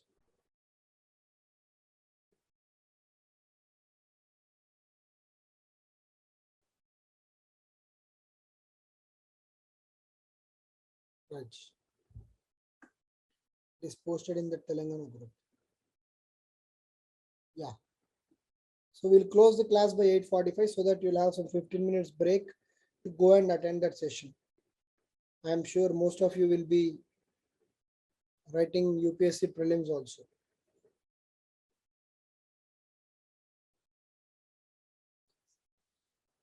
Okay, so we'll just close after the Nizam's People Association topic, and then we'll do the remaining things tomorrow. So the Nawab Nizamuddin, the president of the Nizam's People Association, and Burgula Ramakrishna Rao was the general secretary. And a few other people are Mandamulla Narsinga Rao, Vaman Nayak, Madapati Hanumantrao, Abdul Hasan, Saeed Ali, Padmaja Naidu, etc. Okay, so the main, so you can see again the concept of Mulki is coming back. You see the theme of this particular league, Hyderabad for Hyderabadis. As someone asked, sir, did it end after 1933? No. And it again came back. They fought for various issues of Mulkis. They submitted their goals. What was the ultimate goal? Hyderabad for Hyderabadis. So when this educated class of Hyderabad state realized that the Mulki rules, that is Farman of 1919 and Farman of 1933, were not being implemented, they again came and formed an association and gave as writing to Nizam ki, sir, again the Mulki rules are not followed. The local peoples are not getting the advantage. So in that context, Nizam came up with a committee under a person called Arvamudam Iyengar. He was the political advisor to the Nizam kingdom. This person suggested political reforms to address the issue of Mulkis. He said there should be a special system to employ the local people. And local people should get preference in the local jobs, and the job should go on merit and not favoritism. He said the job should go as per the merit and not favoritism. Because in the Mulki rules, if you see, the Prime Minister can bypass the Mulki rules on special conditions. So that is a very generic statement. What do you mean by special statement? If I am your relative, I will be special. I will be put into the job. So Arvamudam Iyengar said such kind of bias, such kind of favoritism should not be there in recruitment. The recruitment should be there on the merit itself. And the issue was that these people being very educated at that time, this Madapati Hanumantrao, Burgula Ramakrishna Rao, everyone, along with asking Mulki rules, along with asking the implementation of Mulki rules, they have gone beyond that and said the Nizam should be giving a responsible government towards its people. So they said you implement Mulki rules, at the same time you give a very responsible and accountable government to the people of Hyderabad state. Nizam, who was actually very open and initially supporting the goal of Mulkis, later got offended when people said you give a responsible government. So he said, what do you mean by responsible government? So he got really put off by that particular word called responsible government, and he was really turned down. So what he did very cleverly is he started playing the communal angle. He started playing the communal angle and he created a new wing called Razakars. He started to create a new wing under Nizam called Razakars, and he created a communal angle, and people did not join this particular movement and started joining the Razakar movement. What is the Razakar movement? We'll see. So he created a new movement a kind of conspiracy to dissolve this movement. He was now understanding the actual intention of the movement. Along with the Mulki rules, they are asking responsible government. That means they are trying to make Nizam more and more accountable, for which he is not ready. Hence, that person cleverly divided the groups, and when this group did not have enough participation, it died its logical death in 1939.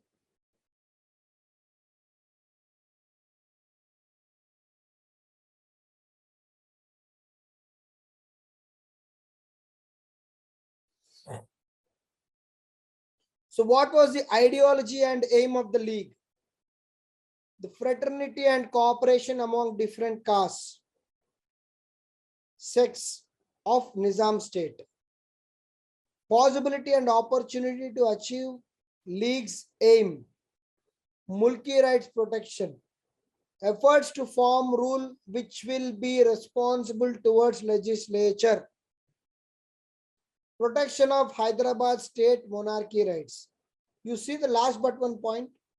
Efforts to form rule which will be responsible towards legislature. So they are trying to make the government responsible for legislature. So being a monarch, Nizam will never agree for this point. And here where the friction started, and he has ensured that the association is dissolved because of non-participation of members. When there is no state support, and when the state is encouraging as alternative front, people obviously go there. And this particular Nizam's People Association did not have enough numbers, and in 1939 it died down its natural death. But again, like all the associations and movements, this association also created a very good platform for people to come together and oppose the irrational or absurd policies of Nizam. Is it clear?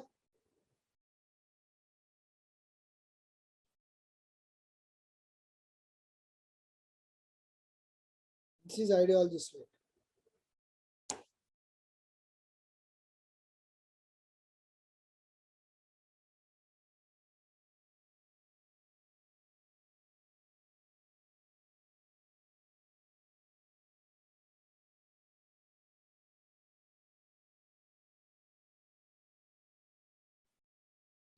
So that is about the Nizam's People Association. Next, we'll do one simple concept in the next class called Vande Mataram movement. And then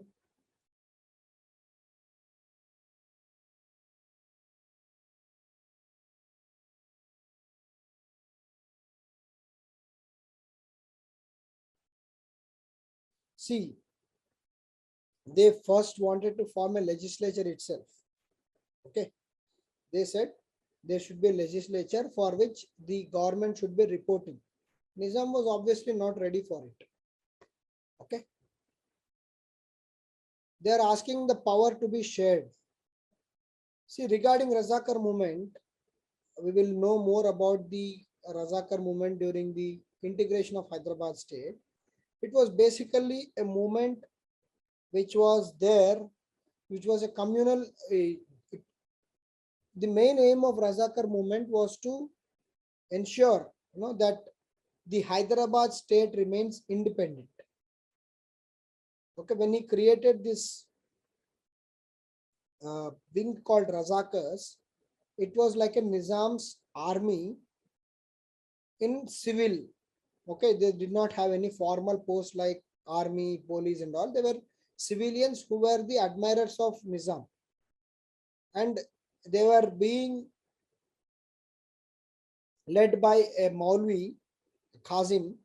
And you can see, of course, we'll see in the next class, the role played by Razakars in the integration and opposing the integration, how the Razakars fought with the communists.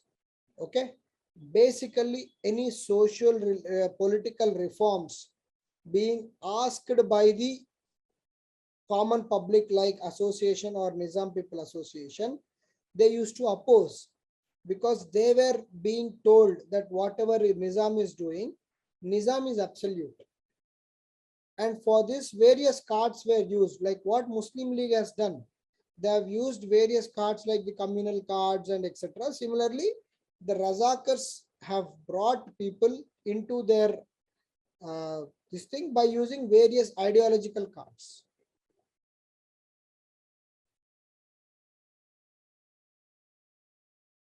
Okay.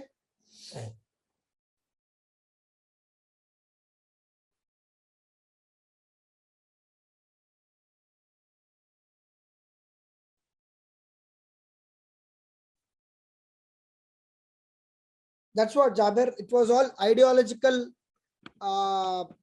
push which was making people join it. Okay, and then yes, obviously it was crushed, and it ended after Operation Polo.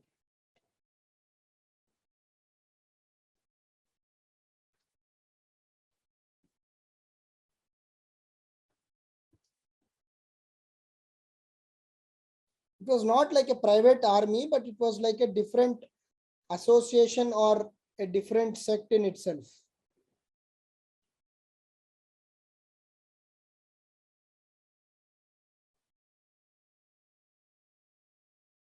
Yeah, anything else?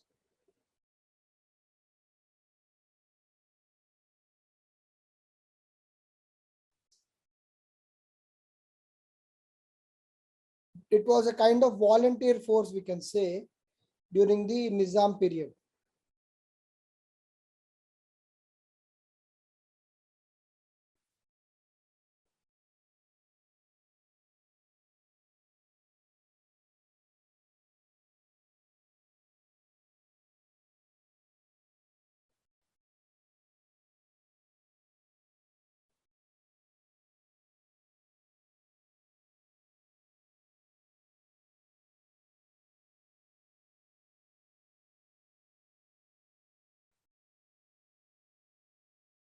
Protection of monarchy rights means trying to protect the independence of Nizam state.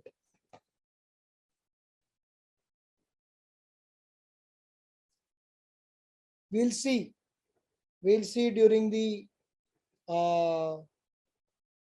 before the Operation Polo that some of the people who were actually asking Nizam for certain reforms were supporting Hyderabad to be independent because they felt by being independent Hyderabad state, they'll have more say. The last slide.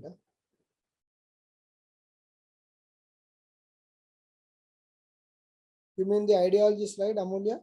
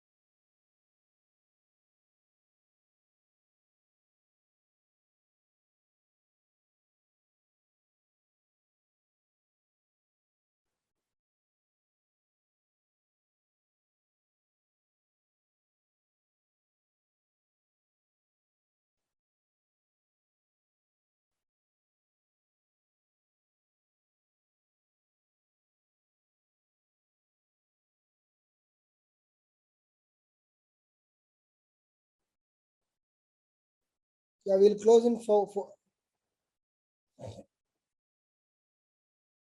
we'll close in 5 minutes so that you'll have a break.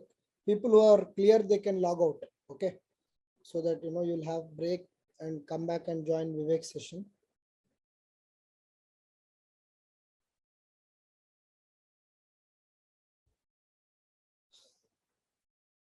See, protection from monarchy means protection of Hyderabad state monarchy rights. Hyderabad monarchy, you can say that independent. Protection of Hyderabad state independent rights. That means they wanted Hyderabad state to have its own rights. Okay.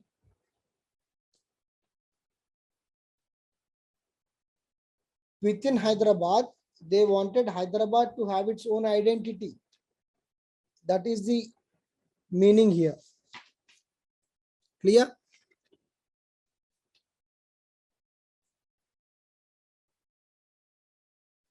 Okay, I'll just change the word. It can be independent rights.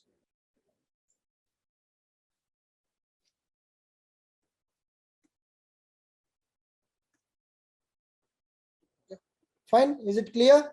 So on that note, it's 8:43. Just 2 more minutes before I sign off, and then you all can attend the session of Dr. Vivek. Okay. So anything else, or is it fine? Clear?